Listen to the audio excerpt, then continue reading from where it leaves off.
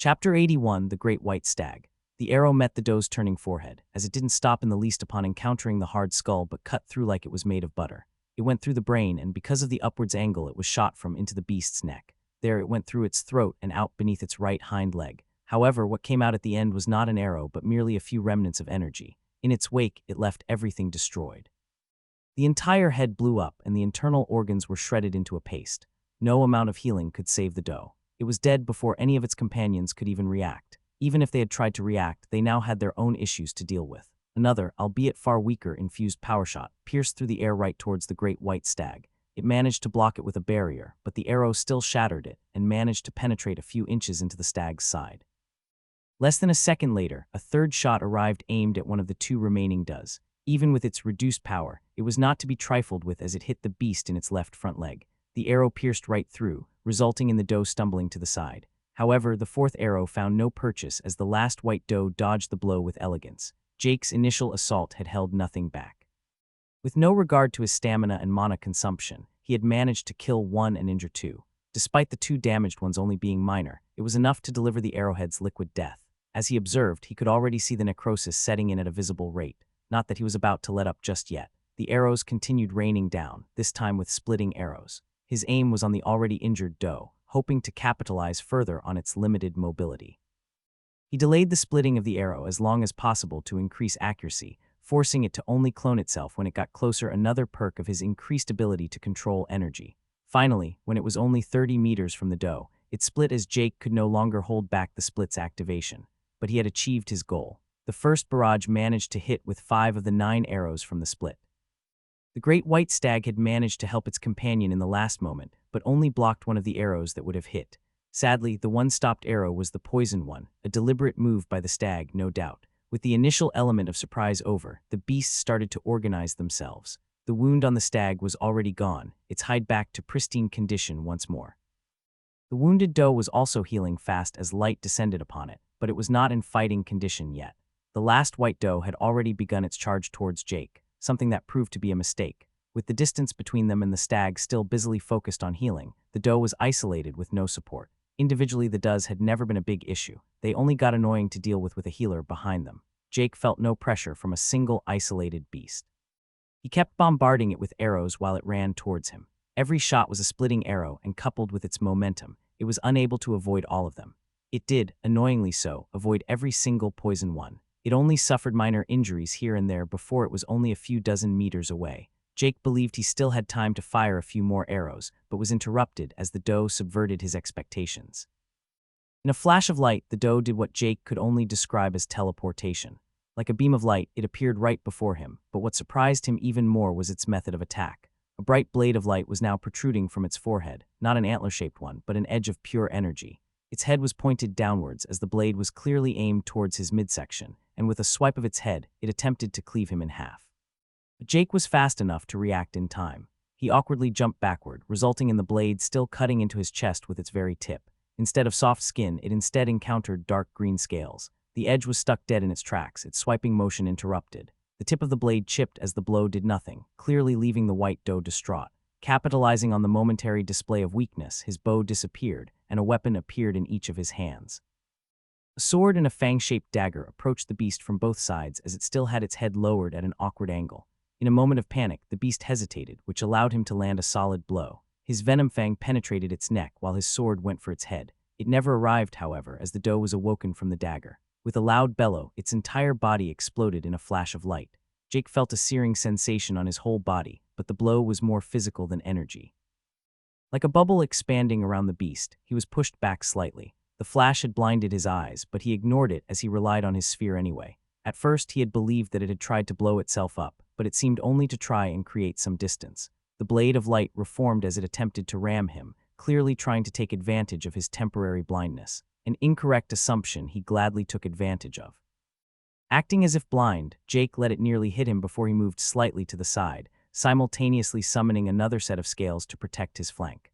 The blade scraped under his raised right arm as its head followed suit. He quickly brought down his arm as he put the beast in a chokehold. A touch of malefic viper quickly invaded the beast's body, making it bellow once more, this time in pain. It exploded once more in the same bubble of light, but his hold was too strong. He kept channeling the touch as the health of the doe slowly drained. With his other hand, he started stabbing the beast in its abdomen with his venom fang, doing even more damage. The doe struggled for only a few seconds, releasing light constantly as it seared Jake's unscaled skin. However, in the end, it succumbed to the constant influx of poison, wrecking it from within. He let the beast go as it dropped lifelessly to the ground.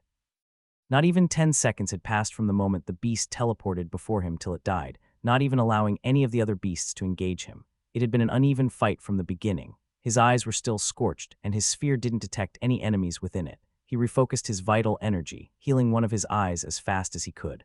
Opening it, everything was blurry, but it was enough to land his mark. He landed it on the doe, which was fine as that was his next target anyway. Summoning his bow once more, he resumed his attack. Without his eyesight, one would imagine that his accuracy would suffer immensely, but it didn't matter with his tactic. He could feel where his enemy was, and that was enough for now. Pulling an arrow out of his quiver, he nocked it and started shooting once more. He could feel the beast's reaction instantly, meaning their attention had undoubtedly been on him. From how slowly the doe avoided the blow, it had to still be wounded. Jake was a bit surprised the great white stag hadn't managed to heal it, but didn't have time to question it. Pressing his advantage, he continued firing. His ammunition was limited, but he had to make do. Rushing into melee was an option, but he preferred to buy time for now while hopefully still doing some damage. He could already feel his eyes healing. As he fired, he focused on the movements of the doe. Jake, as an archer in the secular world before the integration, had concentrated on shooting stationary targets. He had improved immensely in technique over the last month or so in the tutorial and learned to hit moving targets far better. Now, without his eyesight, he was forced to push this notion to the extreme. With 150 meters between himself and his target, he was sure to miss if he simply shot directly for his foe. Splitting arrow helped, but it didn't make his aim. Focusing on the doe's movements, he released an arrow aimed slightly to the right of the beast, followed swiftly by an extremely fast infused power shot to the left of it. His hope was to feint it into dodging the first arrow, a feint that worked. As it moved slightly away from the first arrow, the second far faster infused power shot hit it straight in its chest, penetrating all the way through and out the other side. Far less damaging than his initial infused power shot, but the damage was done. With it lethally damaged, the next two arrows quickly finished it off. Jake, of course, couldn't directly see his infused power shot hitting, but the beast's reaction to the shot was enough for him. The notification of the kill 2 arrows later sealed the deal. Now all that remained was the great white stag. It hadn't moved at all for quite a while, and he was slightly confused at its actions. It hadn't put up a single shield to protect the white doe he just took down. From how fast other stags healed, it should have had ample time to heal it too, but it had only done some quick healing. His vision still blurry, he barely managed to see it and land his mark, the system without a doubt helping him. He fired an arrow at the stag but got no feedback from the shot. If he had to guess, the stag must have blocked it. Jake pushed his vital energy to heal his eyes faster as the seconds ticked by. The stag did nothing, and he felt that shooting any arrows towards it would be a waste of time. With him actively focusing on healing his eyes, it only took 10 or so seconds for him. Opening his eyes once more, the first thing that struck him was how dark it was. The sun was gone and the sky was filled with stars. The stars and a single moon was floating far above. Jake's eyes widened as he quickly looked around. 7 pillars of light sprung up from around the dungeon, all shooting towards the moon above. Looking at them, he could almost feel the immense mana within. Each source of light originated from one of the pools around the dungeon. But that wasn't all of it. The paths between the pools also started to give off a faint glow. Like a spark had been ignited, a pattern of light was drawn on the plains. Each pond connected, each path a line upon a more extraordinary work of art. And in the middle of it all was the middle pond. The stag stood inside it, the water nearly reaching its belly. Its entire body gave off an ethereal glow as it seemed to be the one directing it all. Whatever the hell was happening, Jake seriously doubted it was anything good for him. He would have to stop it, one way or another. His first attempt was to take down the stag. He charged his infused power shot, imitating the first one he had shot. It was his full power, as it carried everything he had. He released the arrow as it fired towards the stag, but the second it reached the edge of the pond, it encountered an impassable barrier of light. The barrier shimmered as it was revealed to be a near-transparent pillar of light descending from the moon. Around the pillar appeared more than 100 ghostly apparitions of does and stags. All were running in concert as they defended the great stag, powered the shield that protected the middle pond. He even saw 3 particularly powerful figures, identical to the 3 white does. The great white stag didn't even seem to register his attack. In fact, it seemed only to continue shining brighter and brighter. He could clearly feel the amount of mana condensing, meaning the stag only got more and more powerful the longer it stood there. With his most potent attack utterly ineffective, he quickly tried to find a new plan. Would the barrier block him if he approached it in melee? Could Could he break it with a continued assault? Should he just let it run its course? All the ghostly beasts protected the central area, and Jake quite honestly didn't feel like approaching would be wise. As he considered his options, his eyes darted around until it landed on one of the closest ponds. An idea sprung to mind. He would have to somehow stop the transfer of power from the ponds. Rushing down from his vantage point, he ran at full speed towards the pond. Should he maybe collect all the water? Or could he somehow drain it all off somewhere, or perhaps somehow cover the hole? All of his solutions seemed either stupid, ineffective, or extremely slow to pull off. He would have to do something sooner rather than later. He made it to the pond only a few seconds later. It was indeed the ponds giving off light towards the moon. The water was glowing with power, the mana intense. Jake understood. The dungeon was a giant formation, a pattern, a circle of magic, or whatever term one wished to use. It was the reason why the deer ran between the ponds. They created the lines between the focal points of the ponds, and now that formation was active, and from the looks of it, empowering the lord of the dungeon, the great white stag. Perhaps the deaths of all other living beings in the dungeon had all been a part of this grand ritual, a grand scheme he had walked headfirst into. Now he understood why he never felt any particular fear from facing the stag in open combat, because it never planned on fighting him openly to begin with. The mana in the air was almost visible by now as Jake was forced to make a decision. The exit of the dungeon was long gone, meaning the fight was unavoidable, not that he would have ever run. As he looked at the small pond before him and the massive amount of mana within, he couldn't help but think of alchemy for some reason. His concoctions and how much the pond reminded him of a mixing bowl. That stray thought led to an idea. Why couldn't he make it into a concoction? The idea was insane, but Jake didn't need to create anything worthwhile. He just needed to fuck up the mix. He needed to make the most unstable shitshow of a concoction he could manage. And feed that clusterfuck of toxins straight into that damn moon. Chapter 82, No Rest for the Wicked. As with any concoction, one first needed ingredients, but of course, Jake had no ingredient list to go by with this one, so he decided to just go for whatever he felt like would do the most damage. The first of which was a little gift from the Den Mother herself. Den Mother's poison gland rare, a gland containing a highly concentrated toxic liquid, condensed by the Den Mother over a long period. The gland was a big sack of liquid venom. While it most certainly would be considered an atrocity by many well-renowned alchemists to use such a precious ingredient so wastefully, Jake quite frankly didn't give a damn. As for other ingredients, what could be better than a lot of blood infused with blood of the malefic viper? If there was something he still had plenty of left, it was health after all. His entire body was a highly toxic ingredient in itself. Jake took out a mana potion and quickly drank it, feeling his pool fill quite a bit. The last part of this brilliant creation would require quite a bit of mana after all. Standing in front of the pond, he couldn't delay any longer. He summoned the gland from his spatial storage, tossing the thing right into the pond. As it entered the pillar of light, it started getting burned up, but it was too late as the gland's contents entered the water. Without waiting, Jake took out his dagger as he cut both of his wrists while at the same time suppressing his natural healing. Finally, he covered both of his arms in scales of the malefic viper as he plunged them into the pillar and the water. Instantly, he heard the sizzling sound of the water burning into his scales.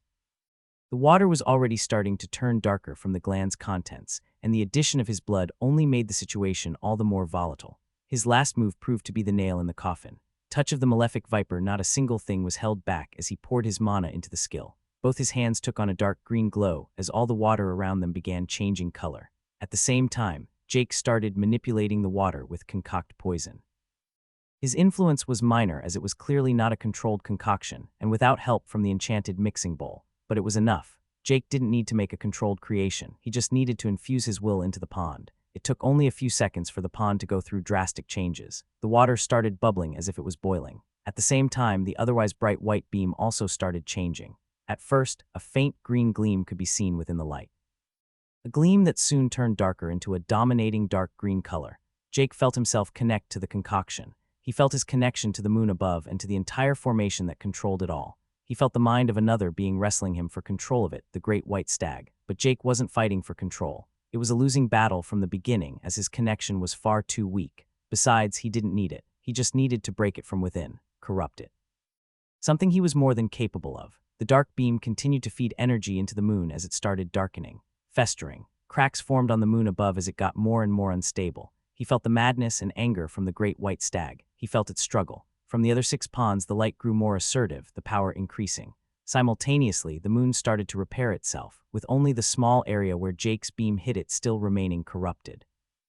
He felt himself lose the battle as his mana kept draining, while the great white stag seemed to have an endless supply of energy. He needed more. Jake leaned forward, allowing himself to tumble into the water. The burning sensation wasn't gone, but different. It was no longer the power of light, but the overpowering toxicity of the pond that now burned into him. But Jake could use that. He opened his mouth and started drinking the poison. He hadn't used that part of the skill for a long time to avoid burning through his supply of ingredients, but Jake had never forgotten the usefulness of palate of the malefic viper when it came to regenerating mana from consuming toxic materials. And now he needed mana, and he had plenty of toxicity. He felt his mana instantly surge as he drank the concoction, but at the same time, his health dropped. His skill could only negate a part of the poison and use it to regenerate mana, while a big part of it did what any poison does, as it started to drain his vital energies. With the increased mana, so did he raise his output. Touch of the Malefic Viper allowed him to inject poison into anything he was in physical contact with, and currently his entire body was in physical contact with the water. In a burst of poison from the skill, his mana pool drained faster than ever before. But at the same time, the toxicity around him helped regenerate it. He reached a slight equilibrium. However, his problem was the third part of the equation. His health points were draining rapidly. He had taken little actual damage from any of the does, but he still couldn't keep up the current status quo for too long. Yet he pushed it further, as he released a whole batch of toxic ingredients from his storage, as well as nearly 100 bottles of his weaker poisons, the ones he didn't need to begin with. The toxicity of the pond exploded upwards, becoming more and more deadly by the second. The beam of light had lost all semblance of white at this point, as it ate into the moon above. Corruption spread through the moon faster than before. The ground gained by the other ponds was quickly retaken as the celestial object cracked and turned darker. Like veins of black blood, the cracks expanded and pulsed with power. The great white stag tried to fight back, but the corruption was too strong. It wasn't because it was weaker or because it had fewer resources available. It was just a simple fact that corrupting something was far easier than purifying it. For but a moment, Jake felt the control of the stag slip. He capitalized as he made a final push, his mana control on full display. A pulse of power hit the moon as a crack spread from top to bottom. The crack seemed to mark the end of the conflict as the entire moon shattered like a broken mirror. All the power that had built up slammed downwards towards each of the ponds. Jake felt it coming, but was unable to do anything as it hit the pond. The water flew everywhere as Jake got tossed out of the pond, flying nearly 15 meters through the air and landing in the grass. He heaved for breath as he finally became aware of the state of his body. He looked like he had been submerged in acid, a sentiment that wasn't entirely inaccurate. Without his high stats, he would have been dead a long time ago. All the scales on his body had disappeared already as he had stopped supplying them with mana. But they had lasted long enough for his arms to be in a less horrible state than most parts of his body. His entire body was bloody as he had infused every ounce of blood that left his body with blood of the malefic viper, which had been quite a few liters, considering how he currently looked. He had also taken a lot of damage internally as he had consumed parts of the concoction, eroding him from within. A human before the initiation would have been dead 10 times over, but Jake was more than alive as he started scrambling to get on his feet. The fight wasn't over yet. As the pulse hit his pond, so had it hit all the others. The moon was shattered, and now only dim stars remained above. It was black as night as he saw the creature stumble through the tall grass in the distance. The majestic demeanor was gone, the fur no longer a beautiful white color. It had dimmed and grayed, its crown of antlers now broken on one side. It only seemed to have a single functional eye, and it walked with a slight limp as it made its way towards him. Its one eye, however, did clearly convey all it had to say. Burning hatred directed towards the accursed human that had broken the ritual. Two broken bodies stood, staring at each other for a while. Jake swayed slightly from side to side as he stood, his legs not quite as stable as he would have liked. But his eyes didn't show the slightest hint of weakness as he stared into the bloodshot eye of the stag, unable to suppress a smile from how much he was enjoying himself. Both their mana pools were utterly dried up. Everything had been expended. The stag had the slight advantage of being in a better state physically. In contrast, Jake had the remnant of poison still in his body, slowly being consumed by palate of the malefic viper, regenerating mana. The stag made the first move as it charged, likely provoked into action by the human's smile. A dim flash of light enveloped its broken antlers as it tried to impale him. It was a sloppy attack, but so was his dodge. He jumped to the side, rolling on the ground as the stag struggled to stop its charge. It staggered as Jake wobbled to his feet, at the same time pulling out his venom fang as he met the next attack. It was yet another sloppy charge, but this one managed to scratch him on his left shoulder. At the same time, he managed to land a cut with his dagger, evening out the trade. This continued for a while as they slowly made minor injuries to each other. While Jake managed to recover mana faster than the stag, he also had to use more. Several shadow vaults had to be used to avoid getting impaled.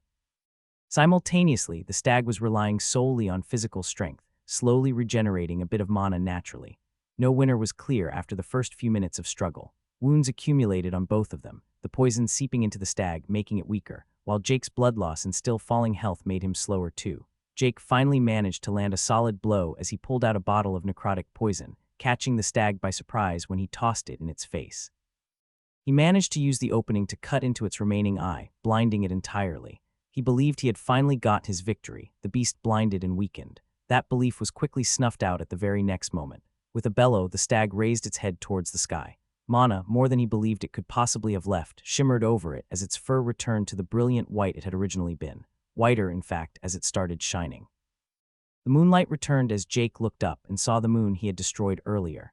It was far smaller, but its power was still unlike anything the both of them should be able to muster at this moment. He quickly saw the reason. All of the great white stag's herd had created the new moon with their ghostly apparitions, giving their last vestige of energy for their leader. The light from the makeshift moon descended on the stag as its antlers shattered completely.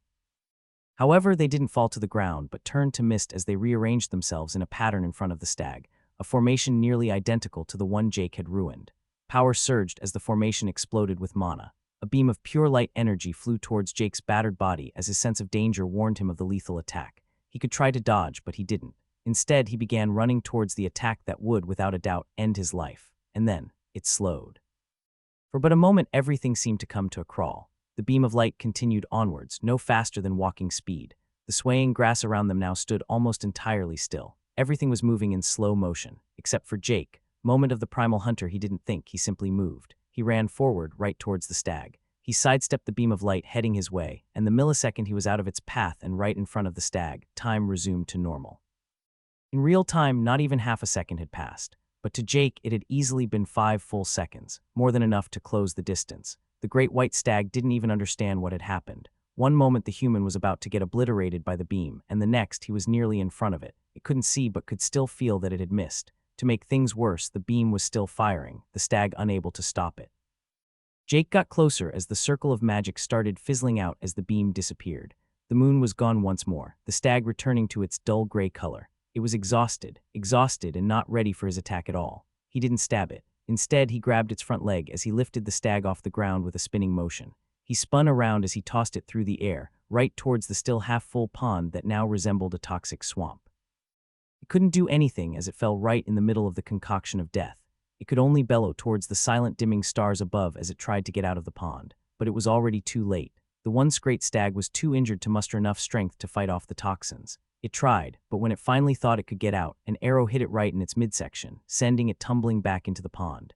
It kept struggling, but soon its legs gave out as it stopped moving. Soon after, it was no longer able to hold on as Jake got his notification.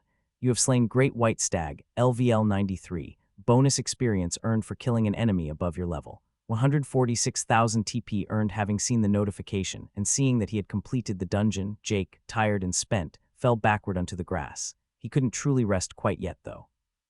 Objective: defeat the Great White Stag. Completed bonus reward for clearing the dungeon solo.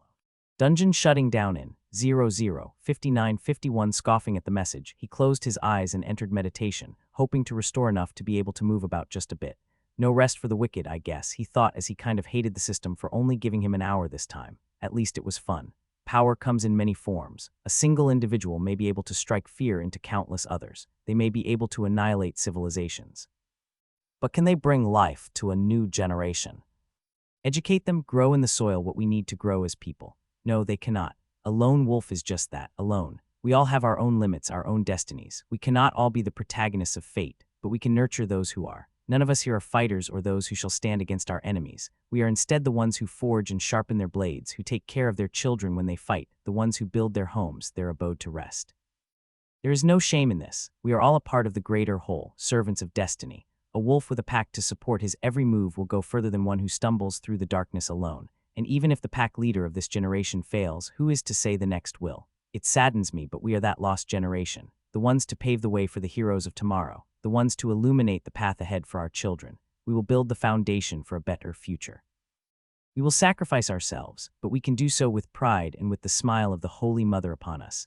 We will be a part of a greater destiny, a greater whole, the unsung heroes of fate, and in turn we will find deliverance and new life within her halls. Many of us have already fallen, we are but a scattered pack. Our warriors have fallen, but we still have hope. So hold no fear, for with hope we shall fear nothing." Jacob finished as he looked out at the fervent flock in front of him. They were the scared and traumatized ones who couldn't or wouldn't fight. His sermons happened several times every day. He would talk about different topics each day, but they all held the same message. The message that they were stronger together than apart and that there was no shame in serving a greater purpose. After shaking hands and reassuring them once more, he excused himself to his cabin, only followed by Bertram and Joanna, the one man and woman who didn't hold a fervent gaze. "Do you honestly believe all that stuff?"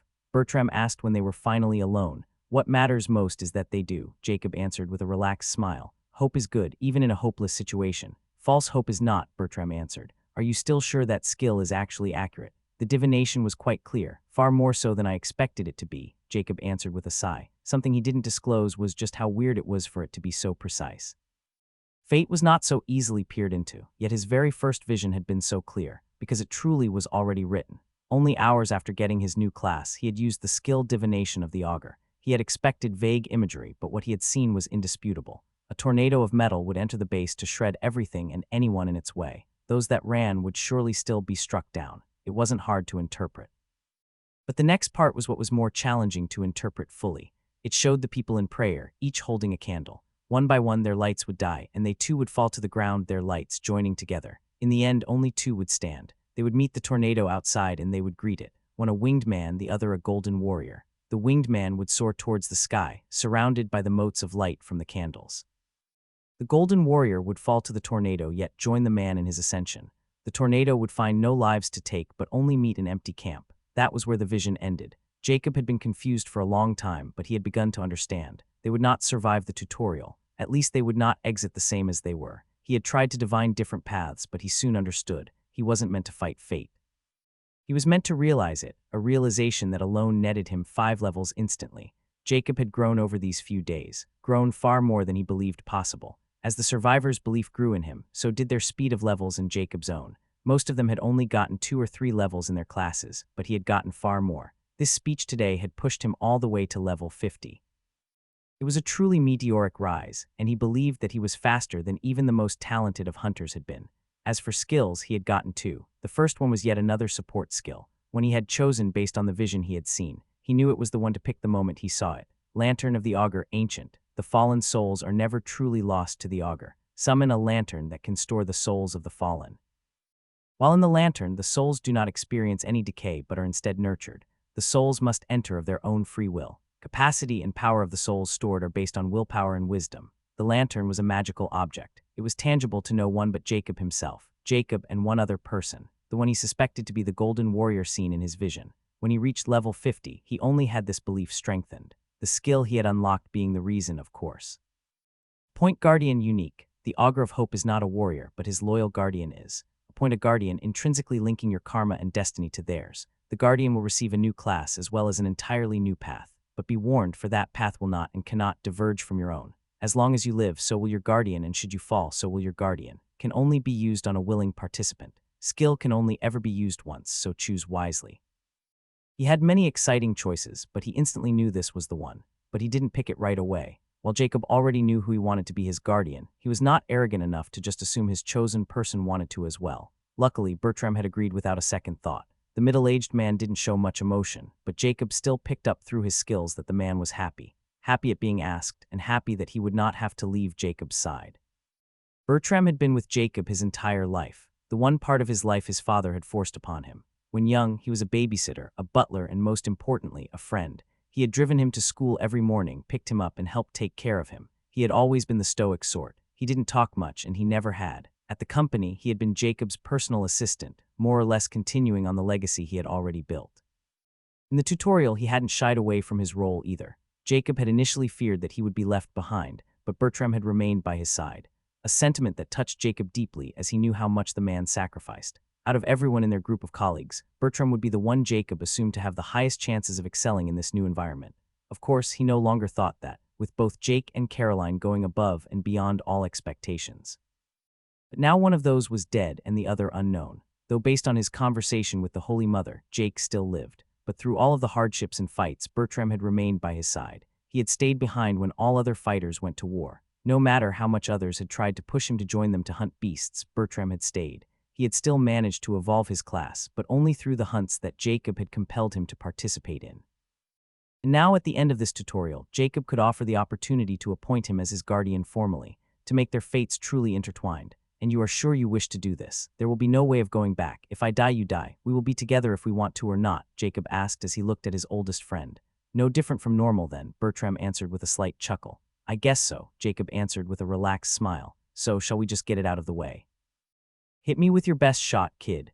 Jacob gladly did so as he pointed at Bertram and used the skill on him. On Bertram's side, he got a notification. It was not something that could be forced upon him after all. An easy choice as he accepted. Jacob and Bertram had both expected something to happen, but it was over just as it began. A faint light shimmered over Bertram as he got bombarded by a list of notifications. Skills lost, others gained. But more importantly was what they both felt. Connection like no other, a golden thread of karma thicker than any other, one forged by the system itself. Wait a second, Jacob said with a faux horror. We totally forgot to discuss the salary. Chapter 83, Loot and Healing. Jake opened his eyes when he saw the countdown for the dungeon shutdown reach 13 minutes. He had initially decided to get up at 15, but 2 more minutes shouldn't hurt, right? During his meditation, he did have time to go over his notifications. Class Ambitious Hunter has reached level 55 stat points allocated, plus 4 free points asterisk ding. Profession, Prodigious Alchemist of the Malefic Viper, has reached level 51 stat points allocated, plus 5 free points asterisk ding. Race, Human E, has reached level 53 stat points allocated, plus 5 free points asterisk ding. Class Ambitious Hunter has reached level 56 stat points allocated, plus 4 free points asterisk ding. Class Ambitious Hunter has reached level 57 stat points allocated, plus 4 free points asterisk ding. Race, Human E, has reached level 54 stat points allocated, plus 5 free points. He had gotten a grand total of 4 levels between his profession and class. After killing the second white doe, he got a level in his class, and after finishing off the last doe and the great white stag, he had gotten 2 entire levels more. It hadn't been level 93 for nothing. The level in his profession was also an unexpected gain. It also reinforced the notion that one didn't necessarily need to create potions to level, but doing difficult practice could also lead to levels. He reckoned the same would be right for classes, actually. Would he be able to level by just practicing with his bow? A fascinating but utterly useless thought that Jake quickly suppressed, as he only had a dozen minutes left before the dungeon would shut down. It took quite a bit of effort, but he managed to get himself on his feet. He also took out a health potion as the cooldown was over by now. Like a desert meeting rain, his body greedily absorbed the potion's vital energy, instantly making him feel a lot better than before. Thank the Malefic Viper, I am an alchemist, he thought with a slight chuckle, already walking towards the pond where he had thrown the great white stag. To his surprise, the concoction that had once filled half the pond was gone. When the formation overloaded, it had sent half of the water flying. It was now splashed around the area. It was quite easy to see where it had landed, as it was where all the grass had died. But there was still a lot left, enough to nearly submerge the entire stag. But the pond itself was completely empty of any liquid now. Even the corpse of the great white stag was gone. However, where the stag had died, there now was a single out-of-place item, a small pebble-sized object, no larger than a fingernail. He could easily feel the mana pulse out of it, his identify making it clear it wasn't a simple item. Corrupted Mooncore Shard Epic, the shard of a Mooncore, corrupted by an immense amount of toxicity. It is unstable by nature and will not last more than a few months in its current state. Contains highly concentrated volatile energy as the energies clash within. The mana of the moon and the foreign mana in a constant cycle of mutual destruction. Requirements: cannot leave the tutorial area. Jake, like the description, had no idea what to use it for. It seemed like a ticking time bomb that he couldn't take out of the tutorial based on the description. Very intriguing if he had to say so himself. He had clearly been the source of the corruption, but that also meant it had been uncorrupted before his interference. Had this been the item that the stag poured all the mana from the moon above into? Was he meant to get this item in its uncorrupted form? He didn't know, and as the countdown to the dungeon shutting down hit 8 minutes, he didn't have time to find out either. What he did know, however, was that he shouldn't try to inject mana into it, or he was pretty damn sure it would go boom. Not that he planned on leaving it behind, as he threw it into his storage before moving on. First, he rushed towards the middle pond. If the last 2 dungeons were any indication, then he would gain a lockbox or 2. Maybe he would even finally get a jacket or something, as he was getting a bit tired of running around bare-chested. Even just a cloak would be fine, just not the shitty archer cloak. Less than a minute later, he reached the center pond and inspected it. The water had lost all luster, and a quick identification yielded no result. which meant it was indeed just normal water now, holding not a single magical property of note. What was, however, of note was what was in the water. In the center was a magical circle carved into the bottom of it, exactly where the great white stag had been standing to control the formation. It didn't take a genius to conclude that this was the controlling circle or something. Not that it mattered anymore, as it was clearly broken based on the cracks all over it. There was one fascinating thing about it still, though. In the middle of the circle was a book that brought back a sense of déjà vu. It reminded Jake of the giant tome that had granted him his profession back in the day, though this tome was gray with the depiction of a moon on the cover. It was beautifully designed, to say the least, and of course, he used Identify on it.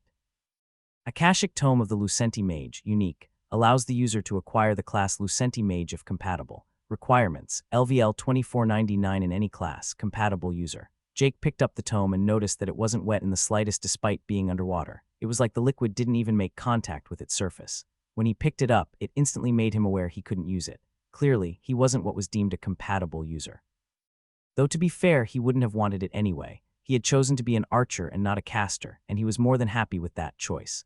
Throwing the tome in his spatial storage, he looked around the area a bit more as he scanned it with his sphere. He didn't spot anything worth noting, at least nothing containing mana or was identifiable. He did note what looked like the remnants of a few withered plants, but nothing useful. With nothing else of note at the center pond, he rushed back towards the entrance. It didn't seem like there was a dedicated exit, which didn't really surprise him considering the dungeon's open design. Making his way to the exit, he finally spotted something. A single lockbox sat at the entrance, and Identify told him it was rare. Based on the size and the shape of the box, it appeared to be a long weapon of some kind. Jake couldn't help but hope for it to maybe be a bow. It was a bit long for it, but it was still possible. Opening it, he instead found a staff. Staff of Lucent Realms, rare. A staff made from the great white stag's antlers and ordained with a moonstone. The concentrated power of moonlight within makes it suitable for most light affinity casters. Allows the user to borrow the power within the moonstone once a day, reducing the cost and significantly increasing the power of any skills related to the concept of moonlight. Requirement: LVL 50+ in any humanoid race. Jake read the description and had to admit that the staff did seem strong, if utterly useless to him. Touching it, he also felt that he clearly had a great sword of nature situation all over again, aka incompatible with him. Tossing the staff into his storage together with the tome, he placed his hand on the door as he exited the dungeon.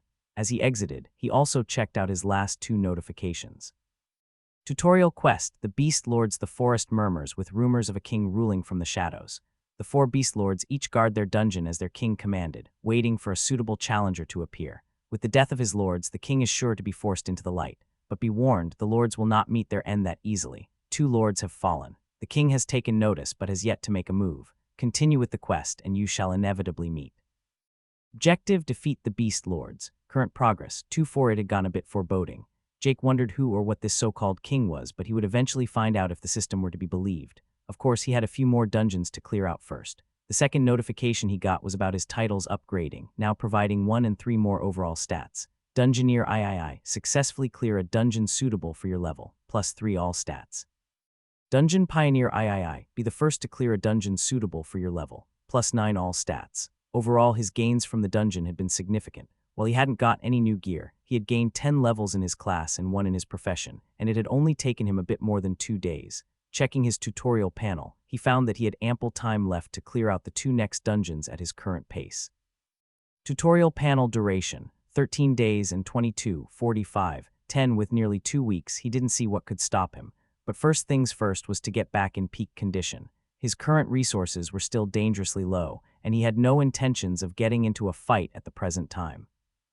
HP 825 45 60 MP, 914 52 60 stamina, 712 23 90. While he could move naturally, he still felt weak all over, so he began meditating inside the mountain-like volcano. After a bit less than an hour, he exited meditation, chugged a healing potion, and closed his eyes once more. This repeated for nearly an entire day as he alternated between potions until he returned to peak condition. He had honestly underestimated how much damage he had taken. To fully heal, his body had taken far more vital energy than he had first believed. Healing corroded and heavily poisoned internal organs wasn't that easy. The poison itself wasn't the issue, it was the damage left by the light affinity mana. After the first half a day, his mana was up to a healthy level, allowing him to resume doing a bit of mana practice while he was just sitting there anyway. It was unsurprisingly boring to meditate, and trying to weave constructs of mana was a pleasant pastime. He honestly felt a bit bad for those without a sphere of perception who could only just sit there and do nothing. Walking out of the tunnel leading into the volcano, he again found himself overlooking the inner area. Nothing had really changed since he entered, and he was more than happy to just move on to the next dungeon. Dungeons were clearly far more efficient than the beasts outside at this point. Besides, enemies outside of the dungeons were only in their low 60s at the highest, and those were often solitary beasts like the buffaloes. Scanning the geography, he quickly found an easy way towards the next volcano-like mountain. It was naturally the third smallest, which should be the third dungeon to do. He briefly considered maybe clearing a valley or two in the hope of finding some more equipment, but ultimately decided against it. The loot in the dungeons was far better anyway. If Jake could use it, that is. And even if it weren't, the levels would make up for it either way. Getting good gear was all well and good, but he would eventually outgrow it. As an example, his bracers only provided 5 agility and 3 strength, along with their minor bonus to stealth while hidden in shadows. His cloak had become useless, to the point where he didn't even wear it. Even the smallest scratch or attack ripped it up, forcing him to spend time mending it. Even then, it didn't provide any meaningful defense against anything but projectile attacks. And it wasn't like there was anyone else around to see him run around in only his pants, boots, and a pair of bracers. As he ran towards the dungeon, he came across a single pack of raptors in their early 50s. Surprisingly, the beasts didn't attack him, but ran away the second they noticed him. There was no good reason to waste time chasing them down, so he decided just to let it go. All other beasts on the way reacted the same. The moment they spotted him, they tucked their tails and advanced in the opposite direction. Jake couldn't help but wonder if he really looked that scary. It did, however, result in him quickly making his way to the mountain with the dungeon, yet another tunnel that he found himself within. While the first two had lush greenery within, this one was just soil all over. There was only one change in the ground, a vertical hole right in the middle. Jake jumped down from the entrance into the volcano and landed on the soil. He felt it was relatively soft and reminded him of the earth that had been in the challenge dungeon. Jake held himself back from collecting some of it. If he really wanted it, he could get it after the dungeon. He walked up to the hole and looked down. It was around 10-11 meters deep. He only knew that due to his sphere of perception, though. His eyes didn't allow him to see a single thing, no matter how hard he tried. Even Hunter's sight didn't give any result. It was like a strange kind of mana was within the hole, one that made it pitch black. And while he could see inside with his sphere, everything did appear a bit obscured and blurry still. It didn't feel dangerous, though, so Jake decided just to take a plunge as he jumped into the hole. A few meters down, everything went black as the darkness enveloped him. Landing, he found stone beneath his feet, and not just ordinary stones, bricks. The walls, too, were made of bricks, making it clearly man-made, or alien-made. The point is that some kind of intelligent race constructed it. In front of Jake was the usual door that marked the entrance. Placing his hand on it, he received the standard message and didn't hesitate to accept it. Time for the third dungeon. Chapter 84, True Protagonist. His entire body ached with pain unlike any he had ever felt before. But he could only smile at the sensation because pain meant that he was still alive. When he had regained consciousness, he didn't know. But he did know that it had been several days since he had nearly fallen. His entire body cooked inside his armor, his skin cauterized, the blood in his veins boiling and his eyes popping out from the heat. But despite all that, he had lived, held on to his last sliver of health. He should have died, he knew that, but hadn't because death was not his destiny. He was chosen, so his body refused to die, and slowly he started to heal. His entire body healed at once, meaning that all parts healed at a nearly equal pace. It only took a few days before his limbs started returning to peak condition, but his internal organs had still taken a long time to return to a functional state. And today, for the first time, his sight returned. He could always see through the breastplate still on him, but now he could finally observe the world through his own eyes. Today he was finally ready to make himself known once more. The ash on him scattered as he moved his body. His skin revealed below, healthier than ever. His mind, sharper than before. William felt reborn like a phoenix experiencing nirvana, reforged in both body and mind. Looking around, he saw the now already half-eaten corpses of the ones he had slaughtered. He saw the dead rodents that had dared to think him just another cadaver to consume. He had absorbed the armor and weapons of the fallen.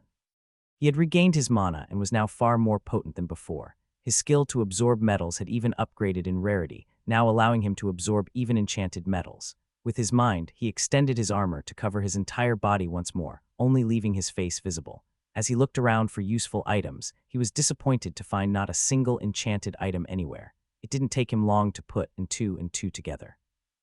The other survivors must have come to gather the loot. In the end, no matter a herbivore or a predator, humans would be forever greedy. William saw no scenario of them leaving good stuff laying around. He was lucky they hadn't found him. He had been entirely burned, likely being why no one had recognized him as being alive. but luck was but to be expected. For a protagonist to experience supernatural luck wasn't out of the ordinary in the least. At least that is what William believed. His domination of the tutorial was, however, not over. As his tutorial panel clearly showed, he had more to kill. Tutorial panel total survivors remaining, 49 1200 duration, 14 days and 0040 44. As he looked through his logs, he found an entry he had expected. Tutorial quest, a leader is born objective. Become the sole leader of at least 90% of the other humans during the tutorial. Current progress, 2% eliminate other leaders. 01 He had gotten it the moment he also got the notification for killing Richard. A sweet notification indeed.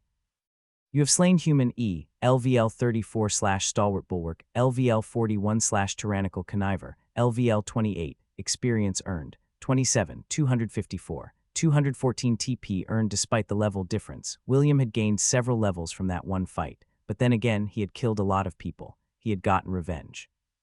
He had fulfilled the final wish of his first friend, Hermann Schmidt, and now he could return to his own agenda. Over these last few days, William had a lot of time to think and dream as he slipped in and out of consciousness. With his body idle, he only had his own mind to keep him company. William had, for the first time, felt anger and had become illogical because of his emotions, and the feeling was oddly liberating. Before, he never felt anything when he killed, just a mild satisfaction from the levels and whatever else he got.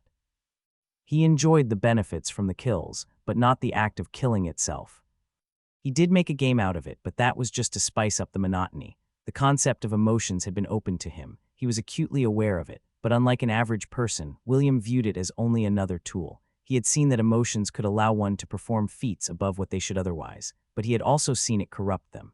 Hermann had been corrupted, the trapper Casper had been corrupted. So many people in this tutorial had been infected with the curse that was chaotic emotions, by guilt, loss, depression, bloodlust, and uncontrollable urges for revenge. He would not fall to the same fate, yet he could not simply write them off. Hermann had made armor far stronger than he should have been able to make, and Casper had displayed power that even the current William couldn't comprehend. It had been close during his fight with Richard. He had lost himself towards the end, felt the inklings of corruption enter his mind. His thoughts turned cloudy, his desires illogical, his actions emotional. But with a long time spent laying there, he managed to find his footing once more. He healed himself of much of the affliction that had come over him. He felt close to what he did before entering the tutorial once more. Through the many dreams that came to him, he felt enlightened as he came to a new understanding. He was now beyond his prior definition of perfection. His potential had increased. He had already reaped the benefits once. He would have never upgraded a skill like that without the massive stimuli from the near-death experience coupled with his raging emotions. It was a cocktail that forced him to overcome what he currently was, drag everything out from within to realize his desire. And William was acutely aware of his desires. He wanted power. At first, he did so only as an instinctual craving, but now he truly desired it. He desired to reach perfection, to become an insurmountable existence, and he would stop at nothing to realize that craving. Richard had held power, but it was the fragile sort, power reliant on others. He had been betrayed by those he believed to be his allies, which had ultimately contributed to his death, a fate William had no intentions to repeat, which was why he didn't care much for the quest. William did not see himself as a leader. Not because he believed himself incapable of leading, but because it wasn't necessary. Yet his dreams made him aware that he was to complete it. Right now, he had earned the loyalty of 2% of the tutorial, a rounded-up number he was sure. He was the leader of only one survivor, and that was himself, a fact he had no desire to change. Even in all his arrogance, William didn't believe it possible to make them all loyal to him, so he would have to do it the hard way. There was also the other leader, who William already knew was Jacob. It had to be. Weirdly enough, he didn't really feel any desire to kill the man, but he knew he would have to. It was possible to force him into leading the camp into being loyal to him, but William had kind of killed his girlfriend, so he started walking back towards the base. He hoped they had not scattered to the winds at the loss of Richard but had stayed. It would be easier that way, and he would be able to get the unpleasant business out of the way faster. It did not take him long to return. He didn't even bother to attempt a covert approach as he simply strolled through the open gate. He feared for a moment that the survivors had left, but just as he entered, he spotted two people sitting just inside, Jacob and that warrior guy who was always around him. "Hello, William," Jacob said, being the first to open his mouth, the warrior at his side silently observing. "Well, hello there, Jacob," William answered, returning the man's smile. "Been a while, eh?" "It has. I see that you have healed up all right. You looked terrible the last time I saw you." At that, William's eyes sharpened. Had Jacob found him on the battlefield? William didn't remember seeing him, which meant it was during the first days when he was still blacked out. But if that was true, why hadn't he killed him? The man in front of him was also clearly not on guard at all. He was too damn relaxed. He couldn't help but use identify on him and was instantly taken aback. Human LVL 37, what the fuck? William thought to himself as he lifted his guard instantly. He also identified the warrior, with a level that at least wasn't much of a surprise. Human LVL 26. He had no idea what the hell had happened this last week. What had the otherwise utterly useless manager done to become so strong? And his previous comment also vexed him annoyingly so. So you went to the battlefield? William asked, the mana in his body churning, ready to strike at a moment's notice. I did, but I am not talking about your injuries. You looked confused last I saw you, distracted, like you had lost something and that you had a wrong you had to make right. And from the looks of it, you have succeeded in doing so, Jacob answered, still smiling at the young man in front of him. I am happy for you that you have found yourself again. What the actual fuck is wrong with this guy? William questioned. He knew Jacob was many things, but stupid was not at the top of that list. Naive, idealistic, passive, a pushover, all of those were on the list. But not stupid. He must know that William was the instigator of the slaughter that had happened. That he had been the one to kill Richard, and yet he seemed just not to care. William had thought a lot about desires for the last week, which made it natural for him to ask, what the hell do you want? Does it matter? You have clearly chosen your path already, and my wants won't change your actions. You have come here with a goal to accomplish, and my words will not dissuade you, Jacob answered. So you are just going to sit there and die, or what, while I kill you and everyone else here?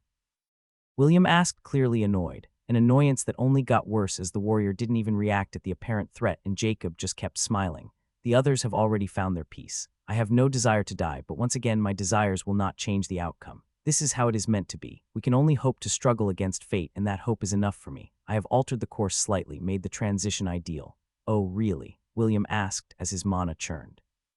Without warning, a colossal sawblade was fired out from his hand, hitting the warrior, to which the warrior just tilted his neck upwards, displaying only a faint smile as the sawblade cut his head off. But before the severed head even hit the ground, his entire body turned to light that entered Jacob. William didn't get a kill notification. Sorry, William, he does not die so easily. As long as I live, he will return to my side once more after a while. Jacob answered the question the teenager had yet to ask. He didn't even try to hide the sadness of imagining his friend die. While death was not permanent, Bertram would still feel pain, but at least he had died nearly instantaneously. Jacob knew this was not a fight they could ever win, not that he had ever had the intention to fight. Even with all the survivors in the camp, it would only be a one-sided slaughter. They had all known, and they all joined him only a few minutes before William arrived. Oh yeah, and what about the others? William asked, trying to wrest back some semblance of control of the situation. He felt like he was just doing precisely what the fucker in front of him expected from beginning to end, a feeling he definitely did not desire. As I said, they joined me earlier, Jacob said as he summoned a lantern. Around it, many motes of light flew, 45 motes to be exact. William instantly opened the tutorial panel with his mind and widened his eye at the number. Total survivors remaining, 1200. Wow, and people call me a psycho. You already killed them all, William whistled. He honestly hadn't looked forward to killing them. The thought of it alone made his still slightly rampant emotions protest annoyingly. So it was a welcome surprise that Jacob was just another hypocrite that that wasn't necessary. They simply accepted the inevitable and agreed to join me in reaching for a fate above their station. They put their hopes in me, a burden I agreed to carry happily, with a promise of deliverance to the Hololand, Jacob said as he got up. William considered attacking at the sudden movement, but felt not an ounce of threat from the man in front of him.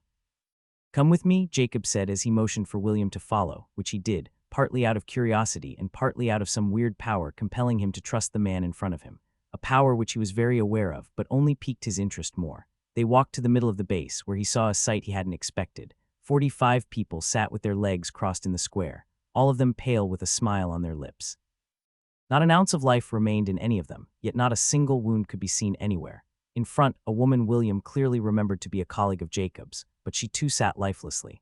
I spared everyone from the unnecessary pain this act would bring, Jacob said. I apologize for making the decision without you, and I hope my death can help alleviate any frustrations. My only request is that you make it quick. I know my own fate, but I have never been a big fan of pain.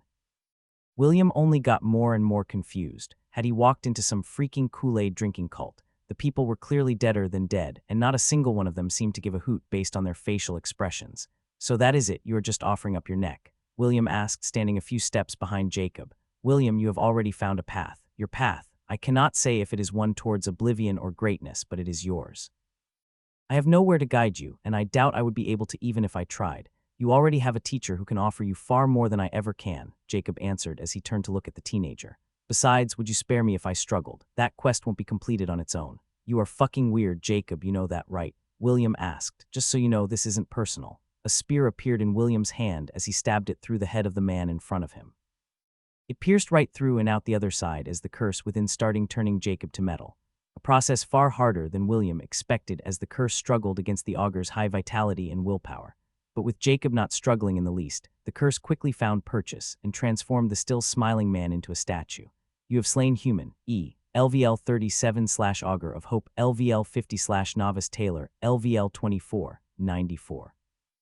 541 TP earned. William didn't feel an ounce of satisfaction from the kill. He did, however, take notice of the notification. First was the class Augur. He couldn't quite remember exactly what that word meant, but he was pretty sure it was religious or something. At least the guy had been preachy as fuck. The second part was the lack of experience gained. Why hadn't he gained any fro just as he thought this? The statue before him lit up with light. Its surface cracked and exploded as light consumed the entire camp. A beam descended as William was knocked back, but unharmed. The final thing he saw a figure floating up before all light disappeared, and for a brief moment the entire outer area of the tutorial was covered in darkness. Once light returned, he saw that the metallized statue of Jacob was gone. All of the corpses of the crafters had also turned to dust. William stood confused, wondering what the fuck was going on. What a peculiar fellow, he thought, as he actually found the developments welcome. At least it was interesting, and he had a feeling he would meet the Augur again sometime in the future. Checking the number of survivors, he saw what he expected, no surprises there at least. Total survivors remaining, 1200. This tutorial's final curtains were drawing closer, and with that the true protagonist of this trial was soon to be found. And William was more than confident that he would be the one standing in the end. Only a single afterthought remained, a single challenger. A lone archer who William didn't even see as a threat, just another bullet point to get checked off. Tutorial panel duration, 13 days and 23:51:10, something he had plenty of time to do. Because if William's dreams had made one thing clear, it was that this tutorial was his stage. Chapter 85, Into the Dark. The first thing that struck him was the smell, an all-encompassing stench that seemed to mask any other scent. Jake was happy that perception didn't just straight up make his sense of smell more potent, or he may have just fallen over and died there and then. At least he would have wished that he was dead. The second thing he noticed was that the unnatural darkness persisted even within the dungeon. Jake couldn't see a single thing, no matter what he tried. It was clearly magical, though he couldn't find any immediate explanation. The notification upon entering did help inform him why the smell was there, at least. You have entered the dungeon, the Forgotten Sewer's objective. Defeat the Nest Watcher. He didn't even bother questioning how he had gone from a mountain to a sewer. Dungeons obviously didn't exist physically in the world outside, but were some kind of alternate space. A bit like his spatial storage, just on a far grander scale. He had already gone to an old temple during the challenge dungeon, so a sewer wasn't that far off. What did surprise him, however, was how modern the notion of a sewer like this was. It also didn't seem to have much to do with beasts at all. There wasn't any noticeable movement in this sphere either. The only thing of note was the dripping water from the ceiling and small water streams running across the floor in places. While Jake couldn't see anything with his eyes, he could still see plenty through his sphere of perception. It was, however, affected. When it was at its max range at nearly 30 meters, everything felt murky. The air itself looked almost liquid, obscuring everything. It was mana, extremely dense mana, and the mana wasn't the pure kind Jake was used to, but altered in some way. If he had to make an educated guess, he would say that it was Dark Affinity mana, or maybe Shadow Affinity mana or something like that. What mattered was the effect of it. It obscured sight completely, making anyone in it blind. Jake decided to try creating some light as he took out some wood from his spatial storage. His alchemical flame didn't produce much light, but heat it made plenty of, allowing him to set fire to the wooden stick quickly. The wood caught fire as a flame sprung forth. But that was where the expected stopped. It clearly burned and he could see the flame. The light, however, was as if contained within the flame itself, like a dark barrier blocked any light from reaching beyond the flickering fire. He tried putting his hand into the fire and it only got eerier. It was like a vacuum of light appeared wherever his hand was. He didn't see his hand, but merely a black hand-shaped object enter. It was as if the concept of light itself wasn't allowed to exist.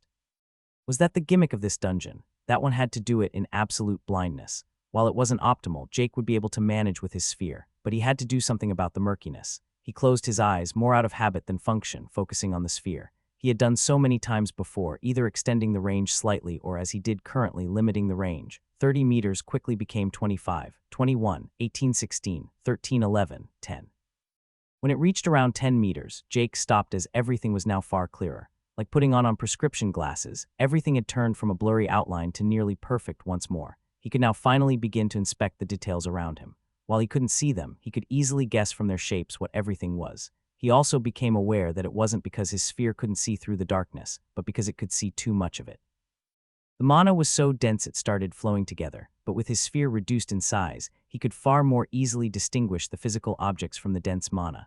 The walls were made of bricks, the floor beneath him made up of cracked and dirty tiles, while the ceiling above was arched. Overall, he would call it a very stereotypical sewer. He started walking forward as he got more used to the new environment. Weirdly enough, he actually liked the darkness.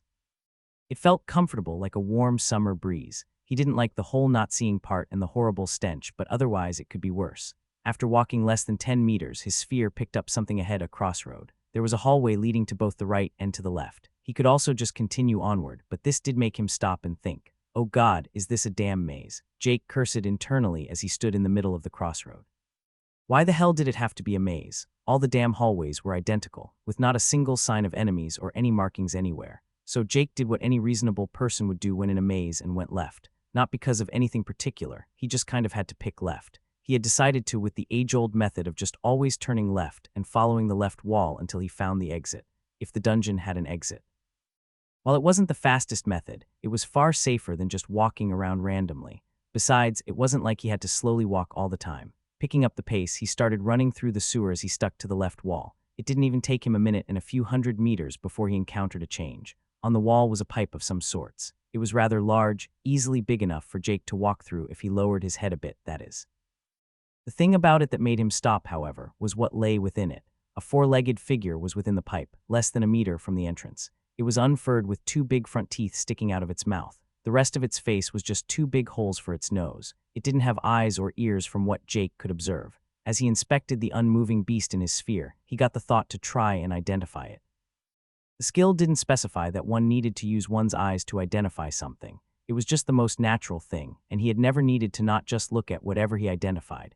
He tried focusing on the beast as he mentally tried using the skill. It didn't work at first, but it was like a switch flipped, and suddenly the skill reacted. Moleret Creeper, LVL 76. The first thing he was a bit taken aback by was the level. It was as high as the white does and nearly as high as the den mother had been. Of course, he had also to consider other factors. The Moleret was alone, and the level wasn't everything to consider when determining how strong a beast is. It was still pretty high, though. More annoyingly, though, was the layout of the maze.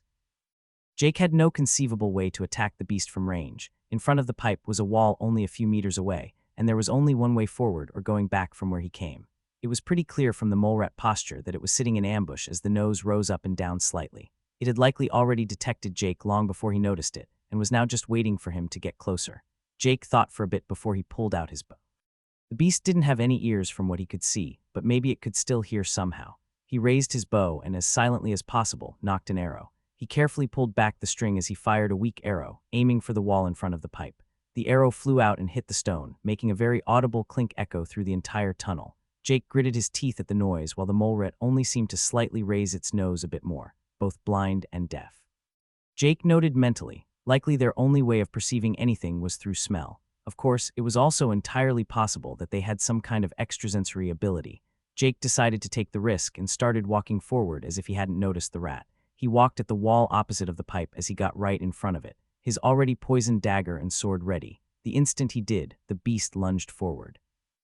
Of course, Jake was ready as he instantly stepped backward, making it smash into the wall. It clearly hadn't expected him to do that as it seemed to hurt itself quite a bit.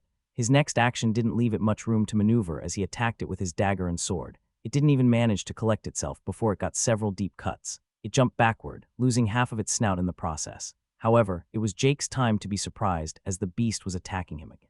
What surprised him was the precision of its attack and how it aimed straight for his neck. It clearly couldn't see anything, and yet it managed to go for his jugular somehow.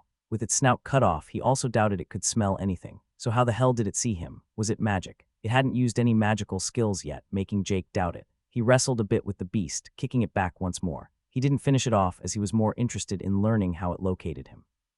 He tried jumping back into the side, but it followed him quickly. Jake tried a few different things. His first thought was that it somehow detected mana. He tried to summon a ball of strings in his hand, but found it quite challenging to do for some reason. He eventually managed to do it anyway, but the mana consumption was way above average. Something for later, he noted mentally.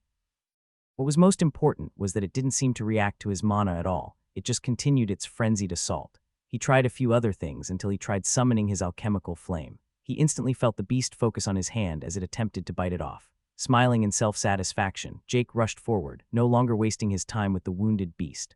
A solid stab to the heart later, and the rat stopped moving, followed by a kill notification a few moments later.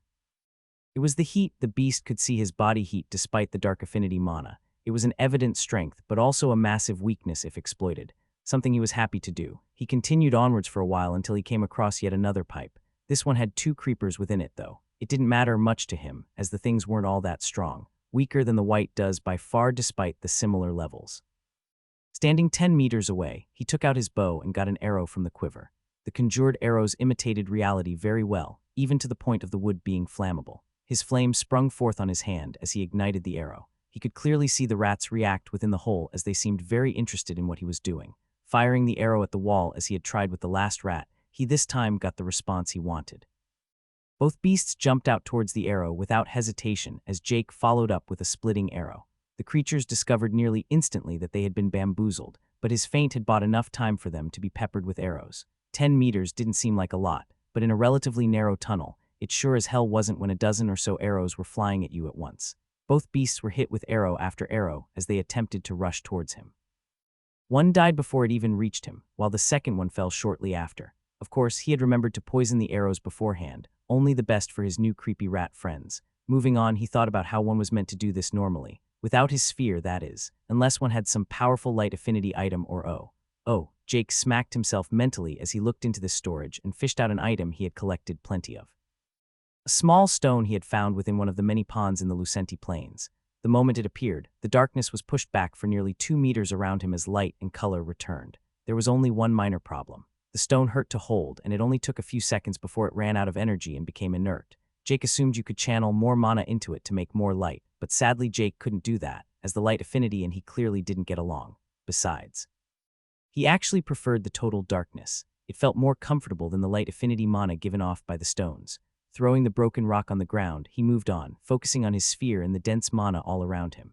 Well, maybe this isn't going to be that bad after all, Jake thought to himself as he continued onward, following the left wall, of course. The archer had been their corpses on the ground all around, badgers dead in droves. An entire valley cleared out. William had entered the inner area right after getting rid of Jacob. He couldn't help but frown when he entered the inner area. He found many corpses after searching around for a bit, many of them killed days, maybe even more than a week ago. The tutorial panel still showed 2 people alive, and William refused to believe it not to be that bastard Jake. But after searching for a long time, he didn't find anyone. Not wanting to waste much time, he, of course, began grinding some levels. Being level 54 in his class, William didn't gain that much experience from the lesser beasts he encountered, but he managed to make do with sheer numbers. He started clearing the valleys and mountains one by one. Like a meat grinder, he slaughtered everything living he saw. Eventually, he found himself before a hole in one of the 5 weird mountains, a tunnel of some kind clearly. This was the smallest mountain with all the badgers around it, and William couldn't help but inspect what may be found inside. Within, he noticed a door sitting in the middle of it all, a totally out-of-place wooden door. Floating down by manipulating his armor, he landed in front of it as he inspected it for a while. Summoning a sword from the armory in his armor, he tried pushing the door open. It didn't work as the sword couldn't even touch the door, as if a force field surrounded it, less than an inch from its surface. William tried a few other things until he tried poking it with his finger. When he did so and saw the system message, he couldn't help but make a giant grin, and with a thought, he disappeared into the badger's den. Chapter 86, The Right Way. Jake walked through the shithole that dared call itself a dungeon with sloppy steps. Once in a while, a damn rat jumped out at him before swiftly being executed. He had stopped caring about elaborate tactics many hours ago. The first few hours went fine and all. Shoot a burning arrow, kill rats, repeat. It got a bit tedious after the 10th time, sure, but Jake kept it up. The experience was frankly shit compared to what he had gotten in both of the other 2 dungeons. He had kept up his tactic of following the left wall all along, but he felt like he was getting nowhere. That was until he saw the corpse of a rat he had slain earlier, meaning he had started circling back again. Jake kept going, however, thinking at worst he was just going to end up at the crossroad around the beginning of the dungeon. It was as expected when he came across a bunch more corpses, but it started getting weird after that. Taking a few turns, he found living rats, which he quickly got rid of. A few minutes later, he once more found himself in front of the same dead rats from earlier.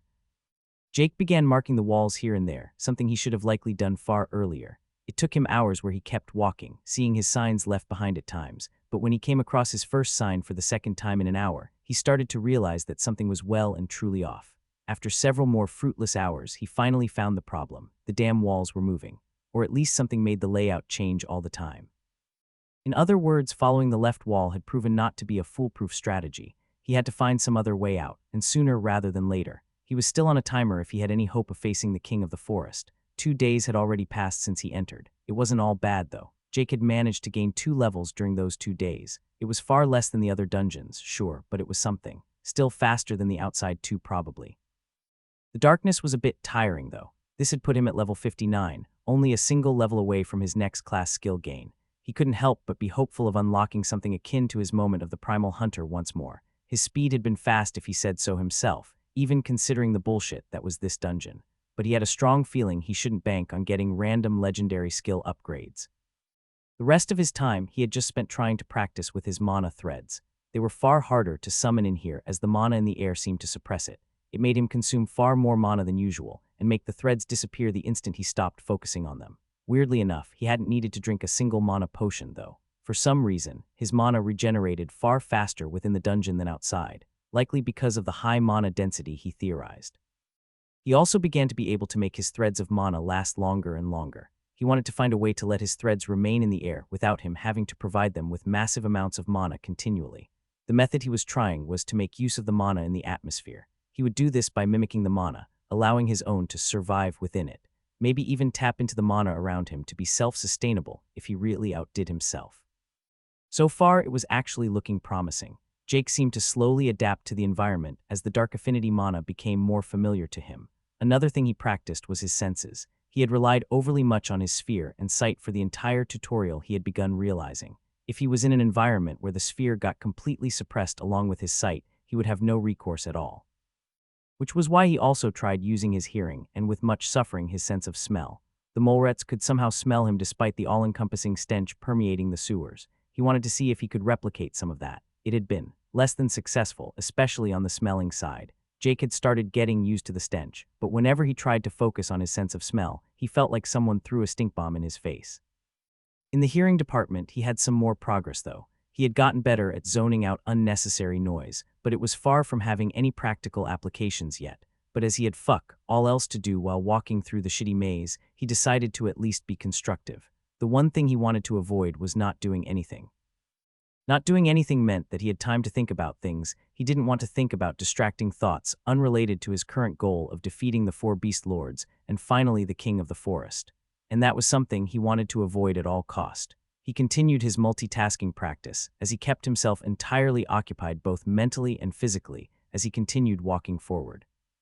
He decided to ignore his stay on the left strategy and switch to a just go wherever strategy, which turned out to actually help as in only a few hours he found himself back at the crossroad he had first chosen to go left at.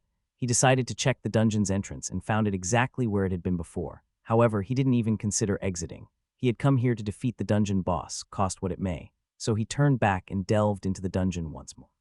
He didn't turn left this time, but decided just to sit down and meditate at the crossroad. He wanted to learn how to properly control his strings before he continued.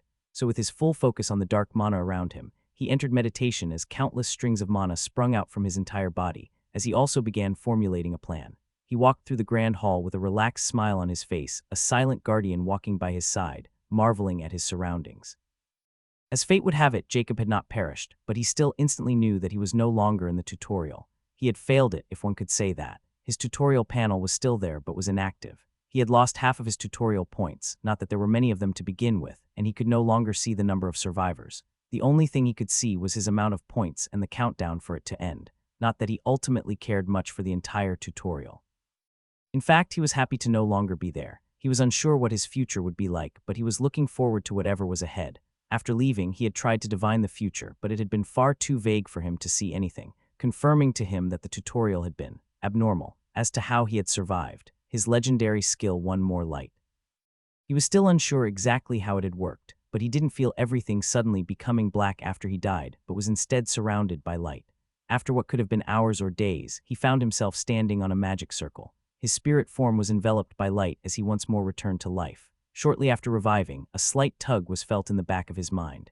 He responded to it as he knew exactly what, or more precisely who it was. His mana, health, and stamina all drained down to less than half as it poured into an outline of a tall man beside him.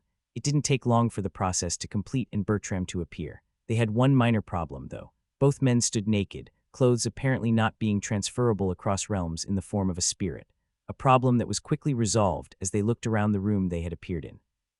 Everything was made of what appeared to be pure white marble, with only golden motifs and patterns as decorations. There was nothing really in the room, except for two white robes laying on a small table right in front of the circle. Jacob and Bertram took the hint as they got dressed and walked out of the room, and now they walked through the hall. Bertram looking all around him with Jacob, simply feeling genuinely relaxed and serene for the first time in a while.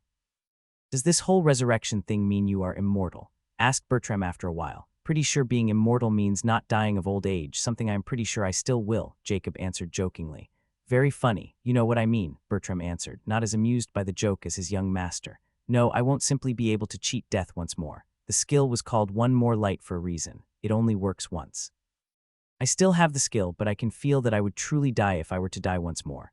Maybe things will change later, but for now I am as mortal as anyone else," Jacob answered thoughtfully. "Disappointing," Bertram grunted as they continued walking in silence. The hall was long, far too long for what could be considered reasonable. Then again, it was likely not made with weak mortals like Jacob and Bertram. Countless rooms were on either side of the hall, all closed off by shut doors. They didn't try to enter any of them. It was faint, but they both felt the call from the end of the hall. Something or someone was making it very clear that they were supposed to go there. So they did. Half an hour later, they found themselves exiting the hallway as they entered yet another, somehow far grander, room. Golden chandeliers hung from the ceiling, tiled white floor, and furniture that looked to be made of silk. The most interesting thing, however, was the walls. All of the walls were either covered by indentures of bookcases or beautiful floor-to-ceiling paintings, all depicting female figures in an abstract style. The paintings gave off a strong feeling as they stared at it, and both felt themselves be drawn in by the absolute beauty of the artistry. In particular, they both stared at one showing a woman in a yellow robe, surrounded by children. However, even more so than the artistry of the piece was the strong mana and aura given off by the painting, giving them both a feeling of relaxation and inspiration. A fine piece, is it not? They heard a voice speak out behind them. Turning, Jacob and Bertram saw a woman in a white robe, not much unlike their own. Her appearance could only be compared to the beautiful paintings around them, with her perfect, unblemished face and long blonde hair. "Indeed it is," Jacob said, quickly collecting himself, not because of her beauty, but because of how much she resembled Caroline, almost eerily so. "A gift by my sister. I will be sure to share your admiration with her next we meet," she answered with a smile. "Perhaps she will even gift you one in appreciation. I am unworthy of such a kindness, miss." "Priestess Anira," she answered as she bowed slightly. "It has been a while since anyone arrived here, everyone being busy with the initiation and all." Jacob raised his eyebrows but kept his composure as he joked. "Apologies, I still had a bit of dying to do." "What?" she asked, clearly quite confused by the guest. "What happened?" "Complications, no biggie," he answered as he touched his forehead where the spear had gone through. "Not a pleasant experience, I must say." "But enough about me, could you tell me what we are here for?" Jacob asked as he led the conversation forward. "Oh yes, sorry, I was just distracted a bit," she said as she scrambled over to one of the desks to pick up a weird-looking gem. "Where did you say you come from? It is unusual for new members to come here directly. I haven't seen you before, so I assume you are new, right?" "Ah, but I also just started, so if you have been here before, I am so sorry." Jacob was amused by her panicking. He had spent far too many years around people faking everything about themselves, and he could tell that the girl in front of him was genuine. Of course, it only got more comical considering her aura. Jacob couldn't feel it clearly, but she was clearly stronger than him, and not just by a bit. He felt a bit of suppression from her but managed to keep his calm. A lot better than the sweating Bertram at least. "I came from the tutorial," Jacob answered, not thinking much of it. She turned her head with a look of shock. What tutorial?" "The one run by the system, dear," a man's voice interrupted as yet another figure entered the room. It was a tall man, nearly 2.5 meters tall, who made even the tall Bertram appear tiny. He looked not a day older than Jacob himself and was solidly built, muscles practically brimming beneath his simple clothes. What was more noticeable was his aura, far beyond anything Jacob had ever felt before. "Grand Master." Anira spurted out, bowing deeply. Jacob was about to repeat her action when the man stopped him. "There is no need for that, Augur," the man said, as he stopped Jacob from bowing. "By the will of the Pantheon, I am to be of assistance until it is time for you to return to your own universe once more," the Grand Master said, as he motioned to the still bowing priestess. "I believe you have already met my daughter." With a nod, Jacob confirmed as the man continued. Our time is short, so let us not delay. Over the next few days, we shall prepare you for your return and study. Let us together bring the glory of the Holy Church to the 93 third universe and spread the word of our Holy Mother. Jacob felt an almost magical pull from the words, but resisted it. No, not yet. The Grand Master looked at the augur, confused for a moment before Jacob summoned a lantern with 45 motes of light floating around it. I have done as I was meant to, and now it is time for you to do what you have promised. He spoke into the open air. The Grand Master was confused as to whom the augur spoke as he cut in. We can handle this at an opportune time, but for now it's more important no, Jacob answered. Ding, class Augur of Hope has reached level 51 stat points allocated, plus 8 free points, we made a deal. Ding. Class Augur of Hope has reached level 52 stat points allocated, plus 8 free points asterisk ding. Race, Human E, has reached level 38 stat points allocated, plus 5 free points his aura soared as the Grand Master finally became aware of who the augur spoke to. His face went white and then red as his eyes were wide at the audacity. I am aware of the pact, but as unblessed mortals, they will first need to be. I didn't make any deal with you. Jacob dismissed him as he looked towards one of the paintings on the wall. I made it with you. Ding. Class Augur of Hope has reached level 53 stat points allocated, plus 8 free points of divine aura spread in the room as the Grand Master, Inira and Bertram were all brought to their knees, only the latter against his will. The motes of light stirred as they entered the largest painting, the one depicting the Holy Mother herself. Not long after, each of the motes disappeared. Ding. Class Augur of Hope has reached level 54 stat points allocated, plus 8 free points asterisk ding. Race Human E has reached level 39 stat points allocated, plus 5 free points. Jacob smiled as he saw the final wisp disappear, and he knew he had done his part. While he could not save their bodies, he had at least saved their souls. Fate had been realized, even if it was an unpleasant one. Ding. Class Augur of Hope has reached level 55 stat points allocated, plus 8 free points. Pleasure doing business with you, he said with a smile said towards the painting as the divine aura faded, him still the only one able to remain standing. Now let us prepare for what's to come. Chapter 87, Dark Mana and Dark Tunnels. The darkness permeated his entire being as he sat in meditation. His regeneration was far higher than it had ever been before as the mana poured into him. Meanwhile, tendrils of dark mana spread throughout the hallway, making him look like some eldritch octopus with tiny arms. Occasionally, his entire body would turn into a shadowy, ethereal figure for a few moments, until it returned to being flesh and blood once more. 3 whole days had passed without Jake moving a single finger. The tendrils of dark mana were, however, more active than ever before. They wrapped themselves into different shapes and sizes as they reached further and further away from him. Jake opened his eyes once more as he looked forward. Yes, he looked. The darkness that had blinded him now only seemed like a mist, slightly obscuring everything. At the same time, his sphere expanded back to its usual 30 meters, functioning nearly the same as outside the dungeon. Everything had finally clicked as he began to comprehend the mana around him better. Unlike the mana he was used to, this mana was oppressive and consuming, far less accommodating to whoever or whatever resided within it. Raising his hand, he tried gathering the mana into the shape of a ball. Strings of mana sprung up in his palm as they rung around each other, forming his desired shape a few moments later. Throwing it at the wall, he smiled as the ball persisted even after losing contact with him. It did start fading, but it existed long enough to strike the wall and dissolve into a puff of smoke.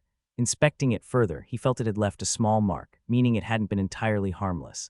While it was useless in combat, it did mark him passing a huge milestone. He had tried to imitate the mana bolt he remembered the casters making and had succeeded somewhat, which had in turn helped prove his theory he could make things from mana even without a skill. The fact that he could make dark mana wasn't to say that he couldn't make normal mana anymore. His mana was still innately the same pure mana, he had just found a way to change its affinity, and it wasn't like the transformation was seamless. He had the tendrils of darkness active all the time because of the time-consuming process involved in changing the affinity of his mana. It wasn't as quickly done as just thinking about it. It was more akin to doing alchemy, where he had to change the energy's nature to either restore health or stamina. Of course, there were differences, but his starting point had been that thought, and it appeared that by understanding the mana, he could better adapt his body and senses to it. Naturally, it also helped that the mana was passive, merely existing in the atmosphere. It didn't have any intent baked into it, unlike what would happen if someone used a skill with dark mana. If, for example, someone made an area filled with dark mana like the dungeon Jake was in, it would still blind and affect him. It would be less than a few days ago, but it would still work. As the mana was passive, it also meant that it didn't fight back when Jake tried to consume it to regenerate his mana pool faster. In fact, the dark mana was even more comfortable to absorb than the mana outside. His fastest regeneration had still been while he was in the challenge dungeon, though, and he was starting to suspect that it had something to do with the affinity of the atmospheric mana. The mana in the sewers was made up nearly entirely of the dark affinity, and whatever wasn't would quickly be consumed by it. Jake had observed the mana in his alchemical flame be consumed, as well as the light stones he tested out a few days prior. It reminded him of what he had read and encountered during all his practice for alchemy. The reason why one had to use purified water while making potions was twofold. First of all, one purified it to eliminate any impurities, and second of all to remove whatever affinity the mana in the water held, which pretty much always meant removing any water mana within. Water inherently holds water mana, and a fire had fire mana, and so on and so forth. This didn't mean all the mana in those objects was of that affinity, but some of it would often be. Most mana everywhere was still pure mana, and the mana in the air was ordinarily just pure affinity-less mana. That the forest outside would hold mana other than just pure mana was just a logical conclusion, but it likely wasn't as pervasive as the dark mana and didn't have the nature of consuming light and other kinds of mana. But it did mean that if the mana weren't compatible with him, he wouldn't be able to absorb it, hence regenerating mana slower. The mana outside was clearly less compatible with him than the mana in here. Luckily, the vast majority was still pure, making it only a slight annoyance in retrospect. If he had to guess, then he would say a lot of the mana outside was nature affinity. It would make sense with him not able to use the great sword of nature and the description he had gotten from the nature affinity skill. Ultimately, this resulted in Jake concluding that he had the darkness affinity. At least manipulating dark mana was something he could do. Jake shook his head as he returned to the matter at hand and attached several strings of mana to the walls around him. By now, hundreds of strands of mana were flowing through the air, waving as if weightless. He began walking down the central path as the strings stretched behind him. Every now and then, he placed one of his strings on the wall or floor. He didn't run as he still focused on maintaining his connection with the lines and feel for any changes. After 15 minutes, such a change occurred as one of his strings moved unexpectedly. He kept track of it as he felt it move around, suddenly appearing somewhere entirely else. It had to be noted that the walls were solid. And when Jake said solid, he meant solid. Their thickness was more than his sphere, meaning they were at least 30 meters of solid material. In other words, dungeon fuckery was going on, a subcategory of the almighty system fuckery. As he walked, he felt more and more strings move. It was the earliest ones he had placed, and it was almost like they were following him, like the dungeon moved together with him as he moved, a suspicion that turned to all but confirmed as he continued moving forward. When he briefly tried backtracking, the strings' mana didn't move but stayed where they were. But this didn't mean he could just start walking back the way he came and end up at the entrance. He felt his strings' mana not just move straight towards him, but also shift slightly in height and verticality, which meant that the layout was shuffling behind him. Did this mean that he could potentially randomly reach the exit by just wandering around? He doubted it, but he couldn't rule it out. Along the way, he encountered several rats sitting about in the tunnel. They all fell quickly, as Jake didn't pay them much attention. He had no interest in prolonged fights, as it would only make it harder to maintain control of the mana. He did, however, take note of one thing, the only thing that marked any real difference in the layout: the pipes. Jake peered into one with his sphere and found it continuing into the wall more than he could see. Jake stood in front of one for a while, but decided to not climb in one just yet. Instead, he placed a string of mana on it as he continued onward. Continuing onward, nothing more of interest happened until he finally felt a reaction from the string on the pipe. It suddenly started vibrating as he felt his string of mana snap as he lost connection to it. It was as if the pipe had simply disappeared. It hadn't moved like the rest of the dungeon, but simply ceased to be. Jake had an idea but decided to continue forward, and to no surprise, he found yet another pipe shortly after. This one didn't have any rats in it, a regular occurrence, but he felt something familiar. A small vestige of his own mana was still on the pipe and had nearly been consumed by the all-encompassing dark mana around it. If it weren't because of him spending 3 days focusing solely on feeling his own mana, he would have missed it. The pipe hadn't disappeared. It had moved instantly. Does this mean there's only a single pipe? He asked himself as he stood before it. He decided to finally just climb into the dumb pipe. It was small and dirty, and he quite frankly didn't want to, but it was the only thing that seemed to act differently than everything else. It had to be the key to continuing onwards. Climbing into it, the first thing he noticed was the stench that seemed to be even worse within the pipe.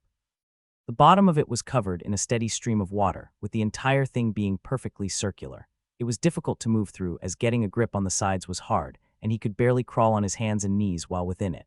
But he soldiered on as he kept focus on his strings behind him. 10 meters in, and none of them had reacted, the same with 20 and 30 meters. When he was 40 meters in or so, something did happen, but not with the strings. In front of him, his sphere picked up a figure moving at him.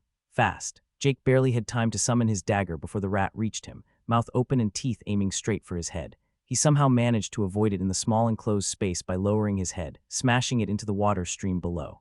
At the same time, he stabbed forward with his dagger at an awkward angle, hitting the rat in its shoulder, making it squeal in anger.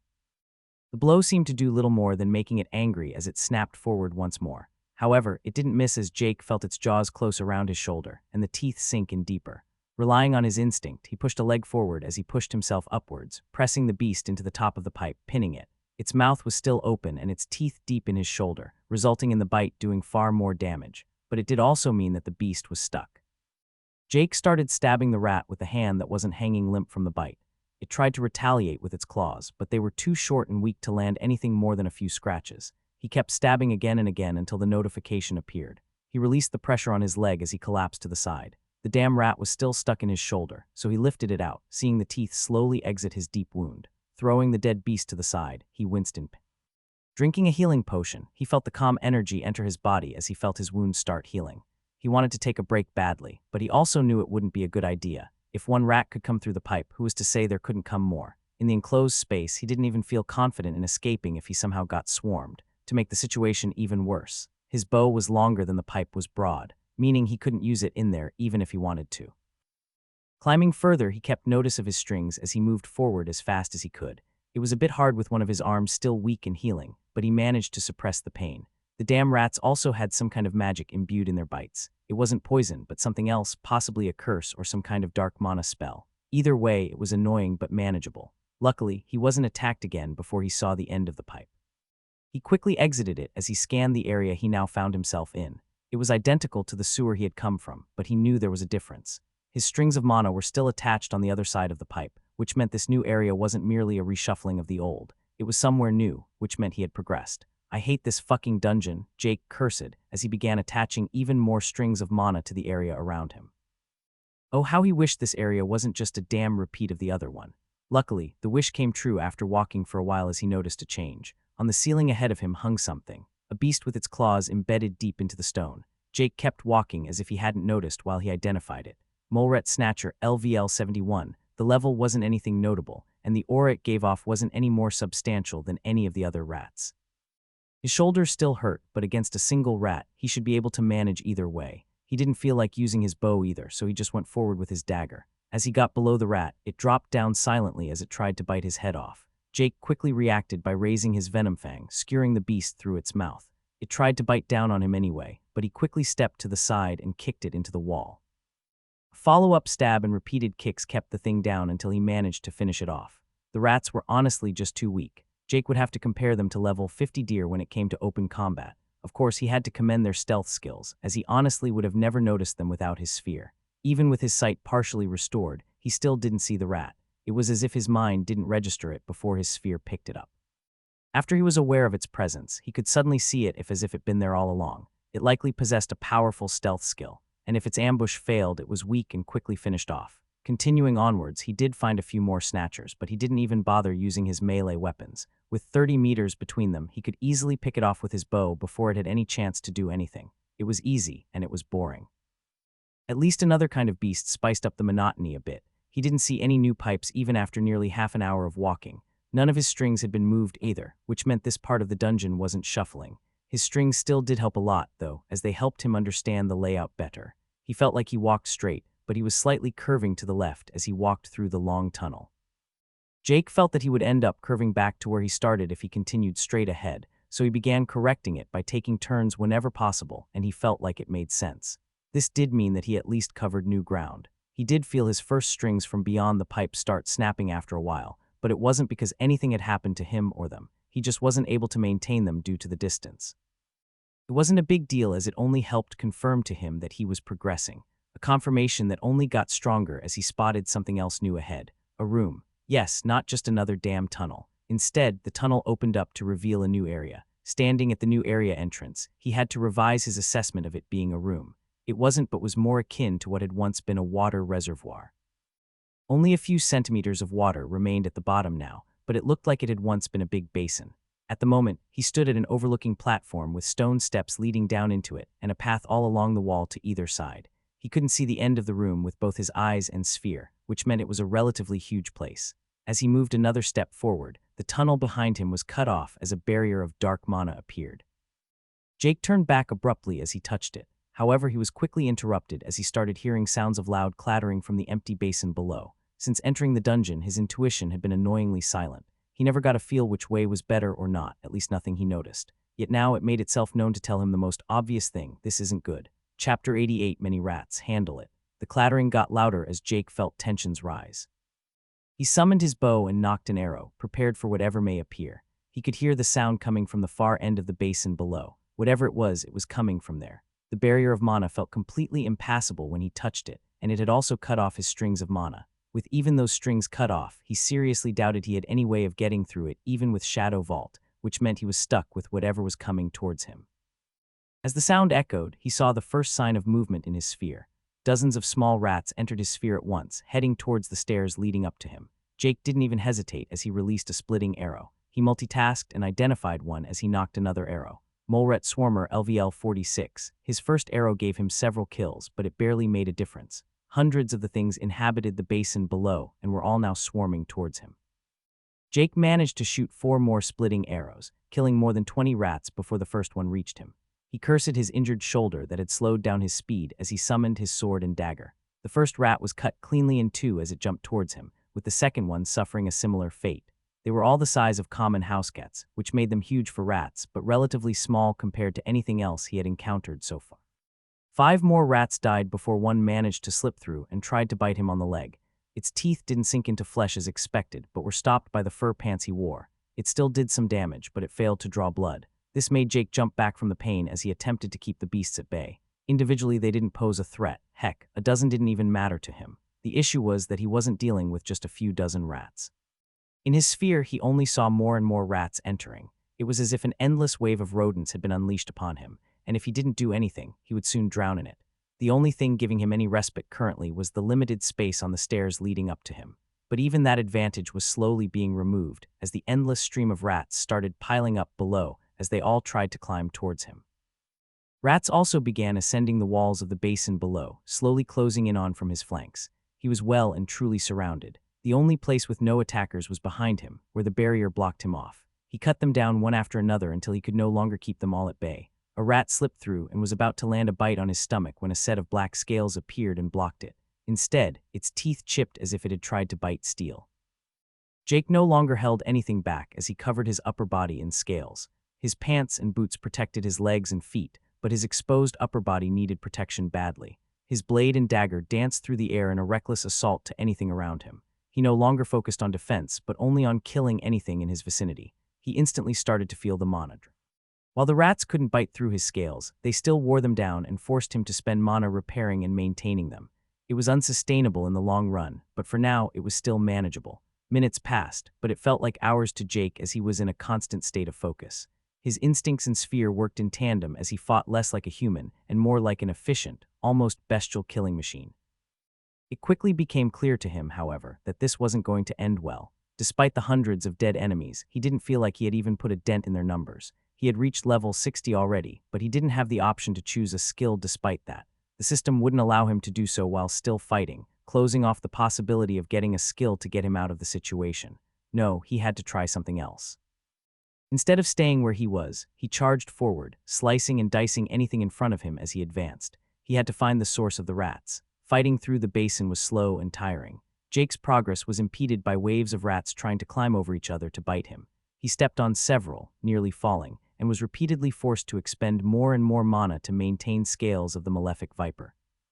He had somehow managed to carve a path through the beasts for over 60 meters when his sphere finally picked up something, a figure unlike the army of rats attacking him. A tall figure stood at the opposite end of the basin in front of yet another dark barrier blocking off what he assumed to be the path forward. At first, he believed it to be a human, but soon it became clear it was barely humanoid. It stood on 2 legs, but had a chubby body covered in fur and a staff in one of its claws. Claws that even had an extra growth resembling a thumb. Its face looked a lot like an average rat, but it wore a ragged robe covering its fur. He focused on it through his sphere while he fought and managed to identify it. Ratman Swarm Controller LVL-81. Its level was far higher than any of the rats, and the name made its role pretty damn obvious. With a target in sight, he continued with renewed vigor. The problem of the constant swarm of rats didn't diminish in the least, however, as they kept coming. There was a finite amount, but their total number was in the thousands. They were spread throughout the basin initially, and many were still just gathering, likely at the controller's behest. Jake had to finish it off and finish it fast. Taking a risk, he started building up mana within himself as he continued getting closer to the controller step by step. After a few seconds, he felt that he had built up sufficient energy as he released it. An explosion of pure mana appeared around him, briefly pushing back everything. The rats, air, even the dark mana was pushed back. It hadn't done any real damage to the rats, but it had created the opening he needed. With a badger's jump, he shot up to the ceiling, nearly smashing into it. At the same time, threads of dark mana shot out of him as they attached themselves to the stones above. Instead of falling back down, he hung by thin threads of dark mana. It wouldn't last for long, but all he needed was a single shot. Taking out his bow, he began channeling an infused power shot. His stance was shoddy, and it wouldn't be the best he could fire, but it would have to make do. The rats didn't idle as they still tried reaching for him. They climbed on the walls and even managed to dig their claws into the ceiling as they tried crawling towards him. At the same time, the rats around the controller started building a barrier with their own bodies. The controller was just barely inside his sphere, and even without it, he had used Mark of the Ambitious Hunter on it before he jumped. His energy continued building up in his arms and bow as the rats got closer and closer. Right before the rats reached him and his threads broke, he released the stored energy as the arrow flew forth. The explosion of mana broke his mana strings and sent him falling towards the ground as he kept his focus on the controller. It summoned a wall of dark mana in front of it in a last-ditch effort, but to no avail. The arrow shot right through the wall of rats and pierced the dark mana like it hadn't even been there. It continued right into the controller's chest, blowing a hole the size of a fist through the ratman. The moment the arrow hit, all the rats seemed to freeze up briefly. Those on the ceiling and walls lost grip as they fell down, and the rats fell over each other in their moment of confusion. Jake didn't receive a notification meaning the controller still lived, but he had a golden opportunity. While falling, he quickly soaked his dagger and sword in blood of the malefic viper, ready to continue his assault. He sprung forth upon hitting the ground and used Shadow Vault in one fluid motion as he launched towards the still reeling ratman. It held one claw to its chest and raised its staff with its other, smashing it into the ground. When it hit, it echoed throughout the basin, and all the rats around Jake started moving to attack him once more. But it was already too late. Jake reached the controller and tried to stab it. The ratman managed to block with its staff at the very last moment, but it failed to stop the follow-up kick to its gaping wound, making it tumble backward.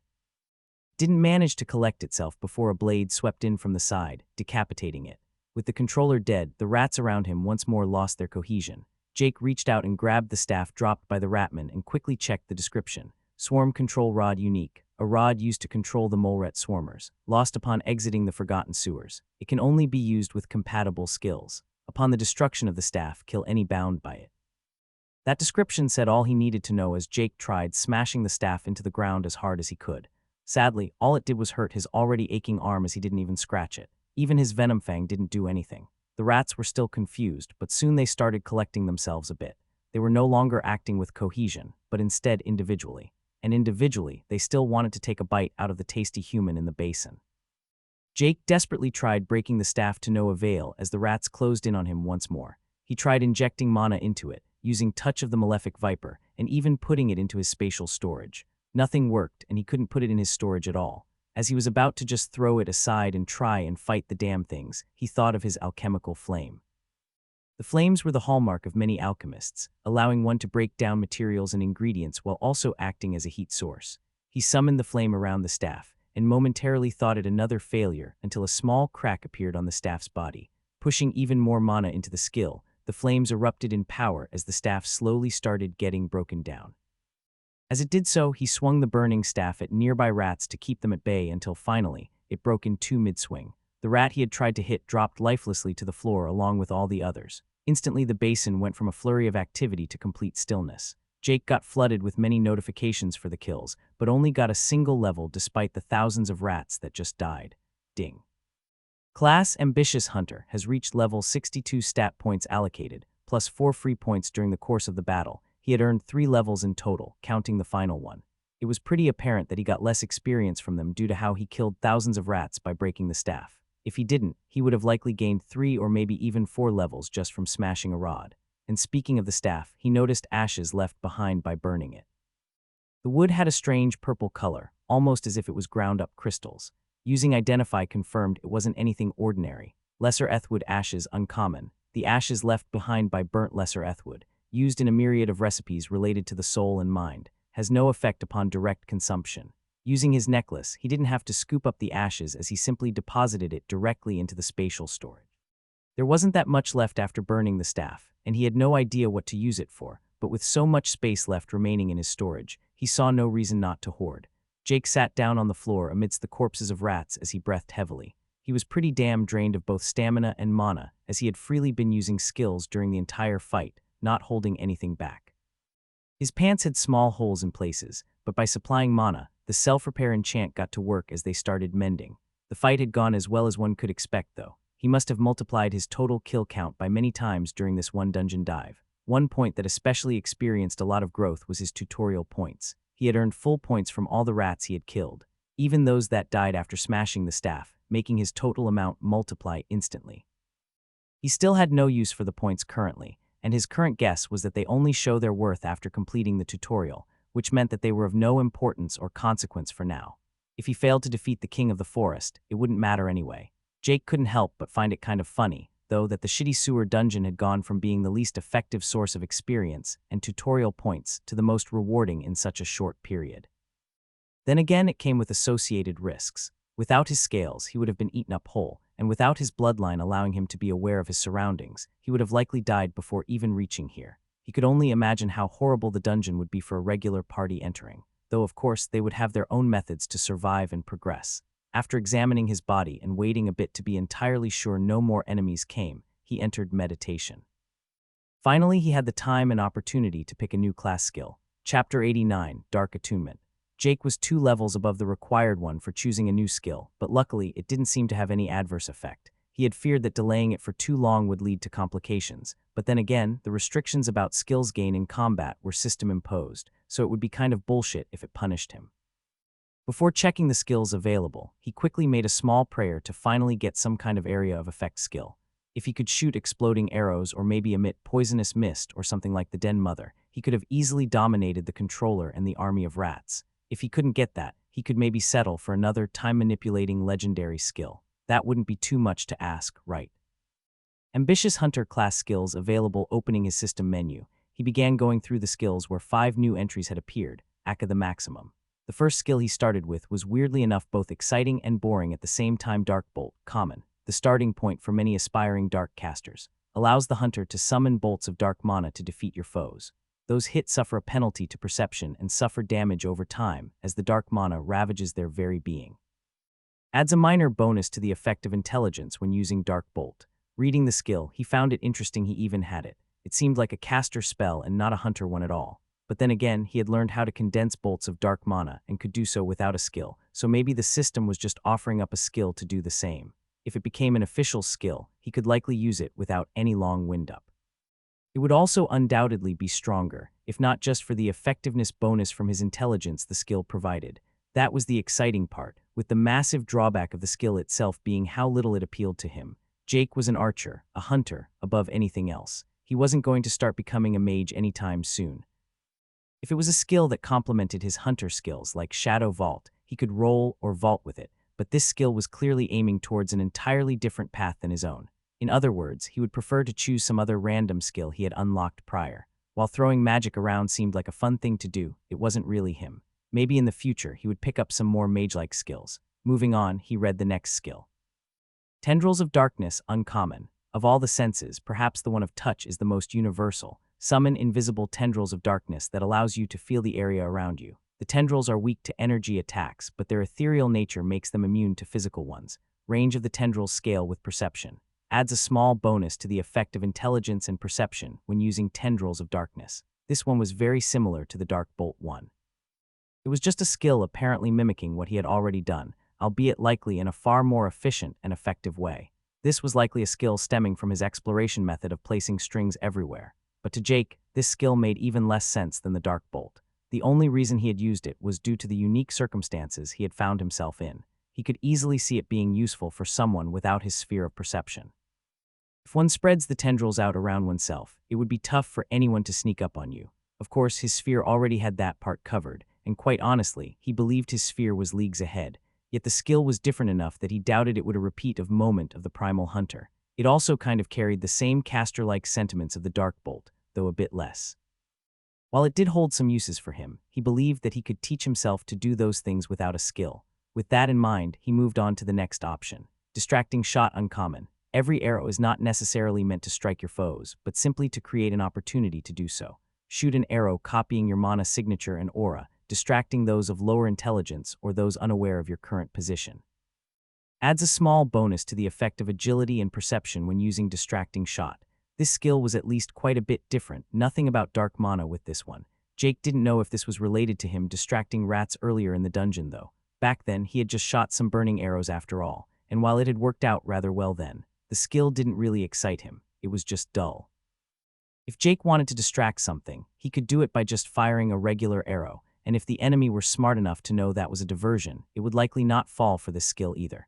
Heck, it directly said that it only worked on stupid things. Sure, it was way better than a burning arrow, and while it likely could be useful, but it didn't really mesh with Jake's current style of combat.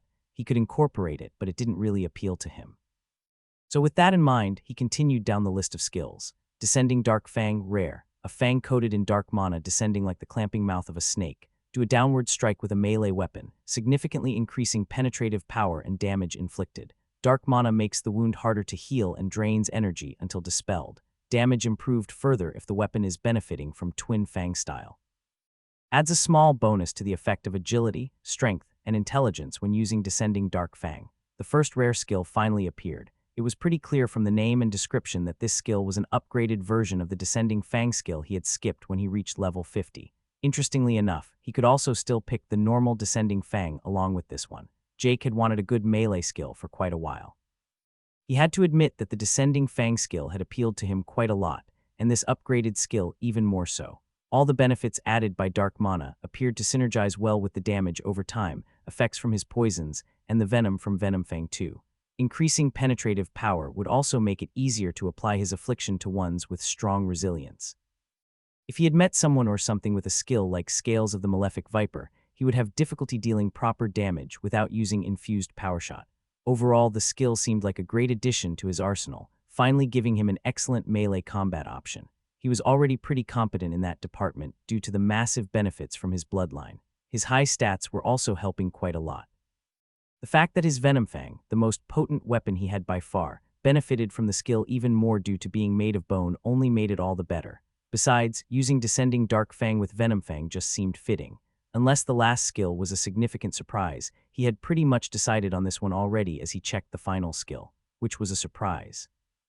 Dark Attunement, unique. You have shown yourself to have exceptional dark affinity, allowing you to create and manipulate dark mana more easily. Permanently transform a part of your mana pool to dark mana, empowering and reducing the cost of all dark affinity skills.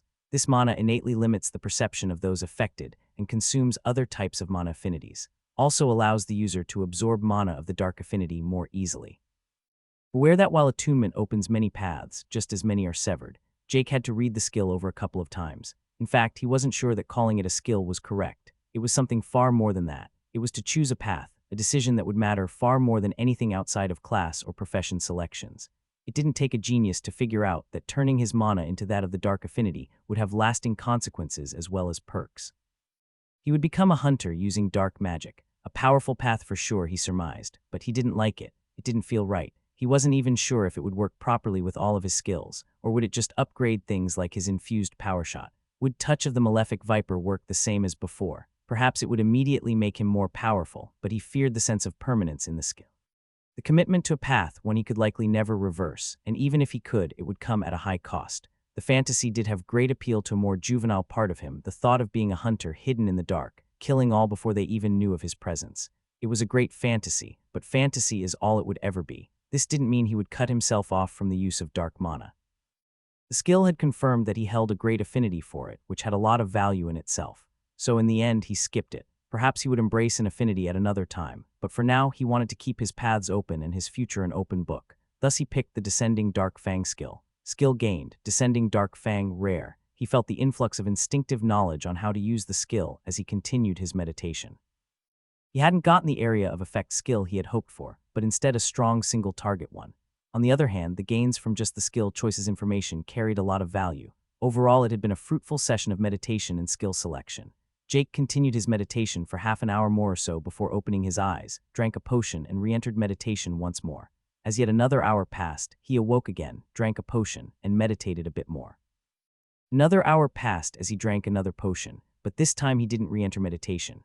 Getting up on his feet, he felt rather good. His health and stamina were still not full, but his mana pool had been topped up due to the high mana density environment coupled with his own affinity to said mana. He still had some questions about affinities, such as why the dark mana helped regenerate his regular affinity-less mana, but those were questions for another time.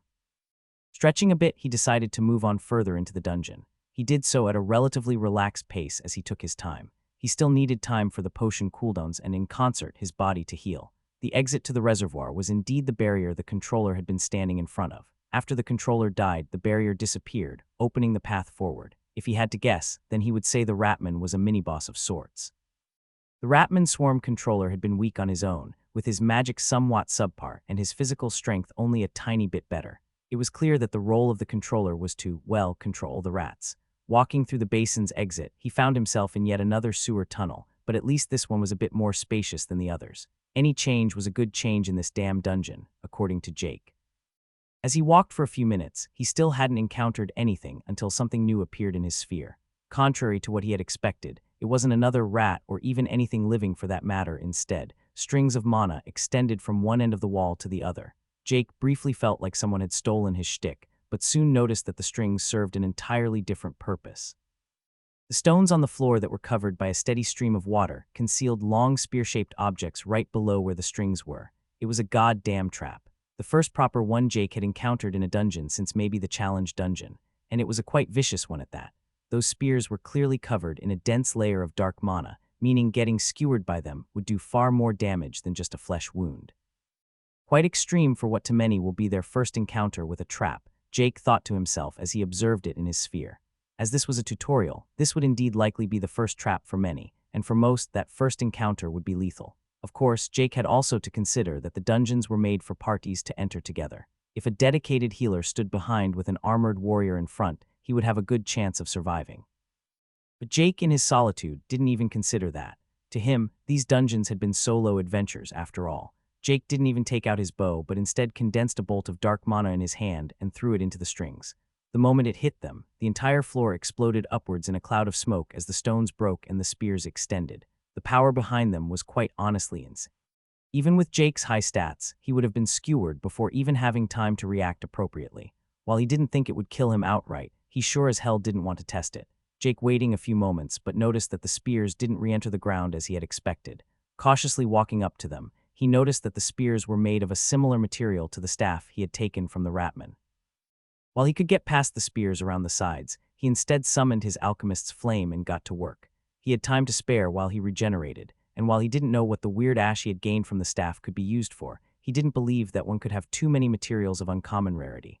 The process was slow, but he managed to burn down all the spears in less than 15 minutes before continuing onwards. Collecting the ashes, he was starting to get a worthwhile pile in his storage. Soon, he encountered a few more traps and a few hidden rats sitting and waiting to ambush him. While this dungeon has it all, an encounter with traps and rats, he scoffed internally. All of it was passed relatively quickly as he killed the rats and ignored the traps. Sadly, he only encountered 2 more spear traps, meaning he didn't gain that much ash. The other traps were just other boring things like the walls smashing together, pitfalls, and even a trap that caused the floor to erupt into black flames. As it was starting to get a bit too annoying, he finally saw the end of the tunnel, and if he was lucky, the end of the damn dungeon. Chapter 90, Nest Watcher. The tunnel opened up once more as Jake found himself in a small circular cistern. Water was stored below, and a cross-shaped bridge allowed one to get across without getting wet. The road straight ahead led to another hallway, while the path to either side led into pipes. Jake had just entered the area when a rat appeared directly opposite him. He was prepared to take it down when it took the path to the left and entered the pipe, and that was when something truly interesting happened. The pipe disappeared for just a few seconds before a new, perfectly identical one appeared. Jake couldn't be sure if it was the same pipe. All he knew was that some dungeon fuckery was going on. Was this perhaps where all the rats in the dungeon came from? He knew that he was looking for a nest of some sort. His objective was to kill the nest watcher after all, and to watch a nest, there needed to be one. And for the nest to be where the rats came from also seemed rather logical. I'm a genius, he joked to himself. Checking his stamina and health one final time, he proceeded forward. The trap-filled tunnel had given him time to down a few more potions, topping him up entirely. Walking at a brisk pace, he crossed the bridge and entered the tunnel headed towards what he presumed to be the nest. A prediction that proved correct as he soon found himself on yet another platform overlooking a reservoir. But unlike the last, this one didn't appear to be filled with thousands of weak rats. The darkness still obstructed his vision, making him unable to get a good look, but he could feel something down there. 4 strong presences, none of the auras weaker than the den mother had been. Unless the dungeon had decided to up the bullshit even further, this had to be the end. He prepared his arrows and sword and dagger with poison as he waited the last 20 minutes for his potion cooldown to be over. Good to go, he began his assault. Jake jumped down into the basin, his bow already out and an arrow nocked, ready to be drawn. Advanced stealth on full display, he advanced as sneakily as he could. He could feel the auras of the 4 powerful beasts, but none others. Perhaps they were hidden by a stealth skill like most rats possessed in the dungeon, or there were indeed only 4 of them. Soon the situation became clear to him, and it wasn't what he had expected. 4 giant rats were lying on the ground together, surrounded by a massive number of smaller rats. The big rats were quite frankly far too big for it to make any sense. They looked like they couldn't even move. They were hairless like most of the other rats in the sewer, but their proportions were just all off. Their bellies were inflated to ridiculous sizes, and their external limbs looked like they could barely carry the beast. It didn't even have any claws. He identified one of the enormous rats and got at least a partial answer through it as to what the hell these things were. Mole Rat Incubator LVL. The name made it quite clear what the function of these rats was, and it also explained the many tiny rats around them, one of which he also identified. Mole Rat LVL-10, they were indeed just pups. Far too small to pose any threat, yet Jake knew that leaving them alone would be unwise. This was a dungeon and not the actual world. The death of these pups would mean nothing. They were never going to mature. They were just background noise added to the real challenge. Jake looked around a bit further but didn't spot the so-called nest watcher. If it doesn't want to show itself, then I will make it, Jake thought as he covertly marked the first incubator with mark of the ambitious hunter while he made tendrils of shadows attached to the 3 others, none of them even reacting to his actions. After that, he retreated to the entrance of the reservoir once more. There were no obstacles between him and the incubators, meaning he had a free line of sight. Well, he couldn't actually see them, but his arrows would move unobstructed. With the mark as a guide, he started channeling an infused power shot. There were roughly 90 meters between him and his target, giving him ample time to bombard them before giving them the chance to retaliate. He was unsure of the incubator's combat capabilities, so he decided that it was better to be safe than sorry. Maybe they would awaken and be true monsters after he attacked it. When he reached the limit of energy he could charge, he released the arrow. The explosion of mana pushed back the dark mana around him for a brief moment and shattered the stones directly below him as a testament to the power behind the shot. A power that soon tore into the first incubator's head, obliterating it entirely. You have slain Mole Rat Incubator LVL-86. Bonus experience earned for killing an enemy above your level. 132,000 TP earned focusing on his tether attached to the second incubator. He managed to focus on it enough to place a new mark. Knocking another arrow, he prepared another shot right away and released the string once more towards the next target.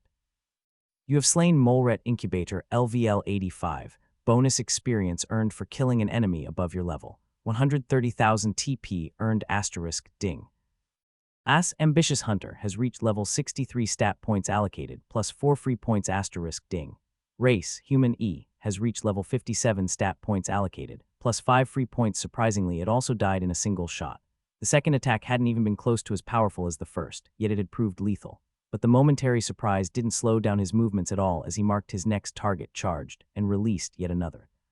This one didn't manage to kill it directly, but he felt it hitting through the mark. He instantly fired another, but this arrow didn't hit at all. The incubator still lay unmoving where it had always been, so something had blocked his attack. He quickly tried switching the mark to the next incubator. Firing another arrow, it too got blocked. Jake decided to just charge a powerful infused power shot once more before shooting.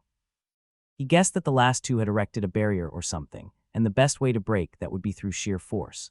Charging it up, he felt his danger sense explode, followed by something entering his sphere something fast. Jake fired the arrow prematurely at one of the incubators as he ducked. Where his chest had been only milliseconds prior, a crescent wave of dark mana passed. The wave continued as it cut deep into the stones behind him, making the entire wall explode and crumble. To his surprise, he heard the sound of a kill notification on yet another incubator as he was forced to once more jump to safety from another dark wave of destructive mana. And just as he was starting to get his bearings, he saw it enter his sphere. It was tall and standing on 2 legs, easily towering over 2 Jakes put together. It had hair all over its body and looked almost human except for its head. It was another Ratman, a Ratman wearing a helmet. It was a lot like the Swarm controller, but this one was far bigger in every aspect. It wore heavy armor that looked to be made of some kind of black exoskeleton, and over its shoulder it carried a huge crude black sword that looked to be made of stone. He could see the muscles hidden beneath the fur, making it crystal clear it was the warrior type. But as Jake observed it, it observed him back, and to his surprise, opened its mouth in a roar. Human, why kill? Jake was taken aback by the words, no, by the fact that it could even speak. He had assumed all the enemies he met in dungeons just to be common beasts. While some, like the white stag, had shown signs of intelligence, it was nothing close to speaking. This Ratman, however, overturned his expectations. As he took too long to answer, the Ratman roared once more. King Send, why come? Jake finally collected himself as he answered honestly, seeing no reason to hide anything. I have come to defeat the beast lords on my way to kill the king of the forest. Now it was the Ratman's time to be taken aback for a moment before it started laughing with a bizarre rat-like laugh. Ha, you pup, king strong, human weak. Must be embarrassing to die to a pup, Jake answered as he once more lifted his bow. He didn't bother chatting with the Ratman any more than this. They would have to fight no matter, as he had already identified his opponent, Nest Watcher LVL. If the fight was inevitable, why delay it? It was doubtful that he could learn anything useful from the Ratman. On the other hand, it would give the Nest Watcher time to maybe call for reinforcements or have the one remaining incubator to do something. He also wasn't sure if there was only one Nest Watcher. The Ratman reacted as Jake fired a splitting arrow towards it by swinging his oversized blade, releasing a crescent wave of black mana. The arrows still in mid-flight were annihilated by the wave as it continued onward straight in the direction of their shooter. Dodging, Jake fired another barrage of arrows, but was met by another wave of mana released by the now charging Ratman. The Ratman didn't look like it had any intention to chat anymore either. Jake decided to switch it up a bit as he used Badger Jump to create some distance as he charged an infused power shot. This time, the Nest Watcher didn't attack, but blocked the arrow with the blade's flat part. It was pushed back a few steps, but didn't seem otherwise affected as it continued its charge.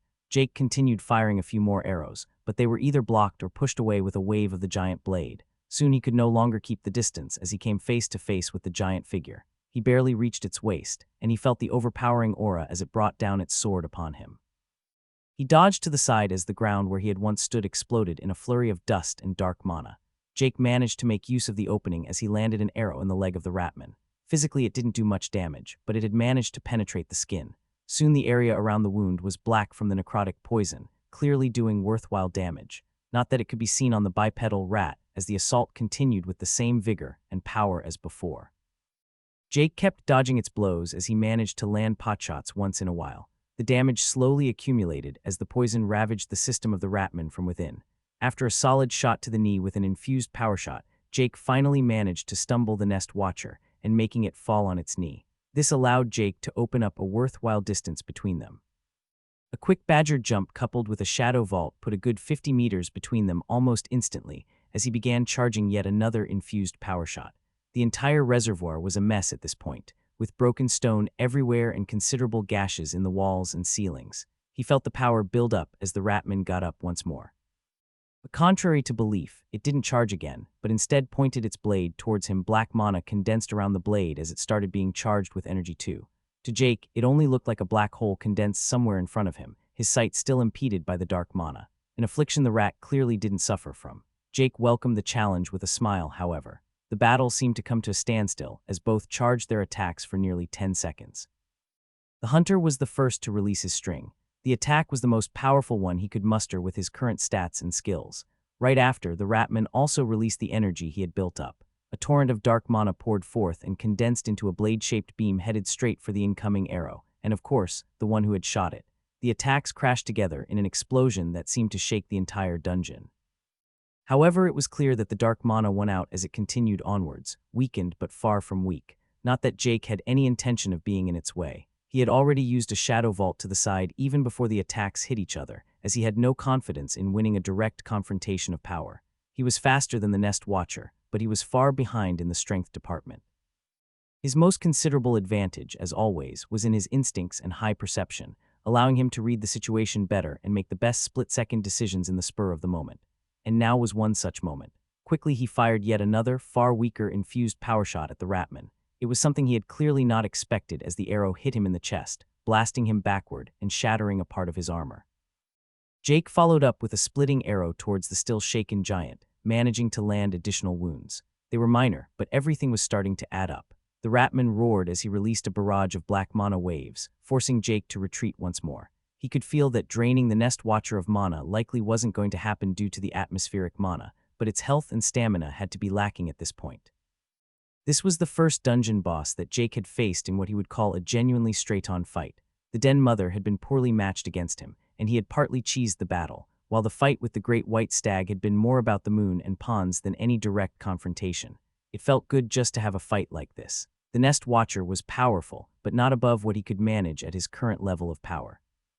Overall, it was quite a lot stronger than him, but he was now about to bring it down with his instincts and effective kiting tactics. Of course, he knew that 90% of the damage he had done was due to his poisons, but all of it was part of his strength. Jake continued his assault as he continued dodging wave after wave, as he kited around the hall, never allowing the Ratman to get in melee range and land a blow. As victory was in his grasp, something suddenly changed. The Ratman stopped attacking as he stood up straight and regarded Jake, who had also stopped attacking. "You strong, but king stronger," the Ratman said as it heaved for breath. "Right now, maybe this king is, but I only grow stronger. Perhaps I can't win today, but I still have time," Jake answered as he already expected the fight to be over. The Ratman was a dead rat walking with all the poison in its system. It was a foregone conclusion already, and he had nothing against waiting for the last of its life to drain away. "No, you not," it answered. "King too strong, he apex, you do lose." Not that matter. With those words, the Nest Watcher exploded in a torrent of darkness that consumed all light, and Jake's sight disappeared completely once more. Energy pressed down on him as he felt like a tsunami of dark mana suddenly washed over him. "'Cause you die now." Chapter 91, A Final Gift. Jake felt like he was suddenly submerged in oil. Everything went completely black, and his entire body felt like he was deep underwater. Even sound seemed to disappear as he was left with nearly no external stimulus. He said nearly as two things still worked, his sphere and his roaring sense of danger at what was heading towards him. He tried jumping back fast enough but took a deep cut across his chest as he jumped backward. It was followed up by another strike that sought to impale him through his heart. He managed to barely weave to the side of the blade as he felt it brush past him, the dense mana surrounding the huge sword burning his side. It wasn't just that Jake had gotten slower. The Ratman had gotten stronger and faster. It moved as if it hadn't taken a single injury during their entire fight, but in his sphere, he clearly saw what was truly going on. The Ratman was burning up with mana. It came out of every orifice, and even the puncture wounds Jake's arrows had caused earlier. Every vestige of energy was being burned, and it was only a matter of time before it would collapse. But Jake didn't have that much time, as he barely managed to avoid a swipe of its sword but was still caught in the wave of dark mana, blowing him back. He felt the dark mana dig into his body as he felt the energy within him being drained. Health, stamina, and mana all took a hit as the mana ravaged through him. Dodging once more, he used his shadow vault to dodge an overhead blow and instantly regretted it. The moment he turned into the ethereal shadow, the dark mana dug into him, draining him at an alarming rate as he quickly disabled the skill. To make it even worse, this resulted in him failing to dodge away as far as he wanted and was blown away by the blade smashing into the ground. He knew he couldn't keep it up. He needed to change the status quo. Dodging was not an option, and he was slowed down far too much by the domain of darkness to flee. His evasion skill was more than useless, so instead of trying to avoid the enemy, he charged. The Ratman was faster and stronger than him, but it did have one major disadvantage: its weapon and fighting style. The heavy sword was great at medium range, and its waves of dark mana allowed it to even fight well at long range. At short range, it had issues. The blade was too long to properly land hits, and coupled with the Nest Watcher's giant size, the small human was a difficult target to pin down. However, Jake needed an opportunity to get in close, and the Ratman seemed more than content to keep him away, so he played one of his final cards. He ran straight towards the rat without any intention to dodge, his venom fang in one hand and his short sword in the other. The Nest Watcher responded with an overhead smash. The raised blade descended like a meteor as his danger sense exploded out with warnings of him being obliterated. But just before the blade hit him, it seemed to stop mid-swing. The roaring waves of mana slowed down, the smoke-like mana pouring out from the Ratman moving in slow motion. Moment of the Primal Hunter Jake, the only one unaffected by the warped time, dodged the blade easily as time resumed to normal once more. The Ratman was still confused as the dagger cut into its right knee. The hunter had held nothing back as the descending dark fang penetrated the wound left by an arrow earlier and utterly shattered the kneecap. Despite the dark mana's effects buffing it up, the Nest Watcher still could no longer use the leg as he knelt down on the other one. The Ratman would likely be able to do a quick repair and resume motion in a short time, if Jake let him. A sword and dagger cut into it once more from behind, stabbing into its back and shoulder. It tried to swing its sword behind it but failed to hit anything, as the two weapons dug into its flesh again. Jake avoided the armor covering the Nest Watcher with his blades. It only covered parts of the body, and a lot of it had broken off by now anyway. After landing 2 more blows, he decided that enough was enough and retreated backward once more. He had injected far more poison into the Ratman, and even if the dark mana was keeping it at bay currently, it would still spell the doom of the Nest Watcher. The Ratman kept kneeling as he tried standing a few times but failed. Soon the domain darkness was dispelled as everything returned to normal once more, as normal as a sewer dungeon filled with constant darkness could be. By now, the Ratman was well and truly spent, down on both knees with the blade dropped to the side. Cracks covered the Ratman's entire body as the dark mana had clearly taken its toll. The Ratman looked up at Jake, who stood only a few meters away now, its eyes fixed on his. "You kill King Truth," it asked, the words barely coming out. "That or I die trying," Jake answered truthfully. "King strong, very strong, trapped Nest," the Nest Watcher said as it picked up the fallen blade slowly. Jake didn't react as he could see that it genuinely could barely lift it. "I hate if you truly kill." "I help. Nest died long ago. You do. Revenge. Help me how?" he asked, a bit confused. He doubted the Ratman could exit the dungeon even if it wanted. "I make plan, but I weak, trapped, never leave, but you leave. I give curse, you kill King," it said as it lifted the blade and held it in both hands. "You accept." "Sure." At his confirmation, dark mana started leaving the body of the Ratman as it entered the blade. At the same time, the blade started shrinking down into a small marble. As the mana was channeled, he clearly felt the Ratman grow weaker and weaker. "I done. Take gift. Kill King. Revenge Nest." The Nest Watcher barely managed to get out before the last remnants of life left its body. Its eyes closed as he saw a final wisp of energy enter the bead in its hand. "You have slain Nest Watcher LVL 96. Bonus experience earned for killing an enemy above your level. 152,000 TP earned asterisk, ding.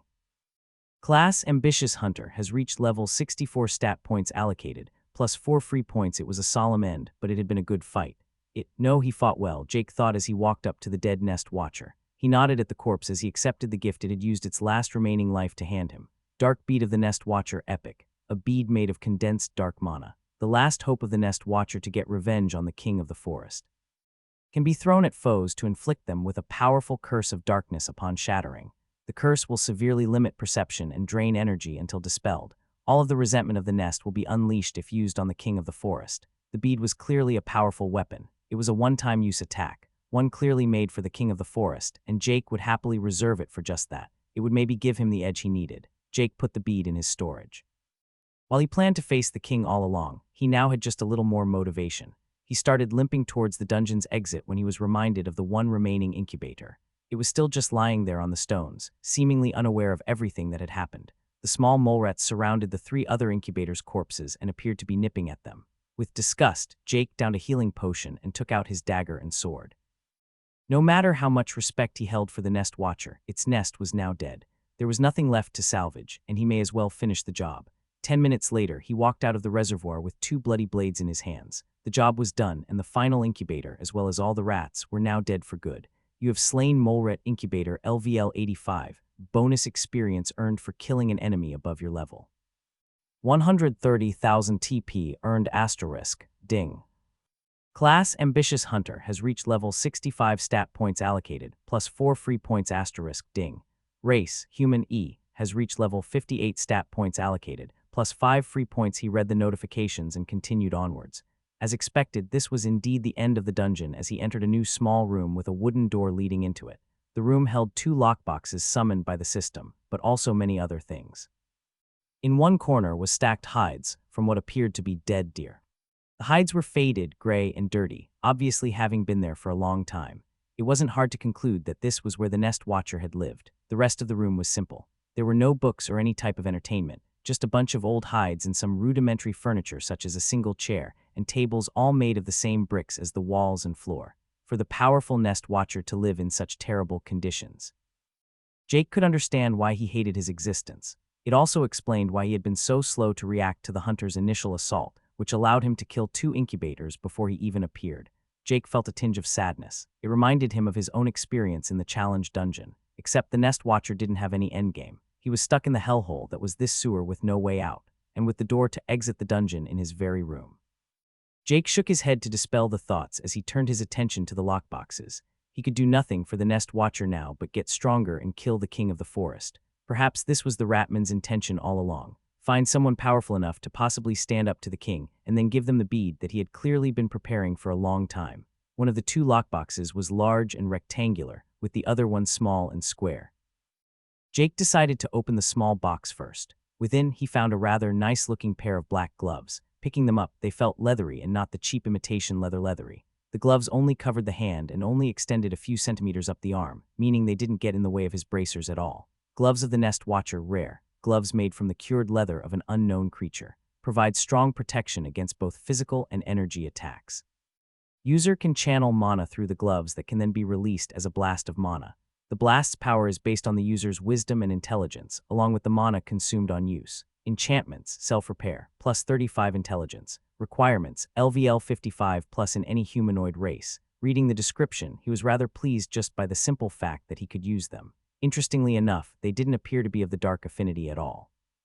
It wouldn't have stopped him from using them, as he wouldn't encounter compatibility problems like with nature and light mana, but he still preferred affinity-less equipment. He felt like it fit him more. The effect was also exciting, but had to be tested before he could draw any worthwhile conclusion. It appeared to be strong, and he was always looking for ways to better use his mental stats during combat. Enchantment-wise, it was relatively simple. Self-repair appeared to be a staple of system-made equipment, and while the stats on the gloves didn't benefit Jake much, they were nevertheless welcome. Intelligence, if nothing else, did make his infused power shot marginally more powerful. Turning his attention to the other box, he opened that one too. What was revealed was leather armor for the upper part of the body. It appeared to be made of the same material as the gloves and even sported the same colors. It had long sleeves and covered everything from the bottom of the neck to the edge of the pants. Jake couldn't help but be ecstatic. Finally, a goddamn shirt. For far too long had he gone with a bare chest. Far too long spent getting scratches all over his upper body and having to feel half naked. Some decency had finally returned to his life. His happiness only increased as he identified the armor. Armor of the Nest Watcher rare, a chest piece made from the cured leather of an unknown creature. Provides strong protection against both physical and energy attacks. The Nest Watcher's life force runs through this armor, blessing the wielder with great vitality and toughness. Enchantments, self-repair, plus 75 vitality, plus 50 toughness. Requirements, LVL 55 plus in any humanoid race. The armor didn't have any ability or extra effect. Instead, it just provided a buttload of stats and solid defenses, which quite honestly suited Jake just fine, though he would have worn it even if its only ability was not to be torn whenever something even remotely touched him. Yes, he still hated that damn cloak. He took on the armor first, and he felt the warm flow of stats after he injected mana into it, binding it to him. He felt like it would take a few minutes before his body adapted to the increased stats. But more than anything, it just felt great to finally have some measure of defense between his bare skin and the claws and teeth of the beasts. Next, he picked up the gloves. Putting them on, he once more felt the increase in stats after yet another injection of mana, binding them as well. They fit like a glove, Jake joked to himself, the horrible joke fully intended. Perhaps the solitude did have some adverse effects. He did a few stretches in the new armor, feeling out the flexibility of it. It almost didn't impede him at all, and he felt great wearing it. He had nearly forgotten the feeling of being fully clothed after going the better part of a month not being so. Heck, he even looked quite good if he had to be honest, though a bit edgy with the whole all-black theme going on. Well, all black except for his old brown boots that still looked like they were about to tear and break at any point, an appearance they had had since the moment he got them. Feeling comfortable in his new armor, he flopped down to the ground to meditate. He considered doing it outside, but decided to get as much meditation time before the dungeon would kick him out, making full use of the faster regeneration from the dark mana. One dungeon left, Jake reminded himself as he entered meditation. Chapter 92, Willful Ignorance. Fucking die already. William yelled as the huge beast in front of him refused to submit. It was far from the first time he had fought the damn thing, and this had to be the time he would win. The den mother was covered in wounds as the huge saw blade cut into its side, managing to cut into its guts until its dense muscles stopped it. The damage from the blow was far from lethal, but it was starting to build up. William heaved for breath as his mana pool was far closer to empty than he felt comfortable with. It was barely enough for one more spear. It had to be enough. Spear of Ferora's, he summoned the ornate spear and pushed himself forward with metal manipulation. The beast was one step too late, exhaustion making it slow and sloppy, as the spear penetrated it through one of its eyes. With every last point of mana, he pushed himself and the spear forward, forcing it into the brain of the damn dungeon boss. You have slain Den Mother, LVL 82, bonus experience earned for killing an enemy above your level. 124,000 TP earned *, ding. Class Metal Savant has reached level 59 stat points allocated, plus 6 free points. Seeing the notification, he let himself fall backward as he laughed out loud. Fucking finally. He had spent more than a week in the shitty den, but it had all paid off in the end. He had finally defeated the last boss and cleared the dungeon. It had been quite the journey. It took William only 2 days to get through the first alpha, but then another 5 for the next room with the alphas and the den mother. He had to leave the dungeon a few times between to exit and grind out a level here or there to get an extra edge. He even went outside at one point after he saw something interesting. After only a week remained of the tutorial timer, the dinosaurs were no longer confined to the inner zone. He had gone out and found tens of them rummaging through where Richard's base had once been. It was quite comical that he had even considered not killing them when they would all have been ripped apart by beasts anyway. No way they could have resisted dozens of level 40+ raptors storming the camp. The dinos gathering in the camp had allowed him to kill a good deal though. It had been a long grind, and now it all felt worth it with the damn den mother lying dead. It was his 8th attempt where he finally managed to kill it. Luckily, the design of the dungeon made it easy as pie to retreat if shit got bad. The tunnel between the rooms was too small for both the alphas and den mother to fit through, allowing him just to leave whenever, which was especially good after he was very close to dying after his first fight with the den mother. When 3 freaking alphas had appeared in the middle of it all and started chewing him out, he barely managed to retreat to the tunnel where he hid and meditated. Afterward, he went in and out of the tunnel, killing the alphas around the den mother one after another, retreating and regenerating between kills. Finally, he had only the final boss alone, allowing him to focus solely on the oversized rodent. He didn't know if he would call it lucky or unlucky that the dungeon didn't reset upon leaving and entering again. On the one hand, it was nice that his progress stayed, but on the other, a resetting dungeon would be a godlike grinding spot. The grinding with the current setup had been rather mediocre, averaging just a bit over a level a day. It did get harder to level the further he went, so it really wasn't that bad. His main limiter was the long time it took for him to regenerate. His ability to absorb metal did help a bit, but it was far from enough. Getting up from the ground, he looked at the corpse of the large den mother. He didn't bother dissecting it, but couldn't help himself with kicking the corpse a few times and spitting on it before he moved through the last chamber. A single lockbox with the loot was there, making him smile. He doubted he could get anything close to the armor Hairman had made him, but he wasn't going to complain about getting free stuff. He opened the box, grabbed the loot, and exited the dungeon. He did get a title giving him +1 in each stat, which he honestly didn't care for. There was less than a week left of the tutorial, and he still had that one last survivor to get rid of. He didn't know how strong the archer had grown, but William doubted Jake would be worth much. From what he heard, he nearly died to Richard and Hayden, even taking severe injuries. Besides, he had spent a week exiting and re-entering the dungeon without catching sight of the guy or any kills left by him. If William didn't know better, he would guess that Jake was just hiding in some hole somewhere, hoping for the tutorial to end. A lamb waiting to be slaughtered. But before finding him, William decided to grind out one more level, reaching 60 and getting yet another skill. No reason to take any chances after all. He could almost hear the begging and pleading from the archer that had once nearly ended him. It was going to be so sweet to cut him up, one little piece at a time. Checking the time, he began grinding once more, still daydreaming of ripping Jake apart. Tutorial panel duration, 6 days and 23:01:45. After finally getting the level, he checked it one last time and saw 16 hours had passed. Being drained from the dungeon and farming, he decided to take a quick nap before continuing his grind while looking for the archer. One where he dreamed once more. In it, a figure with green eyes came to him and whispered what he wanted to hear, his praise location. Jake didn't even exit the dungeon but was just thrown out the moment the countdown finished. Well, teleported out was perhaps more accurate as he found himself, still in meditation, suddenly in the dark hole outside the door where he had entered. He continued his meditation for a bit and soon noticed an odd phenomenon. The dark mana in the hole started disappearing as he meditated. Only half an hour later, one could see through the once perfect darkness with the naked eye, and a full hour later, there was no trace the mana had ever been there at all.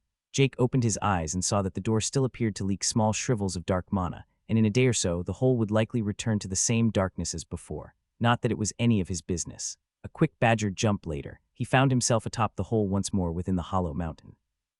Finally, he bothered to check his notifications, seeing that his titles had indeed upgraded once again. Dungeoneer IV, successfully clear a dungeon suitable for your level, +4 all stats. Dungeon Pioneer IV, be the first to clear a dungeon suitable for your level, +12 all stats. He was beginning to wonder if those two would ever cap out or something. It seemed ridiculous if he could continuously clear dungeons and upgrade the title infinitely.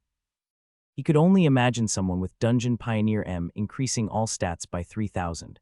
Actually, that didn't sound that bad, considering one would have to be the first to clear dungeons 1,000 times, and the levels alone from that would likely make those stats insignificant in comparison. He still suspected there was a cap, though. He wasn't sure, he just had a feeling. The next part that had been updated was his one quest. Tutorial quest: The Beast Lords the Forest murmurs with rumors of a king ruling the forest from the shadows. The 4 Beast Lords each guard their dungeon as their king commanded, waiting for a suitable challenger to appear. With the death of his lords, the king is sure to be forced into the light.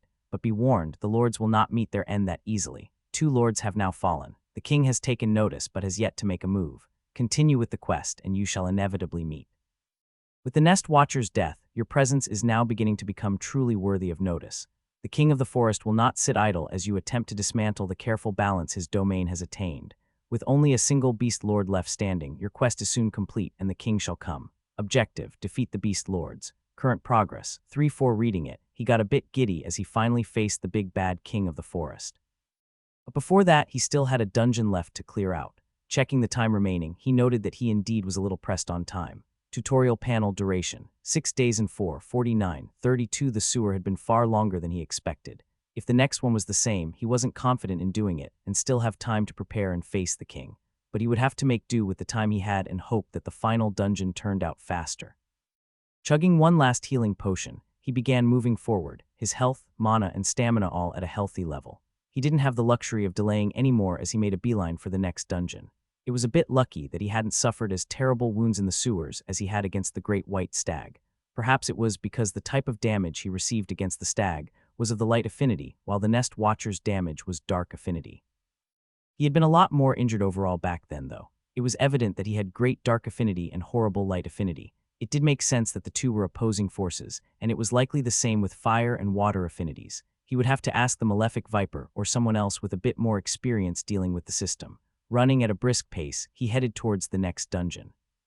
He did meet a group of raptors who decided to leg it when they noticed him, clearly not interested in a fight. It was a bit disappointing as he would have loved to try out the new mana blast from his gloves as he had decided to call it. Not that it stopped him, as he practiced a few times while running. It reminded him a lot of the explosive punch he had unlocked quite a while ago. This attack didn't require blowing up his own arm, though, so it was a huge step up. The other difference was, of course, that this one used mana. And while Jake didn't know how powerful the blow was, it sure did wonders on the boulder he tried it on, blowing it to pieces. It was like walking with a hand grenade in your hand, ready to explode whenever he willed it. In other words, it was awesome. Continuing, he soon saw something he hadn't expected, a corpse. And it wasn't one he had killed himself, as he had never been there before. The wounds also appeared to have been made with blades or maybe daggers. Humans, not beasts, killed it. He stopped up to look at them for a bit. Had some of the other survivors made it to the inner area? It doesn't matter. It has nothing to do with me, Jake thought to himself as he prepared to keep going. Barely managing to turn around, he spotted something standing there on the hill leading up the mountain. A humanoid figure completely covered in what appeared to be silver. It looked like a mannequin, but it was clear that it wasn't as it started walking towards him.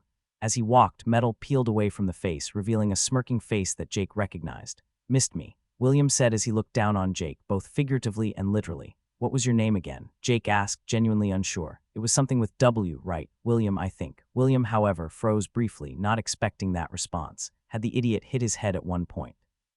"Are you fucking daft or what?" he asked with evident annoyance. "Sorry, you haven't exactly been on my mind. I just remember you as this metal-casting backstabber." Jake answered as he considered what to do. "I don't know, can you just go? I am kind of busy." "Come on, stop playing around, you have to know what this is," William declared in a mocking tone. 2 people remaining, the final confrontation between the last survivors, the decider. An epic battle of destiny where the true champion is found. "What the hell are you on about?" Jake asked with real confusion. Last survivors. What did he total survivors remaining? 1,200. How hadn't he seen it? He had checked the timer so many times. The number was always there, right below. Had he somehow overlooked it? Maybe it had for some reason not appeared. However, William understood what was happening far faster than Jake as he saw the conflicted look on his face. "Holy shit," William said as he started laughing. "And people call me a fucking lunatic. Holy shit, you're for real. You cold bastard. I killed the last one like a fucking week ago." Jacob, that guy, had apparently become a lunatic and made them all go full-on Kool-Aid. "Ah, but no worries, I killed him quickly, and I actually felt a bit bad about it, so we're all good, right?" Jake just stood there as the guy kept talking, mocking him as his brain was trying to catch up. "And you managed just to ignore it. I am honestly impressed. Not even I could do that." and I even had a doctor tell me that I am indeed a fucking psycho, but you are just winging it. William spoke as he walked closer to Jake, now only a few meters between them as he continued. Or are you just a coward, too scared to check? Ah, that's it. You are just a damn coward hiding away in your own little world. So afraid of being a disappointment to everyone that you'd rather never see them again. So afraid of rejection that you would rather let them die while you do nothing.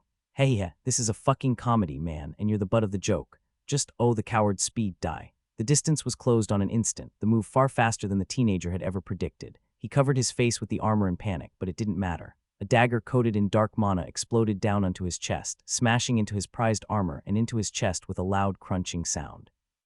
He was pressed into the ground, creating a small crater. His mind rattled as he failed to muster any response. Jake didn't let up and give him a chance to either as he punched down, releasing a blast from his new gloves. The crater only grew as Jake released another and another. He continued hitting, soon without any bursts of mana being released when he ran out of mana, but he kept slamming his bloody fists into the distorted armor below him. He didn't stop even when he got the notification. He just kept rampaging, until suddenly he stopped halfway through yet another punch. What the fuck am I doing? He muttered to himself as he fell backward on his ass. He was sitting in a crater that had grown to several meters wide and nearly a meter deep, the distorted armor encompassing the metal caster's body at the center, blood leaking out of every small crevice or tear in the armor. Tears started to gather in his eyes as he punched his broken fist into the ground. What the fuck am I doing? Chapter 93, The Balance Broken. Jake didn't have a lot of close friends growing up, but he did have some. One of them was Patrick, or Pat for short. Pat and Jake went to daycare together and even entered the same school. They were in different classes, but they still met up during recess and went to each other's places after school nearly every day. They had the same hobbies. If one got a new cool comic book or movie, they just had to watch or read it together. Everything was idyllic and pleasant until one small thing came between them. Jake had lent Patrick one of his new video games for the weekend, but when Patrick came Monday, he didn't have it. Jake didn't chew him out or anything, but believed it to be a genuine mistake and asked him just to bring it Tuesday. Tuesday came around and still no game. Jake asked again and again. Finally, Patrick broke down and claimed that he had accidentally broken the disc and had lied about it. Jake was furious and told him their friendship was over if he didn't get him a new copy of the game. Patrick cried, but Jake was steadfast and ignored it, until he got home where he too cried. His parents told him to forgive and forget, but Jake was too damn stubborn even back then. A week passed and the two of them hadn't spoken a single word. Well, Patrick had spoken, but Jake had ignored him. 2 weeks passed, and Jake kept ignoring his oldest friend despite the pleas and apologies. At that point, Jake had already begun to forget about the game as he had moved on to newer and better things, but nevertheless, he refused to forgive. On the 3rd week, Patrick came up to him and said that he had something for him during recess, but when the break came around, he couldn't find Patrick anywhere and found out that he had left school early that day. From then on, Jake completely ignored him. No matter how his former friend tried to explain, Jake didn't listen for even a second. 2 months later, Patrick changed schools. Jake didn't care. He had moved on then and had just started getting into archery. He learned a few months later that the reason Patrick changed schools was because of bullying, and not the tough-it-up kid kind, but the trauma-for-life kind. He was beaten, isolated, belittled, and as Jake learned later, stolen from. Patrick never lost the game. One of the bullies stole it the day he came to return it. Patrick, being non-confrontational, didn't want to get Jake involved and just lied.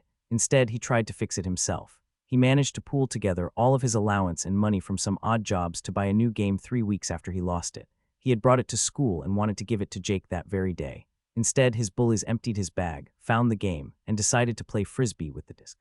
When Patrick stood up to them, he was beaten and his parents were called and took him home. And what did Jake do the moment he learned all this? Absolutely nothing.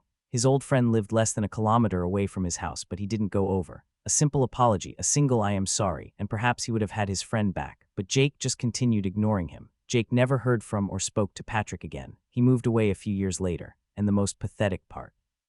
More than a decade later, Jake received a friend request on social media. It was from Patrick. The message attached was just a simple "Hey, remember me" kind of message at first, but in the end it finished with an apology for never returning the game as promised. It was phrased as a joke, but Jake couldn't move past it. It was an olive branch, an opportunity to make things right once more. And what did Jake do? He pressed the red cross on the Windows border, leaving the request pending even when he entered the tutorial. Jake didn't know why he remembered Patrick specifically at that very moment when he sat on the ground, hands bloody and heaving for breath. Maybe it was because the entire situation with his former friend exemplified exactly how pathetic Jake felt. He was a goddamn coward, and he had always been. Jake was a loner. It was hard for him to let people in. People represented a nearly inarticulable way for him to fuck something up. If he did let someone in, he started to care, and he feared letting them go once more. He would ignore anything that could break the careful balance established, to the level of ignoring his girlfriend's blatant cheating, to ignoring the obvious fact that she did it with his best friend. But perhaps the only thing he feared more than letting those close go was to let them back in once more. It was to confront the broken balance and try to restore it once again. He feared the conversation he would have with Patrick if he let him in once more, so he just avoided that conversation. It was the same in the tutorial from the very beginning. When Joanna lost her leg due to something Jake did, be it his fault or not, it broke the balance. Every second he was with her was one where he had to address that fact. Being presented with an opportunity to get away and be alone when Richard appeared, he pounced on it right away. It was a way for him to escape the consequences, a way for him never to confront her and have a difficult conversation. Jake, however, still had to admit that no matter how much he enjoyed solitude, he still craved companionship. He didn't fear being lonely, he feared being truly alone. Jake had wanted to reunite with his friends once more. To see the always handsome and cool-headed Jacob and his butler guy Bertram, the passionate Casper, the two energetic cousins Dennis and Lena, even Caroline after the betrayal, he wanted to know why she did what she did. He had truly missed them, so he tried establishing contact. Instead, he was met with his biggest fear, an ambush that broke the balance completely. The one he had a crush on wanted to kill him for reasons he didn't understand, his former friend Jacob appearing not to understand the situation at all. It was a mess chaos. It was a situation that Jake didn't want to confront, so he ran. Once more, he was ignoring the problem, but he still held on a small sliver of hope. And then the day came where the number of survivors fell from hundreds to only around 50. And that was the last day he remembered ever seeing the number of survivors. That was the day the balance was broken beyond repair. He had worked with statistics long enough to know that many of the dead were bound to be his former colleagues and friends. He had even reached the conclusion that among the dead, Jacob had to be one of them. He hadn't proven himself capable of proper self-defense after all, so Jake had continued his quest to conquer the tutorial. He had replaced everything with the single goal of killing the king of the forest and ignored everything else. The same as he had always done, he had ignored Patrick and focused solely on archery, ignored his cheating girlfriend and former best friend to concentrate on studying. It was how Jake dealt with every situation, pretending like it didn't exist and either hope it resolves itself or everyone forgets about it, or the worst option, for no one to be alive caring about it. What had triggered him in William's words was that it was all true. That a psycho teenager mass murderer understood him better than he possibly even understood himself in that very moment. That the fucking psycho could relate. However, the final straw was a faint feeling in the back of his mind when he saw that number of only 2 survivors. Relief. He hated himself for it. He hated that he felt like a burden had been lifted from his shoulders. He hated that he liked never having to confront any of his colleagues for the choices he had made, for the choices that could have possibly saved their lives. Jake hadn't known that Patrick was bullied. He never saw it and he was only a kid, but after their friendship was over he did notice it, yet he did nothing. Back then, Jake was never bullied. He was always tall for his age growing up, and he had never been the type to back down from a fight. He would often win a fight as he seemed to have a natural talent for beating up others while not getting himself beaten, which back then was enough for all the school bullies to mark him as off-limits. When Patrick stopped hanging around with Jake, he became an easier target. With Jake, he had been safe from the bullying, at least when they were physically together. He had acted as a shield, but when Patrick lost that shield, the bullying escalated. Yet despite knowing Jake did nothing to help his former friend, he was willfully ignorant and even then felt a sense of relief when he moved away, because Jake knew he could have helped his friend, but he had failed him, just like how he knew he had failed Jacob and all the others after he saw the number of survivors drop drastically. He could have gone there, he could have gone and checked on them, and he would likely have been able to help them. But doing so would require him to confront the broken balance, to face the fact that Caroline betrayed him, the fact that many of them were dead, the fact that their relationship was not the same as it had been before. As Jake sat there submerged in his own deep thoughts, something changed in the atmosphere. The trees' rustling leaves stopped, the wind ceased, and Jake sat completely still as if frozen. In fact, the entire tutorial seemed to freeze like a still picture at that very moment. A man appeared out of nothing as if he had simply walked into a picture. He had long white rustled hair and an even longer beard, but most weird was his smile, a smile that didn't appear to hold any meaning but simply was. The man walked towards the crater as he headed for the broken armor and the one within it. Such a mess, he mused to himself as he waved his hand. William and the armor both disappeared as the man turned his attention towards Jake. Or more accurately, the one standing behind Jake. "Not very nice of you to steal someone else's kill like that," the scaled man who stood beside Jake said as he regarded the white-haired one. "It is of no consequence," the old man said as he ran his finger through his beard, a trace of annoyance in his eyes. Besides, were you not the cause of this? You told me to leave your chosen alone, and yet you go and mess with mine. Oh, that. Yeah, that is of no consequence, the malefic viper said mockingly, but the body of the mortal you just stole is of consequence. The old man raised an eyebrow as he kept on smiling. Oh, I cannot possibly see what you would want the dead body of a mortal. Why is that, if I may ask? You may not, the viper answered. All that matters is that the kill belongs to my chosen. I have more claim on it than you do. Are you truly going to steal what is rightfully? The man looked back at the viper as his eyes sharpened. His smile still there, yet his tone didn't reflect any jovial mood. What do you want? If you want the body, you owe me one. Simple as that, the malefic viper said, returning the smile. We both know that is no simple matter. How about I compensate our young friend over there? He said, motioning towards Jake. Yeah, as if I am ever letting you do that. Either you leave the body here or you owe me. Have you not done enough damage already? Has the interference of you and your chosen not created enough chaos? Why do you needlessly attempt to ruin this tutorial? I don't know. Why don't you ask fate? Oh, but before that, leave the body and let your little experiment end here. Or you owe me. The viper said, the last 4 words heavily emphasized. Fine. And with those words, the white-haired man disappeared. As if the illusion had been broken, everything started moving. The change was that the body was now gone and the viper still standing at the crater's edge. Who was that? Jake asked, his head still lowered. Oh, you saw, the viper said as he walked over to him. That is actually quite interesting. Time was kinda stopped, you know. Yeah, I get it. So who was it and why take that damn body? Jake asked. He is an old soul like me. Goes by a Versmile, though of course that isn't his actual name. Guy hasn't stopped smiling for eras. It is actually quite creepy. The viper joked. As for why he wants the body, because he is a maniac. What is important is that he now owes me one. Right, Jake answered as he looked up at the sky. The appearance of what he presumed was a god, and the stopped time had at least served as a nice distraction. For a few moments, that is. Sitting down beside him, the viper joined him in looking towards the sky. Out of all the character flaws to have, it's not the worst, you know. Right, I would say that William Guy had way more severe issues. Right, all right, deflection's not working, got it, the malefic viper said as he turned his head towards Jake. But seriously, is it really that bad? Have you really done something so inexcusable? Is being selfish really that big a sin? Heck, this isn't even being selfish. It's not wanting to deal with someone else's unrelated problem. How the hell is it not my problem when I ignore my friends and leave them to die to some psycho? Jake yelled at the god. How is it? Is their weakness your responsibility? Why is it not their fault for not getting their shit together? The viper asked with a laid-back tone. So I should just go full-on selfish psycho and ignore everyone around me? Jake kept yelling. You could, and it would be perfectly reasonable, the viper answered. No one else is your responsibility unless you make it so. No one ever deserves your forgiveness or compassion. No one is ever entitled to your goodwill. So the best way is just to end up alone and sad until the end of time. Jake said, but instantly realized. Sorry, I didn't mean. No, you are right, that way also sucks, the god said with a melancholic smile. Letting others in sucks too. It creates a weakness, an opportunity to be hurt, but being alone also sucks.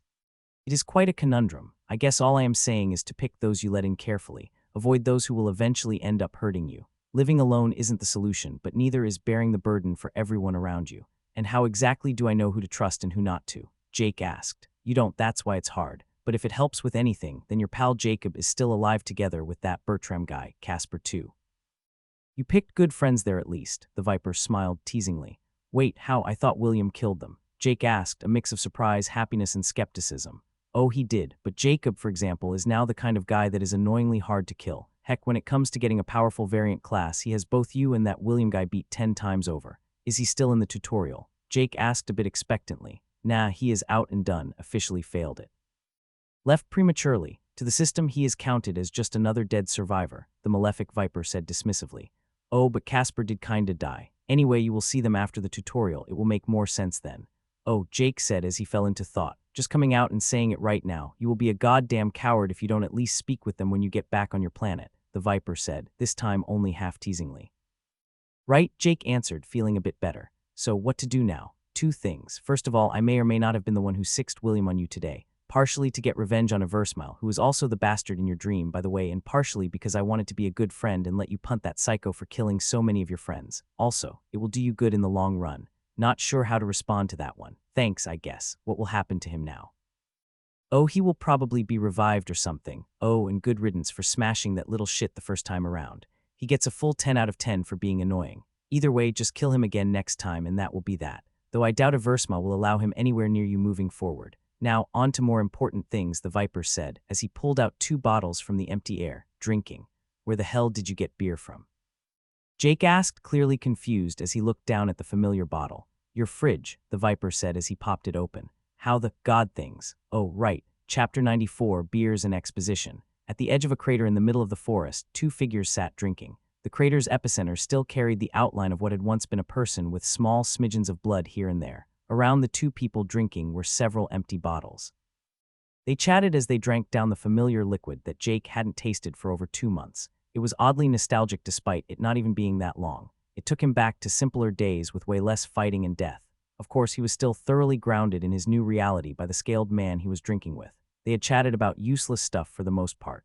Jake had asked a few questions about the system, though, and gotten some useful pieces of information. Halfway through the conversation, Jake took out a small notebook he had kept with many questions he had built up surrounding the system.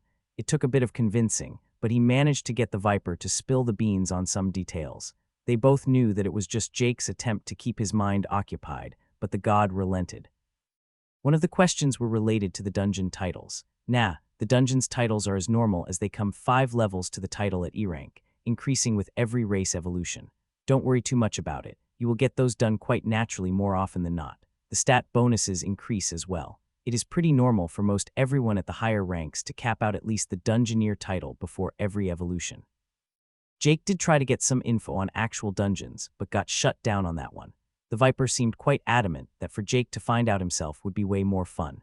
The only thing he said was that dungeons came in many different forms, some of them not even recognized as real dungeons. They were also apparently temporal abnormalities that could remember who entered it and generated a new subspace for every new party or individual. He also managed to get some precious info on the loot he had received. Gear. It has pretty set rules, actually. One can only get so much in a specific stat before equipment no longer gives anything 20% per individual stat, but you can only get a maximum increase of 15% to your total stats, so you can't get the full 20% in all of them. And yes, that's after all other bonuses such as titles, skills, consumables, and so on.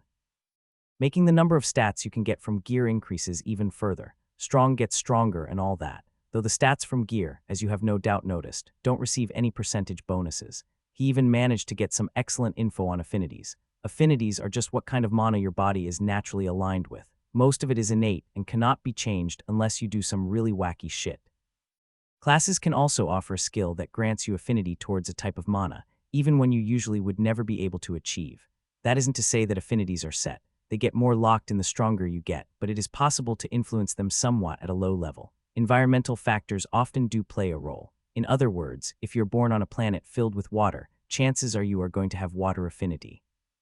And if you wanted to, for example, get the water affinity, it may be possible if you decided to reside within a space with only mana of that affinity for a long enough period. But your level of affinity likely won't ever reach a high level, so most just stick with whatever they have. As for how many different affinities there are, not telling. Jake had to be honest that he felt a lot better after only a few hours of chatting. He still felt like a piece of shit, but it was better. But the Viper did have one question. How did you know about Eversmile? Pretty sure time was stopped, and you looked like you were very much affected, the Viper asked. I don't really know. At one moment I am just sitting there, and the next I feel an influx of information in my mind, just a bunch of impressions bundled together. It showed the guy appear, make the corpse disappear. You coming, some talking or something, and then he was gone again, Jake answered honestly, trying to describe the weird feeling. It clearly came from his sphere. It was as if his sphere had kept observing even after his mind was stopped, and upon resuming, it threw everything that had happened at him. It wasn't painful or anything, and the knowledge was way more comfortably digested and understood than even what he got through a skill by the system. Interesting. Not to snoop, but it is related to your bloodline, right? The malefic Viper asked. Yeah, Jake answered, not wanting to hide anything. He knew that if the Viper wished to do him harm, he would already be a goner either way, and his intuition told him that the god in front of him genuinely didn't have any malicious intent. Despite his name, I figured as much, but the next time anyone asks you that, act stupid or something. Bloodlines aren't to be spoken of liberally, the Viper warned. Yeah, I guess you shouldn't share the details of your skills, Jake answered, seeing the logic in the words. Skills are one thing, bloodlines are another, the Viper said, shaking his head. The details of your bloodline should be your closest guarded secret. The fact that you have one cannot be hidden, but what it does most certainly can. And while even the general power of it can be sensed by certain means, the specific details are only ever known to you and those you have shared it with. Why bloodlines specifically? Jake asked, a bit confused. Yes, his was most certainly extremely powerful, but why did he need to keep it under wraps? because bloodlines have a few distinctions that set them apart from everything else, one of them being. The Viper said as he turned a bit grave, "They are hereditary. I remember reading it somewhere." Jake said before asking, "How the hell does that even work?" "Jake, do you know what bloodlines even are?" The Viper asked, still sober. "From what I gathered, innate abilities of some kind." The Hunter asked, "They are so much more than that, and yet so much less. Bloodlines are innate, as you say, but to call them abilities would be wrong. Bloodlines simply are. The system has granted all the skills you possess. They are given, controlled by a particular set of rules. Bloodlines aren't. A bloodline exists outside the system. They aren't controlled by it, simply interpreted. One could say that a bloodline is the one thing that truly belongs to you. That has always belonged to you, always been a part of you. Which isn't to say bloodlines and the system don't affect each other. They most certainly do, just as much as any other part of what makes you you. If not more, so I hope you can understand why many covet a beneficial bloodline, why many factions, clans, and powers want to have a bloodline enter their fold. It represents a vast advantage above others. A bloodline doesn't take up a skill slot. It isn't capped or controlled. If it gives anything positive, it is pure gain with no drawback. I cannot even begin to tell you the advantage a good bloodline can give you. But remember that while a bloodline can be a blessing, it can also be a curse. Not just because others want it, but because the bloodline itself can be more a burden than a gift. From what I have gathered, you have one of the good ones. Treasure it, explore it, but keep that treasure buried deep and only share it with those you truly trust. I am not saying that you shouldn't enter a faction or create connections with your bloodline as a bargaining chip. All I am saying is to do it with caution, and if anyone ever tries to force you, well, throw me a thought. I haven't done a nice massacre for a while. The long speech contained a lot. None of the books he had ever read contained even close to that much on bloodlines. Everything he knew about them was from the system or some vague mentions during the challenge dungeon. He did ask Casper after he unlocked it back then, and he didn't know a thing. He had a lot of questions, but especially one burned in the back of his mind. How did I get a bloodline, and what determines what it does? You didn't get a bloodline, you have a bloodline, and nothing determines what it does. You are your bloodline. To talk about the two of them as if separate is nonsensical. You have always had your bloodline, even before the system, albeit far weaker and inactive for the most part. I think I would remember having supernatural powers before the initiation, Jake answered, a bit skeptical. It may have been inactive, but based on the feeling it gives me, I doubt it. Think about what it does very carefully. Can you truly say that you haven't felt even a tinge of its effects in your life? It wouldn't be much, just small occurrences or areas where you did almost impossible things. Jake fell into thought at the question. Maybe he had. Thinking about it, his bloodline just made him better at ordinary things. It gave him great intuition, enhanced instincts, and great awareness of his surroundings if he had to boil it down. He had always had a pretty good gut feeling about things, which is also why he did so well at his job. Of course, his personal fault of often ignoring his gut feelings to avoid problems hindered that effect a bit. As for better instincts, who is to tell? He had great reflexes and the ability to control his body, one of the reasons why he had been good at archery. His bloodline also increased the perception stat, and the only stat he had entered the tutorial with at 10 was perception.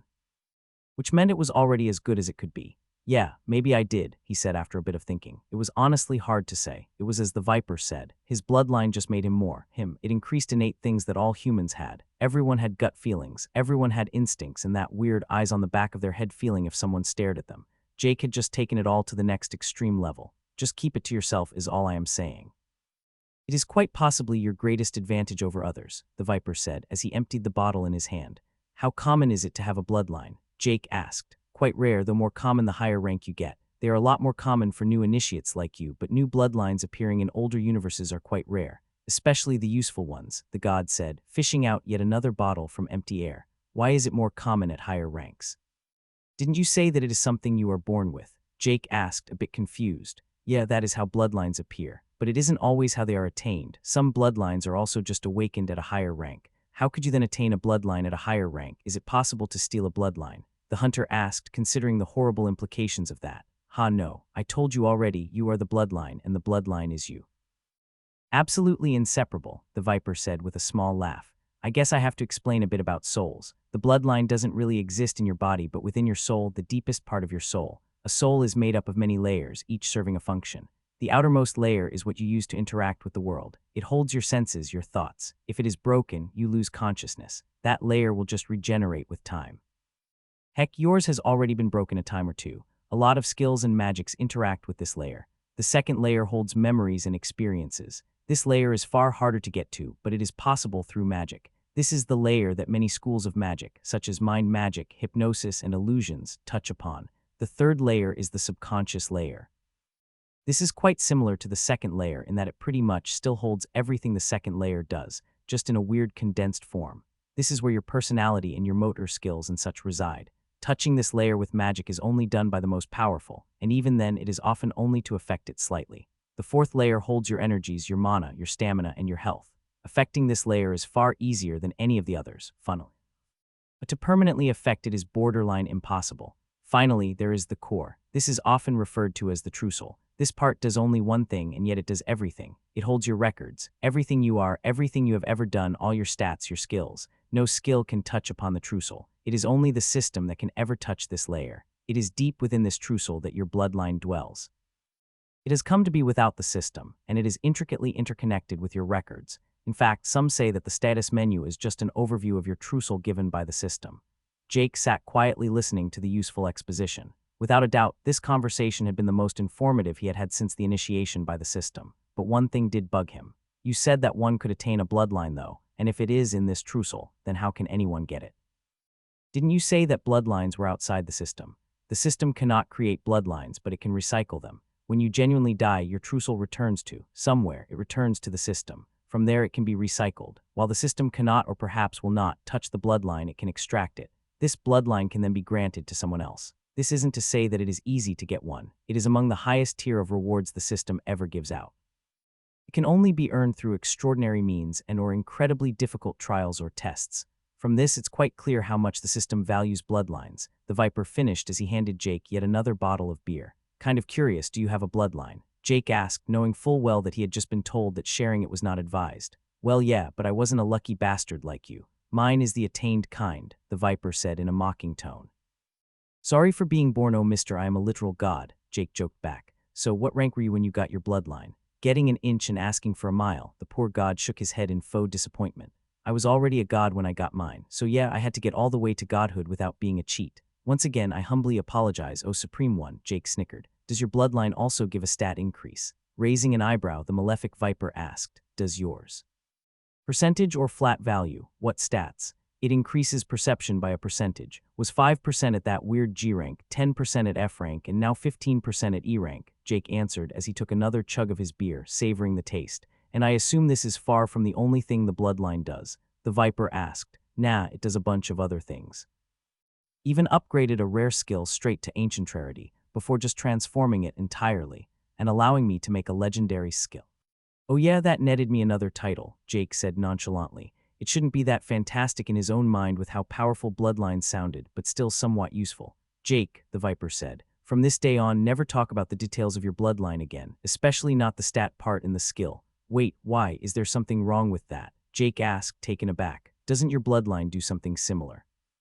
No, it doesn't, the malefic Viper said with a severe look. Not even close. Chapter 95 of Fate and Destiny. Okay, no talking about bloodlines, Jake said, a bit hesitant but not arguing back. They both sat in silence for a while before the Viper spoke again. But it does explain quite a few things. What do you mean? About this entire tutorial of yours. This tutorial was more than a little unique. Eversmal said that it was ruined, but I think changed would be a better word. Again, what do you mean? The malefic smiled at him as he leaned back. I guess we should talk about it. So let me tell you a story, Jake, about a particular tutorial during the integration of the 93 Third Universe. In this story, we have two main characters, one who enters with his 9 colleagues, and one who enters on his lonesome. The lonesome one quickly finds his stride as he discovers a wand and kills the ones he entered with. This shall be the impetus for him to realize his destiny. As for the other, he struggles a bit more, but he has some competent people around him who help him in the start. But already on the first day, it goes wrong when a large beast attacks them and they lose too. Jake looked confused as he interrupted. That isn't what happened. This isn't your story, Jake, so stop interrupting, the Viper said with a playful smile. This is the story of what was to happen. A story of fate and destiny. Now, where was I? Oh yeah, 2 dead colleagues. Anyway, they struggle to survive and end up making camp to rest for the night. One of our protagonist's colleagues sits watch alone for a while as they try to get sleep, but the night would not turn out to be a restful one. 3 attackers appear in the night, and despite his efforts, the one on watch dies. Jacob mourns as he has lost 3 friends that day, Dennis, Lena, and Jake. Now even more confused, Jake did all he could not to interrupt, as he had even forgotten the bottle of beer in his hand. They fight off the ambushers but take injuries. They are soon found by a man named Richard and his lieutenant Nicholas. Half coerced, they join him. After that, the Viper pretty much summarized what had happened to his colleagues while he was in the dungeon, how they had struggled and how many had died as they were split up. But there were some differences that Jake quickly noticed. "I killed Nicholas," he said, instantly giving an apologetic look as he had interrupted. "That you did, Jake. You not being dead at this point sure screws up the story, right? Anyway, let me continue. Now our second protagonist is our old friend William, the chosen one, born with an incredible innate talent for mana manipulation and a mentality very suited for one striving for the top, ruthless and determined. But he is also broken in many ways. He is arrogant, delusional, and most importantly, he is limited in comprehending the world. He does not understand emotions, which will come back to bite him in the ass down the line but is very beneficial in the early days. But I wouldn't worry because the screenwriter will fix this through some character development. The screenwriter, Eversmile, will pay off other divine actors, and they will outsource to their mortal counterparts in the tutorial. Make sure he develops in the intended direction, gets the things he needs when he needs them. He teams up with a few essential side characters. While Richard manipulates William, Richard himself is slowly being manipulated by his former right-hand man, Nicholas. The Viper then once more summarized what happened after he left the dungeon, again with slight changes that the god made sure to point out. When he came to the final fight, he summarized it but added, "Without Nicholas' betrayal at the final moment, William got put out of commission for far too long. In this version, William is also betrayed because Nicholas fears his power, and he ends up fleeing the battlefield wounded but still alive and able to keep up his leveling speed. Hayden is also still alive in this play, which is why the fight is so equal to begin with. Nicholas returns to camp, where things go downwards. He is even crueler than Richard and forces the second protagonist Jacob to still work for him and keep everyone in line. Those who step out of line are openly killed, or worse. Yet Jacob holds on to hope and gives them hope too, finally realizing his own destiny as he becomes an augur. He begins to truly lead the camp as he grows in levels, with even Nicholas coming to respect him as a spiritual guide, with Jacob happy to remain a supporting character. Until one day, William returns. Far more powerful than before, he slaughters every single fighter in the camp, Nicholas included. He did not come for the crafters, but he changes his mind when he gets the quest to be a leader. He is a perfectionist, after all. Jacob pleads and in the end is allowed to save the souls of the crafters. After that, he is killed and ascends like in your version. After that, William goes and does his own thing, the sole survivor of the tutorial. With the quest in the bag, he travels and kills until the end.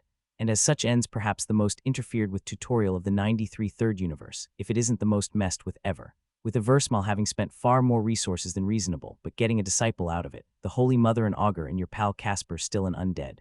Counting the bodyguard of the Augur, Bertram, only 4 survivors out of 1,200 remained, me still within my own realm, doing nothing. But that isn't how it went, Jake concluded. No, that is what was meant to happen. What fate had in store and what had been divined by the most powerful of gods. Yet introduce one new element, one single actor not following the script, and destiny goes down the shitter. A single hunter that didn't die the night he was supposed to, holding a bloodline that was not part of what was divined, and the will and determination to shatter the chains of fate over and over again. So, to summarize, a bunch of dickwad gods played, well, gods, and manipulated everything in this tutorial to get what they wanted, or at least tried to. Jake asked, more than a little annoyed at the notion. Pretty much, the Viper smiled. I am still not sure I get that whole destiny or fate crap, Jake said, wondering out loud. If a single variable, a single moment of chance can alter the course so significantly, can you even call it fate? Normally, yes. Fate, in my view, is just a glorified analysis of probabilities. With the support of skills, stats, and the system, they tend to often be correct, especially when some are satisfied surrendering themselves to their fates once they know it. Or go one step further and try to realize an intended destiny, even if it is a bad one. Your friend Jacob, case in point. Eversmile, the Holy Mother, and those gods that Eversmile paid off did much to direct fate in the direction they wanted.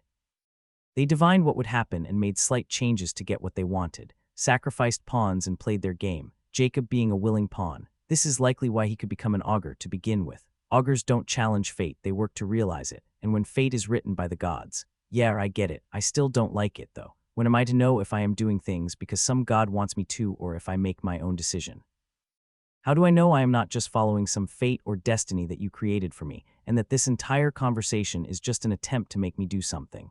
Jake muttered, clearly frustrated. You don't, but I can promise you that I won't try to guide you down some preset path I want you to walk. That isn't how friendship works. I can give you tips and advice, but I will never tell you what to do. The reason why I gave you Shroud of the Primordial is because I abhor those who try to manipulate destiny and fate. With it, only the most powerful of gods can possibly influence it. You will be a constant spanner in their carefully constructed machine of fate. Every single one of your actions will fuck it up to the level of them not even bothering, the malefic viper explained with a toothy smile. So, I will piss off a bunch of gods just by existing. Nah, don't take it that bad. Most gods don't try to mess with fate. Even the powerful ones, such as the Holy Mother, only tend to follow fate and use it as a tool to judge who is worthy of uplifting and who is not. Only maniacs like Eversmal fuck with it on a large scale like this tutorial. Wait, won't William return to Earth too? Won't that mean that Eversmal fellow will keep fucking with things there to try and… Wait, what does he even want? A question he should likely have asked a long time ago. I don't know, but if I am candid, I don't even think he is that annoyed at what happened here today. In his mind, it will just spice up whatever insane experiment he has ongoing, the Viper said with a shrug, though I am positive he is at least a little annoyed. This is all a lot of information I don't have any idea what to do with. Jake sighed as he looked up towards the artificial sun. It all feels needlessly complicated. Malefic Viper couldn't help but hold back a laugh as he spoke in a cheerful voice. And that, Jake, is why I have never cared much for the concepts of fate and destiny. Because the actors that truly matter are unconfined by it. They are the ones who go above and beyond what their destiny has in store. Not a single god has ever been divine to godhood, not one genuinely remarkable being destined to reach their station. I was once divine to die at only D grade, tens of times at C grade. Hundreds after that by seers, soothsayers, augurs. One after another I shattered their feeble divinations. So all I ask of you, Jake, is to keep doing exactly what you already are. Keep telling destiny how much of a little bitch it is and reach for power that was never fated to be yours. Because fuck fate, fuck destiny. The path you forge is your own and don't ever let anyone tell you otherwise. You call it complicated. Well, it fucking is, so stop giving a shit about it. You do you and I think you'll be just fine. Learn from your mistakes, improve yourself, never be satisfied with where you are or what you have. Anyway, today you shattered fate and fucked up Eversmal's plans with a slight assist from me. Just put William out of your mind and focus on what you need to do. If I recall correctly, you have another dungeon to clear. All in a good day's work, Jake said, smiling. Thanks, man. I needed to get my head straight. No problem. That's what your best bud god is for, the Viper said, returning the smile. But there is one thing that has been bothering me for a very long time, Jake said, as he suddenly turned severe. Don't you have a name? The Viper looked at Jake for a few moments before he burst out laughing. I totally forgot. Man, this is just fucking awkward. Extending his hand forward, he made a big goofy smile. Name's Villastramas, better known as the Malefic Viper. Taking the hand, Jake shook it as he smiled. Jake Thane, better known as just Jake. Nice to meet you, Villy. Grimacing a bit, the Viper chuckled. While I have been called Vilas before, that one is a first. I am pretty sure I know of at least a handful of religious organizations who would have you lynched for such blasphemy. Oh, come on, Villy. What if I promise never to badmouth blue mushrooms again? Jake laughed at the threat of being hunted down by several multiversal forces. Deal. Villastramas or Villy said with a victorious grin. You escaped righteous retribution this time. Lucky me, Jake said before he actually turned a bit serious. You told me he would bring William back to life, right? Yeah, but it is a one-time thing through the method I am suspecting. The psycho kid won't be able to be revived again, so his next death will very likely be his last, the Viper explained. About that, could you promise me something? Depends. If I ever die, Jake said without hesitation, promise not to revive me.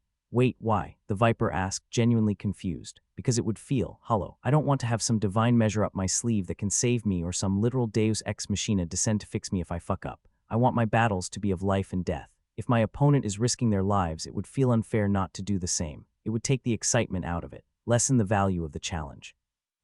Wouldn't feel right to know that I won't really die would be boring, Jake said, trying to explain his emotion as best he could. The Viper looked at him with hesitation before he answered. All right, as long as it's your challenges and your fights. I don't want you killed because of some rogue element who wants revenge on me through you.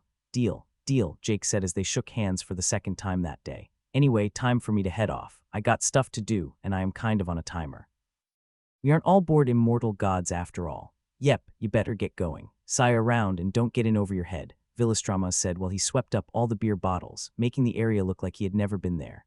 The moment Jake was out of sight, however, he frowned a bit. He had spoken a lot about fate, and how he had masked Jake through the shroud of the primordial. It was enough to hide him from any but the strongest of gods who specialized in divination and karma.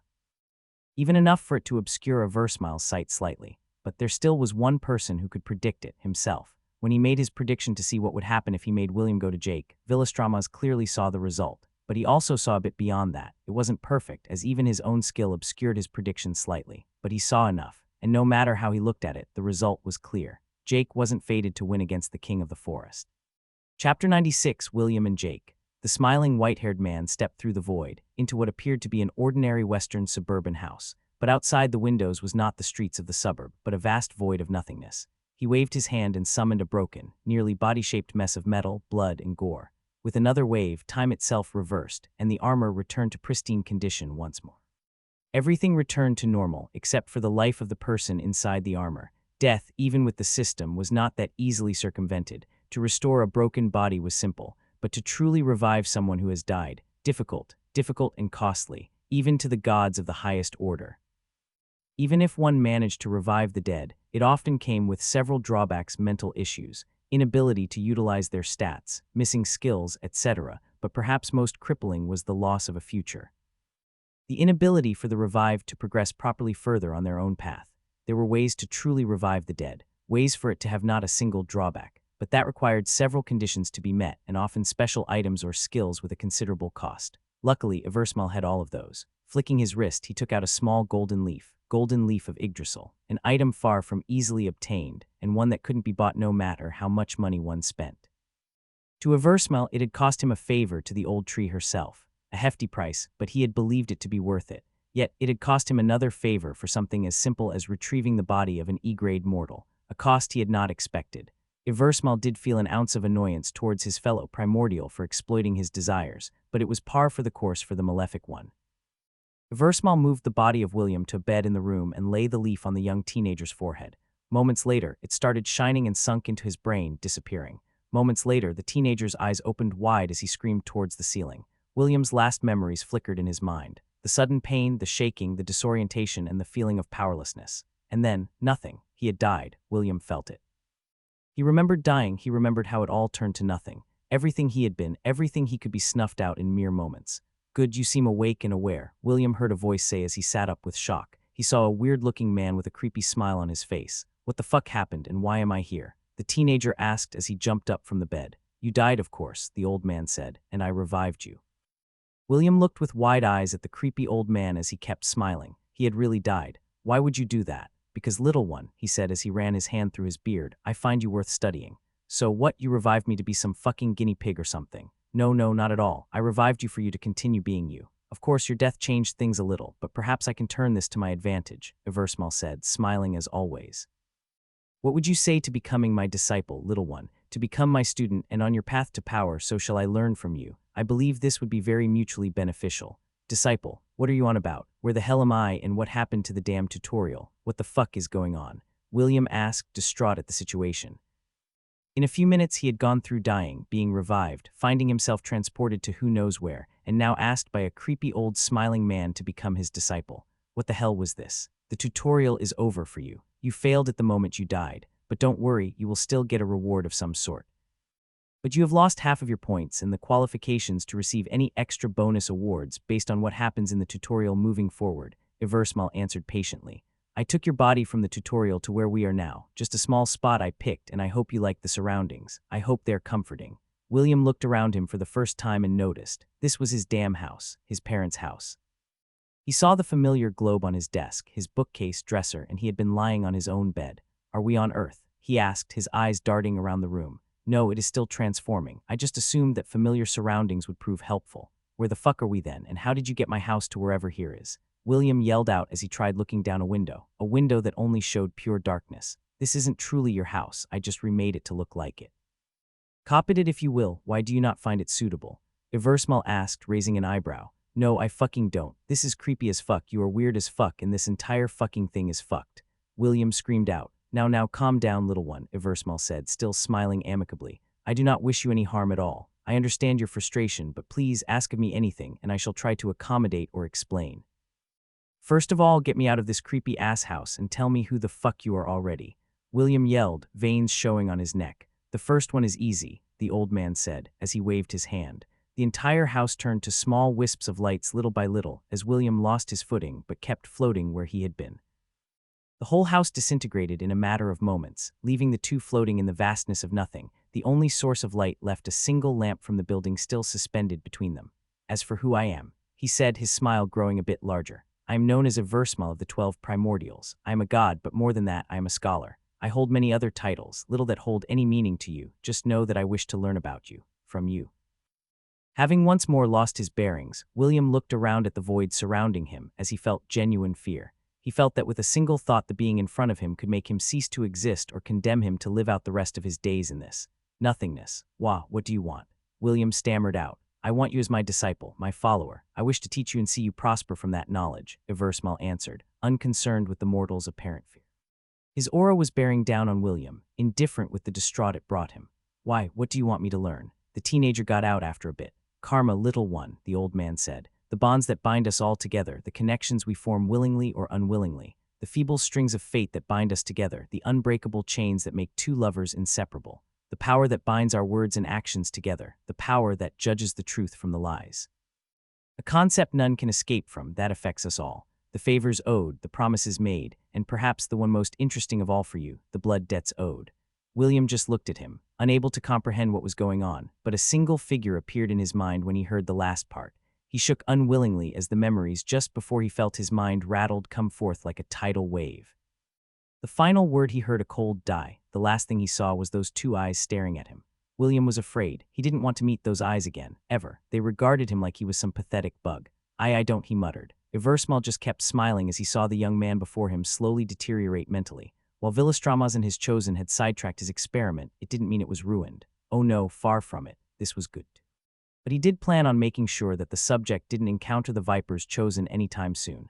He had a feeling the results of that would be unfortunate, and not for the chosen. Jake walked through the forest once more, still savoring the taste of beer in his mouth. It was amazing how something so normal for him less than 2 months ago felt so damn good now. He had learned a lot from the conversation, and it had helped him get his head straight. It felt nice to know that apparently, his bloodline was pretty damn good. The things about fate and destiny and all that crap were really far above his pay grade. Jake just wanted to hunt and challenge himself right now. He didn't want to or feel like he had the time or desire to think about such needlessly complicated subjects. Also, it made him think back on something he had asked just after the Viper had summoned the beers. Won't it mess up the tutorial that you have come here? Nah, I didn't do anything, did I? The system can be pretty lax when the interference is non-existent like this. But if I went and actually did something to help you, well, I don't even think I could, the Viper had answered, shrugging. Jake wasn't sure exactly how much or how little the gods could actually do in the tutorial. He assumed there were some limitations. Why wouldn't Eversmal have just saved William before Jake killed him if there wasn't? Walking through the forest, Jake was finally able to think a bit more clearly about what had happened. The entire fight, if you can even call it that, had been over in an instant. William had clearly not been prepared and had underestimated Jake to the extreme. He hadn't been even 5 meters away at the end, hadn't been on guard at all. If he had been ready, perhaps it would have been a fight. But instead, he was smashed into the ground before he could react, the dark mana, as well as the impact, disorientating him. He hadn't managed to muster any retaliation as Jake had bombarded him with blasts of mana right after. The caster had low vitality and toughness, something entirely normal for a caster. Jake had far higher agility, as one would expect from an archer. Coupled with a powerful weapon, a rare quality skill, and the element of surprise, it wasn't that surprising of a result. Opening his notification, he finally saw the messages he had received, the first one of the kill itself. You have slain human E, LVL 42/Metal Savant, LVL 60/Novice Smith, LVL 24, experience earned, 72, 654, 214 TP earned. He was a bit shocked that he had reached level 60 in his class, especially considering how easily he had died. Also, what was better, Prodigy or Savant? Maybe similar. Damn, he should have checked the notifications before the Viper left so that he could have asked him. The other part that surprised him was the number of tutorial points. That was actually a lot. Jake had more than William, even before he had just gotten half of his, but that still meant William had gathered nearly 150 million tutorial points. That was the same as around 4,000 level 40 mobs, which quite honestly was just far more than Jake had imagined. But if he thought about it. How many beasts did the parties kill to clear the entire outer area? And William had apparently killed close to every other survivor. The number of creatures they must have killed together had to be immense, and William had gotten half of that. Now Jake had gotten half of his. He opened the tutorial panel, the full one, for the first time in a while. Tutorial panel duration, 5 days and 23, 16, 41 total survivors remaining, 1,200 TP collected, 257, 547. 125. His tutorial points were honestly quite insane. 257 million, more than 100 million of those from the sewer dungeon alone. He had killed a lot of rats, a lot. He had spent around 5 hours talking with the Viper. Considering how little time he had left to clear an entire dungeon and then face the king of the forest, it did seem like a waste of time on the surface, but Jake didn't regret it at all. Mentally, he had been a goddamn mess, and he honestly still was. At least it wasn't repressed anymore, and he could face it openly and work to better himself. He already had very few people in his life he considered close. It was just a few of his close colleagues, most now dead, and his immediate family, his parents and brother to be more exact. He had steeled himself to seek out his family first thing after the tutorial. He did miss them. He hoped that they survived and now actually had started thinking about it. Before, it was just another thought he had ignored, but now he had faced it and perhaps even begun preparing himself a bit mentally. Their death was probable, especially if you took his tutorial as a reference. The fact that he was the only human left in the tutorial did weigh on his mind quite a bit, but it was manageable. If he had to look on the positive side, it did mean that there would be no more disturbances. That he had absolutely no excuses anymore to not succeed in his quest to slay the king. His only source of failure would be his own incompetence. He preferred it that way. Jake had to admit that no matter how many soul-searching conversations and meaningful reflection, he was still in the end very much a one-track mind type of guy. He excelled when he had a goal to work towards, and he was good at doing just that. Now he just had to try and not let it destroy everything else around him. Returning his attention to his system messages, he went to the last thing on the list, which he had neither expected nor ever thought of. Upon killing William, he had received and apparently completed a tutorial quest. Tutorial quest: a leader is born objective. Become the sole leader of at least 90% of the other humans during the tutorial. Current progress: 100% eliminate other leaders. 0 quest completed. Reward given upon the conclusion of the tutorial. He had never asked for nor wanted this quest, and yet he had completed it. He didn't know why he got it, and he honestly didn't care. If Jake was sure of one thing about himself, it was that he wasn't suited to be a leader. He was already terrible around people. He could only imagine how awful he would be at leading them. Who knows, maybe the reward will be okay, Jake thought as he tried to cheer himself up a little. Closing the notification menu, he moved on to the next course of business, which was the second largest mountain-like volcano in the tutorial area, the location of the final dungeon and the final beast lord. But before that, it was time for some spring cleaning. Chapter 97, Spring Cleaning equals Loot 30. Jake practically flew through the terrain as he ran across the valley, scanning it with his sphere wherever he went. He didn't really encounter any enemies on the way, something he very much appreciated. William had done an outstanding job of clearing out a lot of beasts in the inner area. Not that it particularly mattered, as all the beasts he came across avoided him like the plague, all except for a single buffalo that had chosen to stand up to him, which netted it a quick infused power shot to the face. He was currently scanning the valleys for those sweet lockboxes. It was cleanup time. His rationale was that he still required a few critical pieces of loot, and if he were stronger, he would be able to clear the final dungeon more easily. Likely even take some more risks to do it faster, or compromise on how he liked to fight. The Malefic Viper had told him about equipment, and he had done the math on how much more he could get. As he could have a maximum of 20% in any given stat, but only 15% of his total stats could be from gear, he saw that he had ample space to grow. Currently, he had a total of 353 stats from equipment. It felt like a lot, but the total amount he could get was 603, meaning he was only a little over half of what he could at maximum have. A quick calculation of his stats showed how much he could get in each: Strength, 1871 Agility, 6090 Endurance, 4567 Vitality, 7594 Toughness, 5068 Wisdom, 35101 Intelligence, 4545 Perception, 2202 Willpower, 564 total. 353,603, the only stat he had maxed out on was Intelligence, and it appeared that it had been maxed out the moment he got his gloves. The ring he had taken off the Ice Witch what felt like ages ago together with the gloves did, indeed, provide precisely 45. None of the other stats were capped at all. Where Jake really wanted to find some equipment was to get some more strength and agility. He felt like those two would have the most immediate value, not that he would complain about getting some more perception either. His perception was already at a ridiculous level, having reached over 1,000 with all his titles and his bloodline, 1033 to be exact, yet he had kept investing all his free points into it as it just seemed efficient. He had to admit that he was starting to feel the lack of value in it, besides the raw number just going up. While it did increase his reaction speed and his senses, his body could no longer keep up. For a while, it had been like that, actually. His agility and strength were simply not able to follow the commands he issued it. Having gotten the mark of the ambitious hunter was quite fortunate. The damage increase it was meant to provide was likely meant to be far less than what his version of the mark provided. But as it scaled with perception, Jake's increased the damage done by quite a bit, especially coupled with his primary damage source being through poisons. Still, he likely should have considered investing some more points in the two physical stats, but it wasn't like they were at a terrible level. And he often made up for his lack of raw power in stats through his infused power shot and newly gained Dark Descending Fang. Of course, he also got the bonus from Big Game Hunter, an often forgotten skill that raised his strength and agility against higher-leveled foes, meaning it was pretty much always active during fights. The bonus wasn't that big, but it did help him to close the gap somewhat. So if he had so much available space to improve just by being a bit lucky and finding some lovely baubles, he wasn't going to ignore it. Getting only 100 stats more would be the same as several levels. If he got lucky, he could even find some more unique items, and if he got really lucky, a bow. Besides, it was calming to run through the valleys with his speed as he scanned it, the wind blowing through his hair, the feeling of freedom and ease of movement as he jumped forward, sometimes tens of meters in a single long leap. He spent nearly 3 hours doing this, going through most of the valleys in the inner area that he hadn't been to earlier. He had pushed himself both physically and mentally with his sphere, and it felt great when he looked at the pile of loot he had gathered. First, he sorted all the useless stuff. He had a bunch of gear clearly suitable for heavier classes, such as breastplates, greaves, steel gauntlets, two-handed axes and swords, a shield, and so on and so forth. He had collected more than 50 things in total, of which only 5 held any value or were interesting enough to note, the first of which was an upgrade token.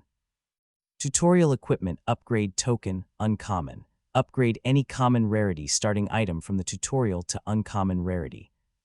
This one was pretty self-evident, and he had been very tempted to use it on his bow right away the moment he found it, but had held off in case he actually found a better bow. The second item was something he found interesting, but had no intention of ever using. Hatchet of Halfdan the Brave, rare, a hatchet infused with records of a fallen warrior Halfdan. With his axe in hand, he fought for his family and fell for his home. The axe is made of simple wood with an iron head. Grants the wielder a small part of the once great man's bravery. Enchantments, grants the skill, Halfdan's Bravery, rare, requirements, LVL 50+ in any humanoid race. This one was interesting because it came with actual history and of course because of its rarity. Jake had wanted to try to use it to see what the skill was but found himself unable to bind it. It was weird because he didn't feel like it was related to mana affinities. It was just like the weapon. Didn't like him or something.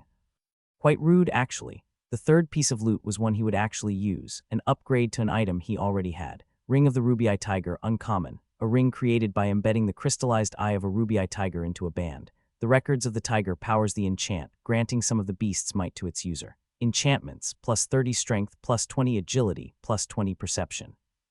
Requirements, LVL 40+ in any humanoid race. This ring would replace his Ring of Brilliance, which would lose Jake 10 intelligence, 10 wisdom, and 5 willpower, but it would be more than a worthy trade-off. He also found it interesting to compare it to the other ring he already had. Ring of the Jade-Eye Tiger, uncommon, a ring created by embedding the crystallized eye of a Jade-Eye Tiger into a band. The records of the tiger powers the enchant, granting some of the beast's might to its user.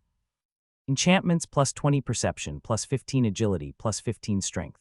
Requirements, LVL 30 in any humanoid race. Apparently, tigers with special eyes were popular to make rings from, or maybe the system had just selected that archetype for some reason.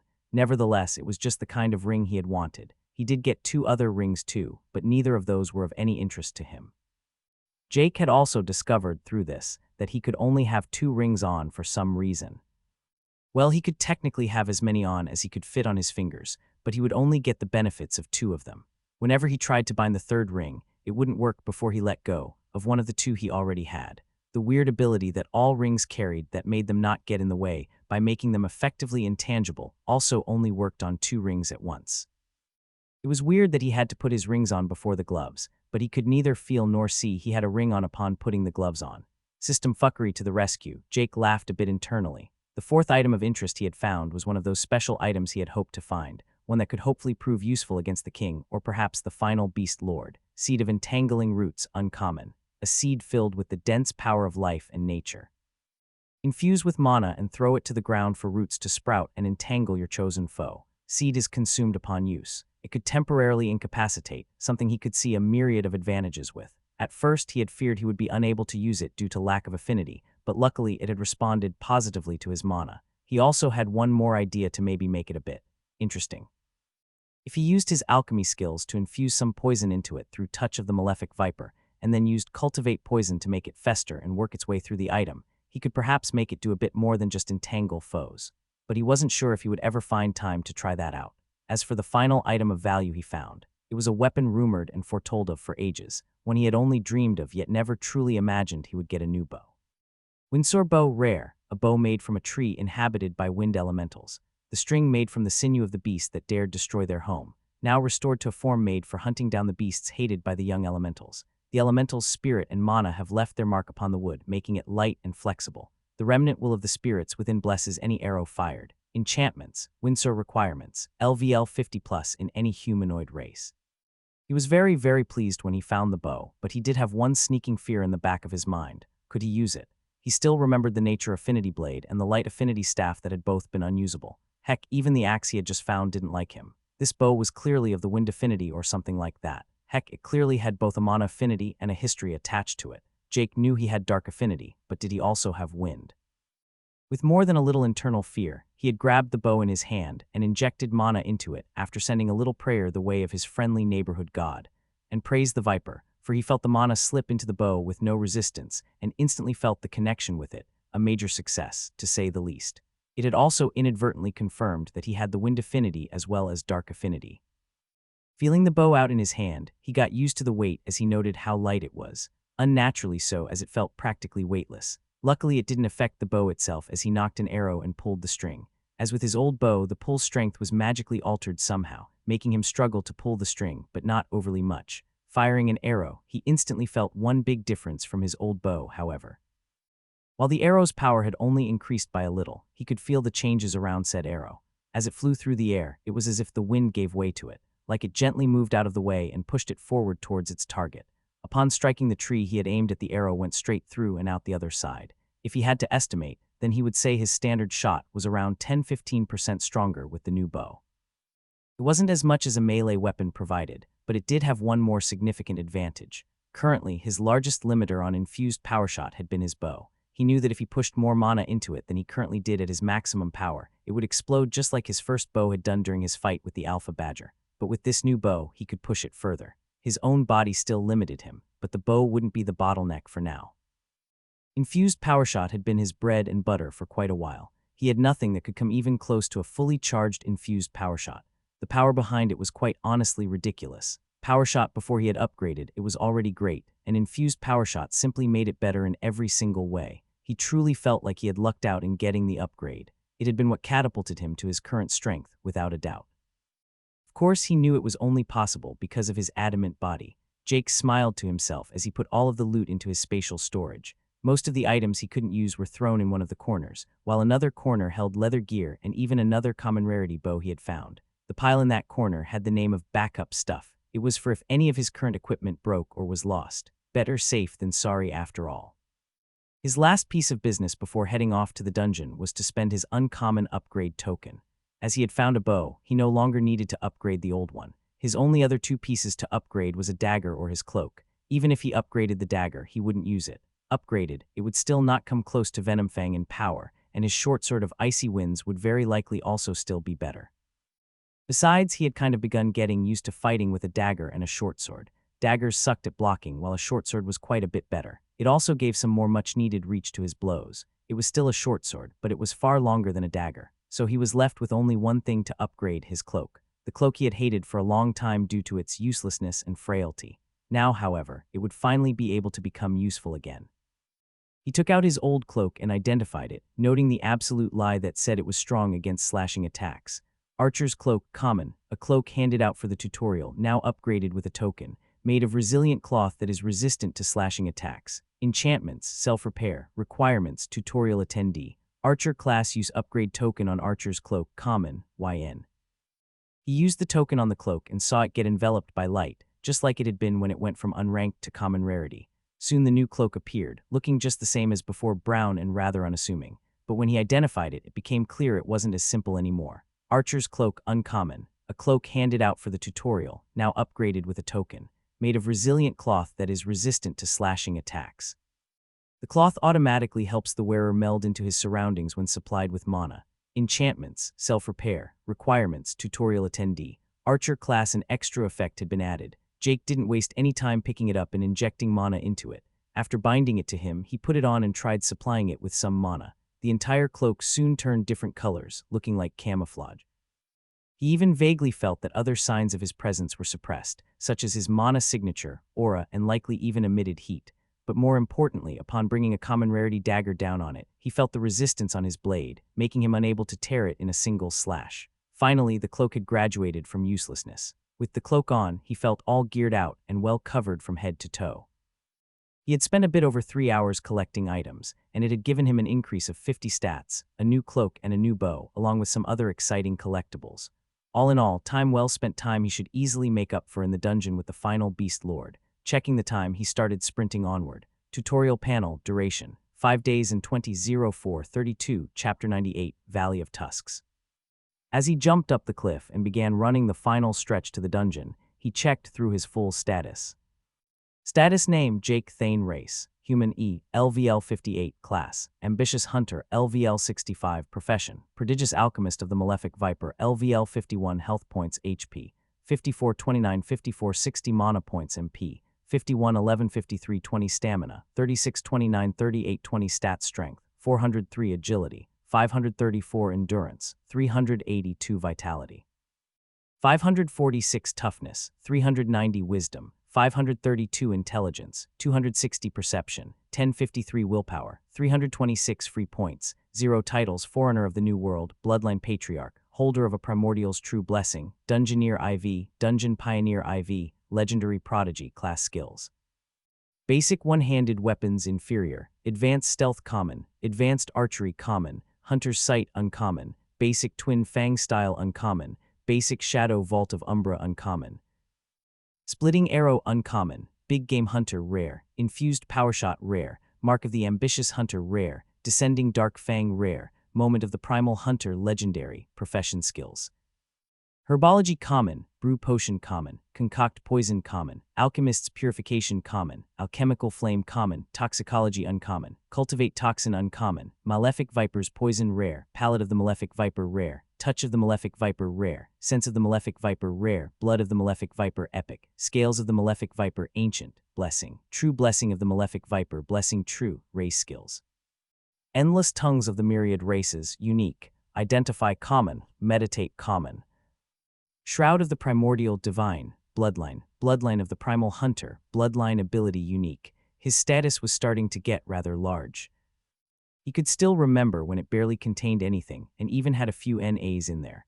His stats had all grown a lot, especially his perception that was truly at a ridiculous level by now. He really hoped to get a skill to make better use of the high perception at level 70. His mark already did so, as well as his moment of the Primal Hunter, but that was about it. Of course, the stat did still help passively, but most of his skills did scale with agility first and strength second. But that was for when he reached level 70. Rushing up the mountainous path, he soon found himself at another tunnel leading into the volcano-like mountain. He ran through it quickly and found himself within. The layout of this one was relatively simple. It was all made of stone with pillars of rock everywhere. Overall, he saw nothing of note but the entrance to the dungeon. On the far most side of the area was the dungeon door, and he didn't waste any time as he rushed to it, placed his hand, and accepted the prompt. His vision went black for a few seconds before he regained sight. You have entered the dungeon, Valley of Tusks objective. Defeat the Horde leader. He found himself in a deep valley made of only rock and soil. Curved, jagged spikes poked out from all sides of the cliffside around him, making it all seem somewhat intimidating. It was perhaps more accurate to call where he currently was a gorge rather than a valley. It was only 20 or so meters across, after all, with vertical cliffs to each side. They extended upwards farther than his eyes could see, with the spikes only multiplying the further one got up. However, the first thing he noticed when he entered the dungeon was not how it looked, but how it felt. After the sewer dungeon, he had begun to focus on the mana in the air far more, and the mana in this dungeon also felt different. It somehow felt more solid, not dense, just solid like it had weight to it. If Jake had to take a guess, he would say it had to be that a lot of mana in the area carried an affinity, perhaps earth, rock, soil, or something like that. Interestingly enough, it didn't seem to have any adverse effect on his mana regenerations. It had increased ever so slightly, if nothing else. He couldn't tell if it was due to his incompatibility with the mana outside or his compatibility with the mana inside, though. And with the timer ticking down, he didn't have time to sit down and meditate on his environment. He had yet to spot any enemies, but he saw the path curved slightly ahead, obstructing his vision. The left side was blocked off, leaving only the right direction open. The dungeon appeared relatively linear, which was totally fine with Jake, most certainly better than another damn maze, especially with his limited time. Jumping down from the small cave on the side of the gorge he had entered from, his sphere instantly picked up a barrier of mana forming behind him, blocking off the entrance. He looked up and saw a shimmering wall of mana with yellow and brown colors. This was the first time he had experienced the entrance being blocked off. Right after Ent crash, an explosion of stone and rubble erupted from the left side of the gorge as Jake whipped his head around to see what was happening. Through the dust at the path he thought blocked off emerged tens of huge hulking figures, thick skin and 2 huge tusks with far too much muscle, running on all fours. Jake didn't need to use his skill to identify them at all. Boars, but that wasn't the issue. The issue was the fact that they were all charging straight at him in a small, narrow gorge. Well, fuck, he thought as he turned tail and ran as fast as he could. Fighting dozens of the hulking monstrosities at once didn't seem like the wisest course of action. Luckily for him, he outpaced the beasts. Unluckily, they had other means of attack than trampling. The gorge's rocky walls seemed to come alive as spikes of rock erupted from them, firing straight towards the lone running human. Jake managed to barely dodge as he felt more and more head towards him. Soon it wasn't just massive pillars, but small shards of rock, pebbles, and even a freaking boulder tossed at him. While he managed to avoid most of it, he did get hit by many smaller attacks. To his pleasant surprise, none of the shards managed to draw blood as the combined defense of his cloak and armor blocked most of the damage. It still hurt like hell, though. The damn gorge seemed to continue endlessly as he kept running and dodging for several minutes. It did curve slightly, but all that did was to make any end always out of sight. He was starting to get impatient as he took out his bow and attempted to retaliate. He didn't even manage to knock an arrow before he was forced to jump out of the way, making him quickly shelve that idea again. Hundreds, if not thousands of attacks battered him from behind as he kept running. It improved as he got further and further away, and the larger attacks no longer reached him. While pebbles and shards of rock still annoyed him, they were bearable. Finally, having a bit of leeway, he got the chance to assess the horde of boars following him properly. And a horde it was. He estimated at least 60 boars in the stampede, all large and bulky, each and every one of them easily the size of a van, steel-tusk boars. Jake had encountered them before, but never in this number and never at this level. His identify only confirmed what he already knew. Steel-tusk boar LVL-79, the level was higher than he had expected. They were nearly at the Ratman swarm controller's level, and if he had to estimate their strength, he believed them all to be roughly equal to the Alpha Badgers, which is to say that a direct fight against a damn army wouldn't end that well for him. This wasn't to say he couldn't take potshots with the increased distance. With a leap forward, he used Shadow Vault and increased the distance between himself and the horde further, as well as outrunning any projectiles currently aimed at him. With a bit of room, he took out his bow once more and in a spinning motion, fired a splitting arrow behind him. He wanted to use infused power shot, but using it while moving was inadvisable. His goal was to sow chaos among the beasts rather than actually cause them worthwhile damage, so splitting arrow was better at that anyway.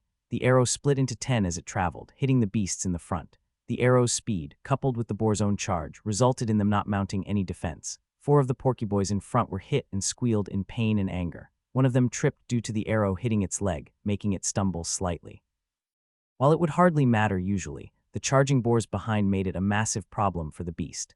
The slight slowdown made the one behind it bump into it, and soon a boar traffic jam resulted in several of the beasts smashing into and tumbling over each other. Jake took the opportunity to once more Shadow Vault and shoot yet another splitting arrow behind him. He had also poisoned the arrows with a bit of his blood, but he honestly didn't expect it to do much damage. However, it slowed down the entire horde enough for Jake to get all the way out of their attack range. Being free of attacks, he kept running and firing arrows until he could only hear and not see the stampede behind him. He had hoped that they would trample each other to death, but it appeared they were simply too bulky to do so effectively. After the first few shots, they had also started to defend themselves a bit, making his attacks even less effective.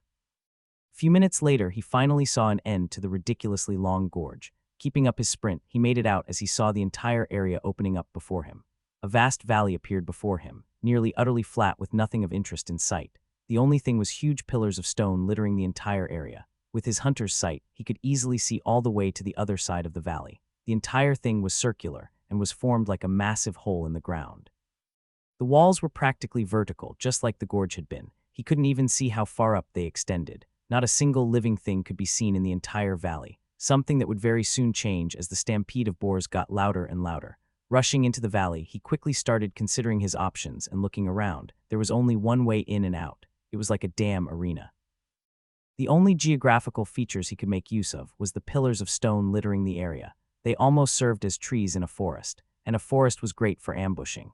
Jake didn't hesitate as he made his way to one of the closest pillars to the gorge and quickly rushed behind it. Up close, they appeared even bigger, towering upwards, and being easily 10 meters in diameter and several hundred meters in height. They were made up of stones stacked on top of each other, tightly balanced stone formations that represented both opportunities as well as danger.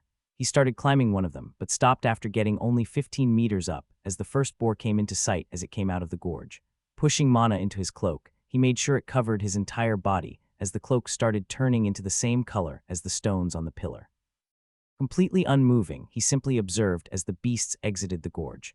With his newfound height advantage, he could see the entire horde. He had estimated there to be around 60, but now he could clearly see how wrong he had been. There had to be closer to 100 of the damn things, if not more than 100. However, what caught his eye more than the numbers was the hulking monstrosity that led the rear of the horde. It was several times larger than any of the other beasts, towering over them.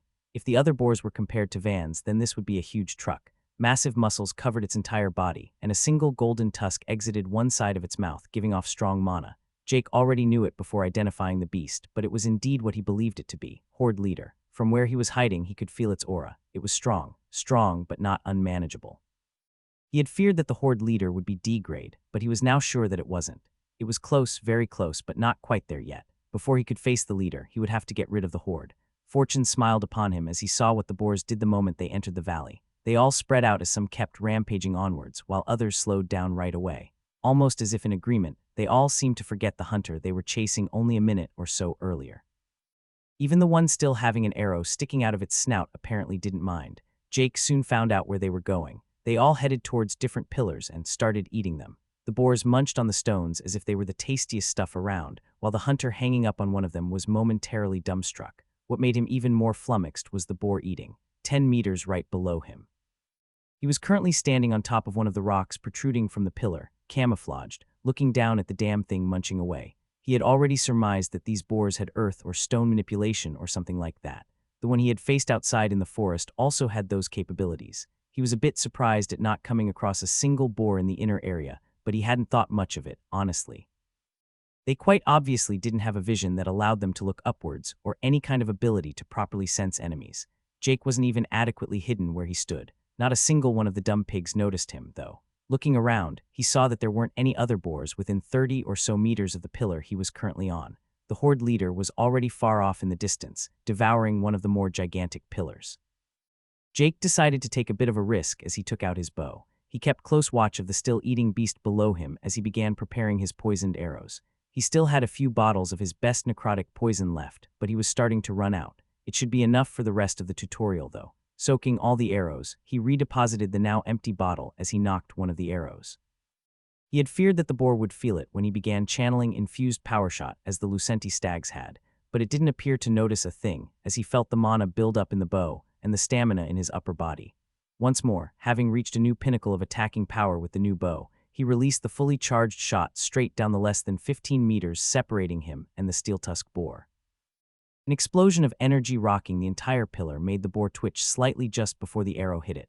It penetrated straight through its spine as it bore a barrel-sized hole through the large beast, its heart in the path of the attack. The damage from the blow coupled with the poison more than enough to ensure the beast would soon be dead. As the arrow hit the ground below the boar, it exploded, sending rocks everywhere, shaking the pillar and the earth. And then, all hell broke loose. Chapter 99, Going with the Flow. Jake tended to be rather good at predicting what the response to his attacks would be. He had expected the closest boars to rush towards their now-dead comrade, or perhaps to all start searching frantically for the killer. It turns out that this time Jake had predicted a bit wrong, just a tiny bit. While the big piggies didn't react much to him channeling mana, they apparently really didn't like it when someone made the ground explode and killed one of their pals. In fact, they liked it so little they all appeared to have gone berserk. More than 10 steel-tusk boars were currently rushing red-eyed towards the pillar Jake was hiding on, the ground shaking beneath their every step. It wasn't just their footfalls causing the shaking either.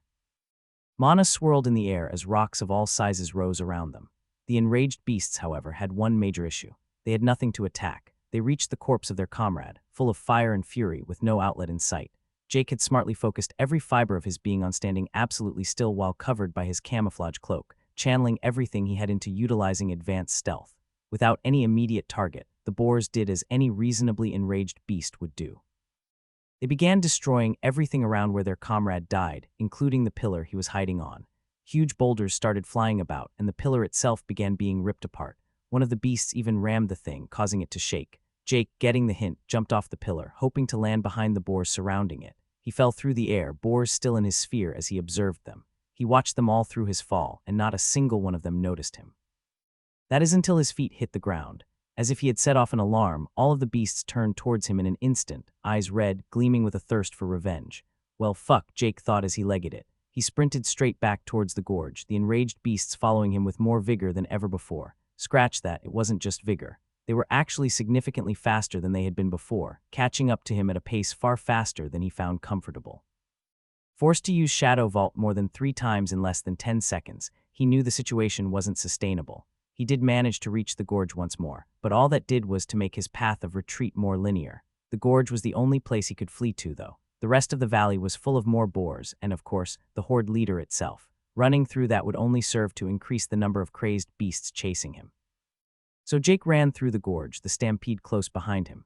They didn't even bother flinging spells at him, but the shaking caused by their running did slow him down slightly. He had to Shadow Vault repeatedly to get just a small semblance of distance, but in mere seconds they would catch up once more. Jake's mind worked at high speed, trying to find a solution. Stop and fight. No way he could kill them all. He counted 14 of the damn things, all around or above level 80. It wouldn't be impossible to win, but he would likely have to use his moment of the Primal Hunter as well as everything else he got. The end result would still be him out of commission for quite a while. Fighting was swiftly designated to last resort. Keep fleeing. He could lose focus for a mere moment and get impaled or run out of stamina far faster than them. They didn't appear to slow down either. Based on what he knew about the boars, endurance wasn't an area they lacked in. Potshots were also out of the question. No way he could manage to shoot a single arrow as things were. Even if he did manage to shoot an arrow, the damage it would do would be negligible. As his head churned for ideas, he also observed the boars close enough to be within his sphere. He noticed that the air around them seemed to give off a faint sheen. It reminded him a lot of the Blade of Nature guy he had fought so long ago. Were the pigs doing something similar? They were clearly boosted by something. Jake kept observing them as he dodged, and he felt the energy slowly seeping out. It wasn't mana, no, it was stamina. Somehow the beasts were burning through stamina to strengthen themselves. Jake had tried something like that a fair bit of time ago. It had ended in exploding limbs as he went too far with the energy, but while he overloaded it, he did feel the increase in power. It was to a crazy level, but it also came with crazy drawbacks. What the boars did appeared to be similar in nature. Back then, Jake's problem had been the lack of an outlet for the energy, making it repeatedly build up in his arms in a constant cycle. His final act of desperation had been to release all the energy at once, hence the exploding arms. Their outlet wasn't exploding their limbs, no, it was their entire bodies. As the energy was burned through, they released it through their pores. A concept Jake had theorized long ago but hadn't dared to try.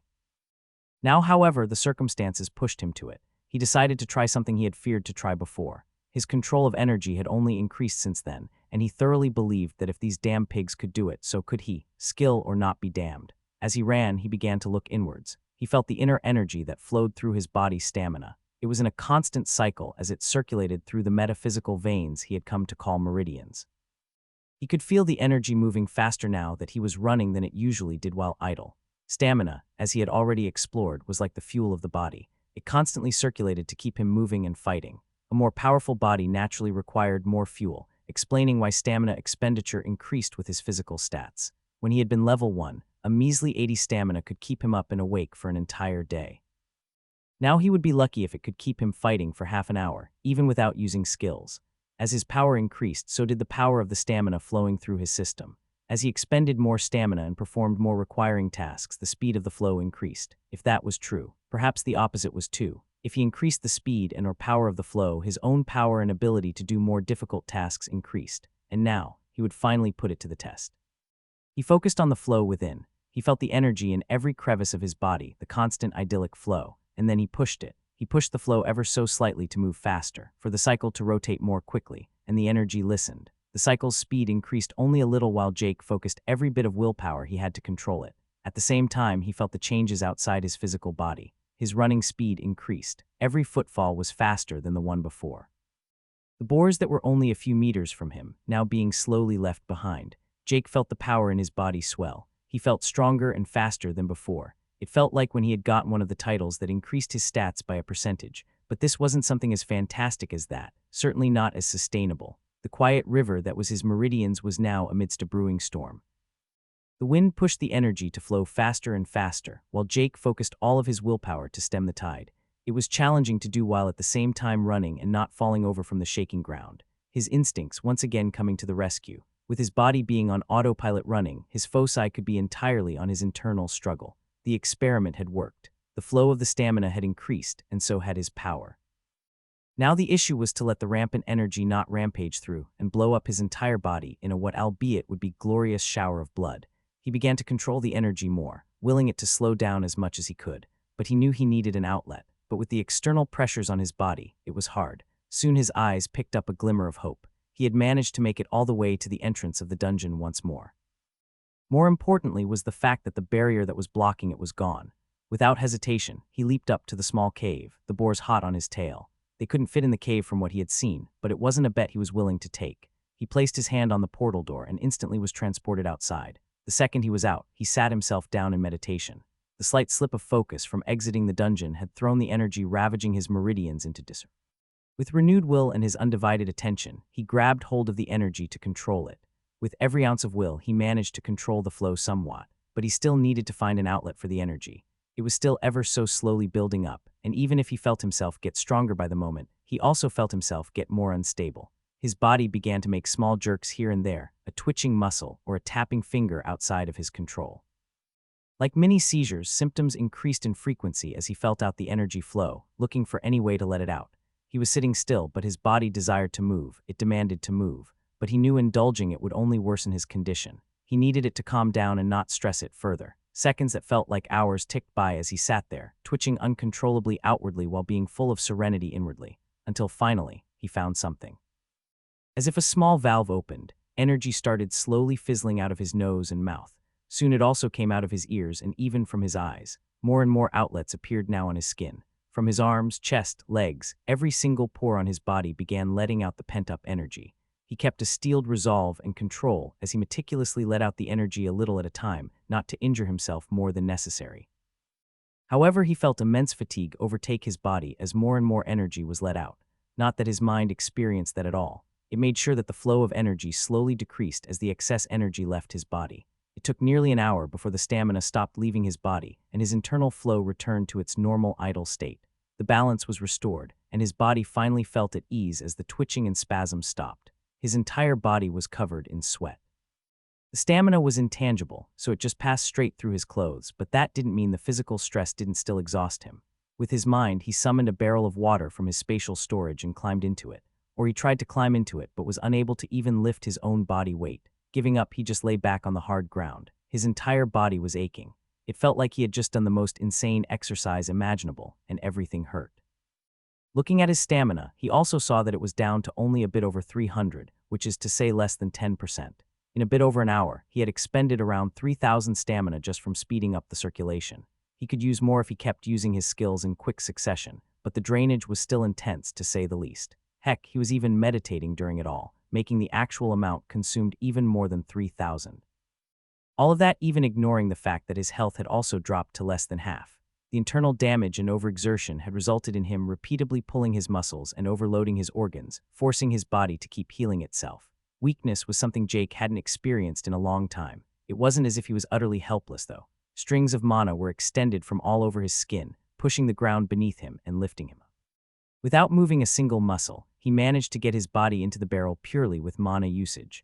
Feeling the cool water washing over him was relaxing, and he felt his tense muscles relax a bit more. It did little to alleviate his actual exhaustion, but it helped treat the symptoms. It also helped wash off all the sweat and dirt. He was still fully clothed, but frankly didn't care much. The only thing he had thrown off was the cloak as he soaked in the barrel for a while.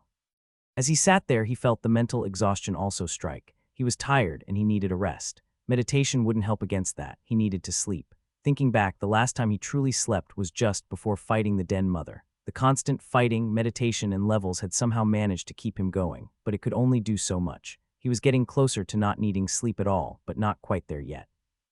What he also hadn't forgotten was the nightmare that followed his last sleep.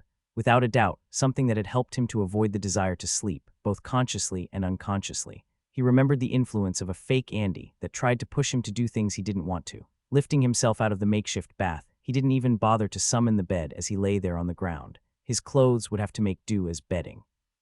He dreaded what images his mind would conjure up upon sleeping, but he couldn't delay it any longer. His only hope was that his body would be back to normal by the time he awoke and that he wouldn't sleep for too long. Closing his eyes and relaxing his body, he fell asleep instantly. Chapter 100, The Right Way Forward. The family sat gathered around the table, enjoying their breakfast. The rays of sunlight hit the table, highlighting the vast selection to choose from. Scrambled eggs, bacon, sausages, bread, whatever one wanted. Caleb had even convinced their dad to make pancakes that morning. Mom had objected, but Caleb had gotten his will. It was only his birthday once a year after all. Jake was enjoying one of the aforementioned pancakes with perhaps a bit too much honey on, which, of course, resulted in an admonishing gaze from his mom across the table.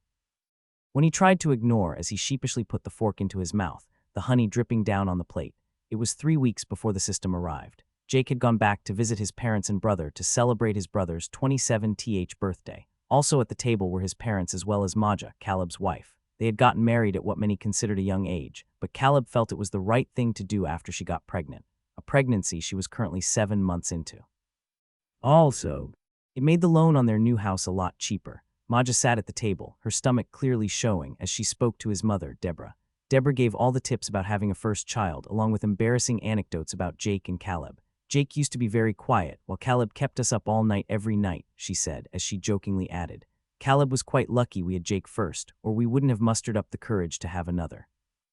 Mom, come on, I can't have been that bad, Caleb protested, getting only a giggle from Maja. He still keeps me up all night even now, Maja said without thinking. The rest of the family all looked at her awkwardly for a moment, with Jake's dad, Robert, nearly choking on his coffee. Maja seemed to realize the meaning of what she said as she turned red and frantically tried to explain. Snoring, he snores, she protested loudly, earning only a chuckle. In an attempt to help his wife, Caleb swiftly changed the subject as he turned to Jake. So, how is work these days? Heard your company is quite busy after going public last month. Jake, getting the hint, helped dispel the awkward atmosphere and gladly answered. Yeah, management is all up in our asses about putting out the, and I quote, biggest numbers to date. I'm not even sure management knows what half of those numbers mean. Can't be all bad, don't you get along with that, Jacob fellow? Deborah asked. He can only lift up the average intelligence of the management that much, Jake joked. I agree, they can't be all that bright, Caleb said, nodding. They were dumb enough to hire you after all. Cal, be nice, Maja said as she poked him in the arm with her elbow. Birthday boy using up his leeway fast, Jake said, pointing his still honey-covered fork at his brother. Going to have to take back presents if you don't behave soon, young man. I apologize, oh bringer of the big numbers, he answered, holding up his hands in mock surrender. It was the last time Jake had met his family. After that, he had been busy and the trip back to his hometown was pretty long. Caleb and Maja lived in the same town as his parents. It wasn't big, but it was decently sized, having around 40 inhabitants. Caleb worked as a teacher at an elementary school, while Maja studied at the university half an hour away in a larger city. Maja had practically been a part of the family forever. She grew up next door and was over almost every day. Jake had been the older brother, with Caleb and Maja being the 2 younger siblings due to their closer ages. When Jake moved away for university, the 2 of them had started hanging out. Things developed as they do, and the 2 ended up going out, getting married, and were now looking to start their own family. Jake didn't see his closest family as much as he should. He was always in the weird paradox that going to see them seemed like such a hassle, and he always looked forward to just relaxing alone after a long week of work. On the other hand, he enjoyed being around them. They were the only people in his life he was truly close to. The only ones he could openly joke and have fun around. He didn't feel like he had to put up any walls or to filter himself. He could just be him. His parents were just average folk, the supporting and loving kind, who had never put him down for any decisions he had made but helped push him forward towards making the best ones. His mother had worked as a bookkeeper and his dad as an engineer. They had neither been rich nor poor, growing up solidly in the upper middle class. The classical family unit, if you will. To Jake, these 4 people were the most important in his life. When does your plane take off again? Caleb asked as they were cleaning up the table. Need to be at the airport before 5, Jake answered as he put the plates in the dishwasher. So any plans for the day? I have already prepared everything for that stupid conference, so not really. Well, now you do, Caleb said as he put on a sinister smile. The rest of his day was spent walking around carrying heavy furniture. The 2 newlyweds had gotten a bigger house a month or so earlier, and they had waited for Jake to get home to provide his free moving service. At least he paid him back by making his brother offer a free taxi ride later that day. Taking off to the airport, he gave his mom a hug, his dad a slap on the shoulder, followed by also giving his old man a hug. With that came a promise to return home for his mother's birthday the next month. Caleb and Maja drove him to the airport as promised. With only his carry-on bag, he didn't need to be there much in advance, but he was still kind of in a hurry. Not too much in a hurry for a proper farewell, though. "Take care of Maja, Cal," Jake said as he gave his brother a hug, the manly kind. Turning to Maja, he also gave her a light hug. "On a side note, Jake," his brother said, "any progress on the Caroline front?" "None at all. Gotta get your shit together." "I am pretty sure it never will turn to anything," Jake answered, quite assuredly. "Take care, you two. I hope we meet again." "Of course we will. I am not one to croak that easily," Caleb answered as assuredly as Jake. Jake smiled as he waved the two of them off. He started walking onwards, but instead of a gate, he saw a portal leading into a forest. "I hope you're right, Cal," he said to himself as he walked through the portal, the dream dissolving around him. "I really do." Jacob sat quietly as he read the oversized tome in front of him. The faint frown and the serious look in his eyes, coupled with his handsome features, made it look rather picturesque. At least Anira thought so as she kept throwing glances his way. It hadn't been long since she had come here. Nira's father had, at the behest of the higher-ups, arranged for several ancient and expensive tomes to be transported here, and she would personally act as a teacher for the young man. His presence was different, almost ethereal. He was weak, yet he gave off an aura and feeling that made one unable to ignore him. Anira had been with the church since birth, yet she had never felt a man as holy and at the same time weak as Jacob. The Holy Mother herself recognized him. An augur, a class she had only ever read of in old scriptures but never actually encountered. A rare variant class with requirements still unknown, possessing skills and powers eluding the scholars even today. Always beside the young augur was another interesting one, the one called Bertram. Another mystery to her, as he too was a type of entity she had never encountered before. A guardian bound to the augur through karma, conviction, and personal belief, his class reforged upon becoming a guardian, now possessing one just as mysterious as the augur himself. And while the augur himself could not fight, his guardian was another thing altogether. Bertram had shown tremendous growth from the teachings her father had given him. He was even praised by the Grand Master, acknowledged for his foundation and ability to grow. His semi-immortality from his connection to the augur was only making him all the more peculiar. Rather than man, perhaps he would more easily be compared to a summoned familiar. But even that was wrong, as such entities very rarely reached the level of sapience, and they all were more comparable to monsters rather than the enlightened races. All in all, Anira found it equally puzzling and enjoyable to interact with the two of them. They were very different from anyone she had ever met before. Not just due to their classes, their common knowledge of the system was close to non-existent. They asked questions even small children knew, and her father gladly explained everything to them. She had a hard time wrapping her head around anyone living in a world without the system, which the two of them apparently had. But what surprised her the most was the blatant blasphemy the two uttered without a care in the world.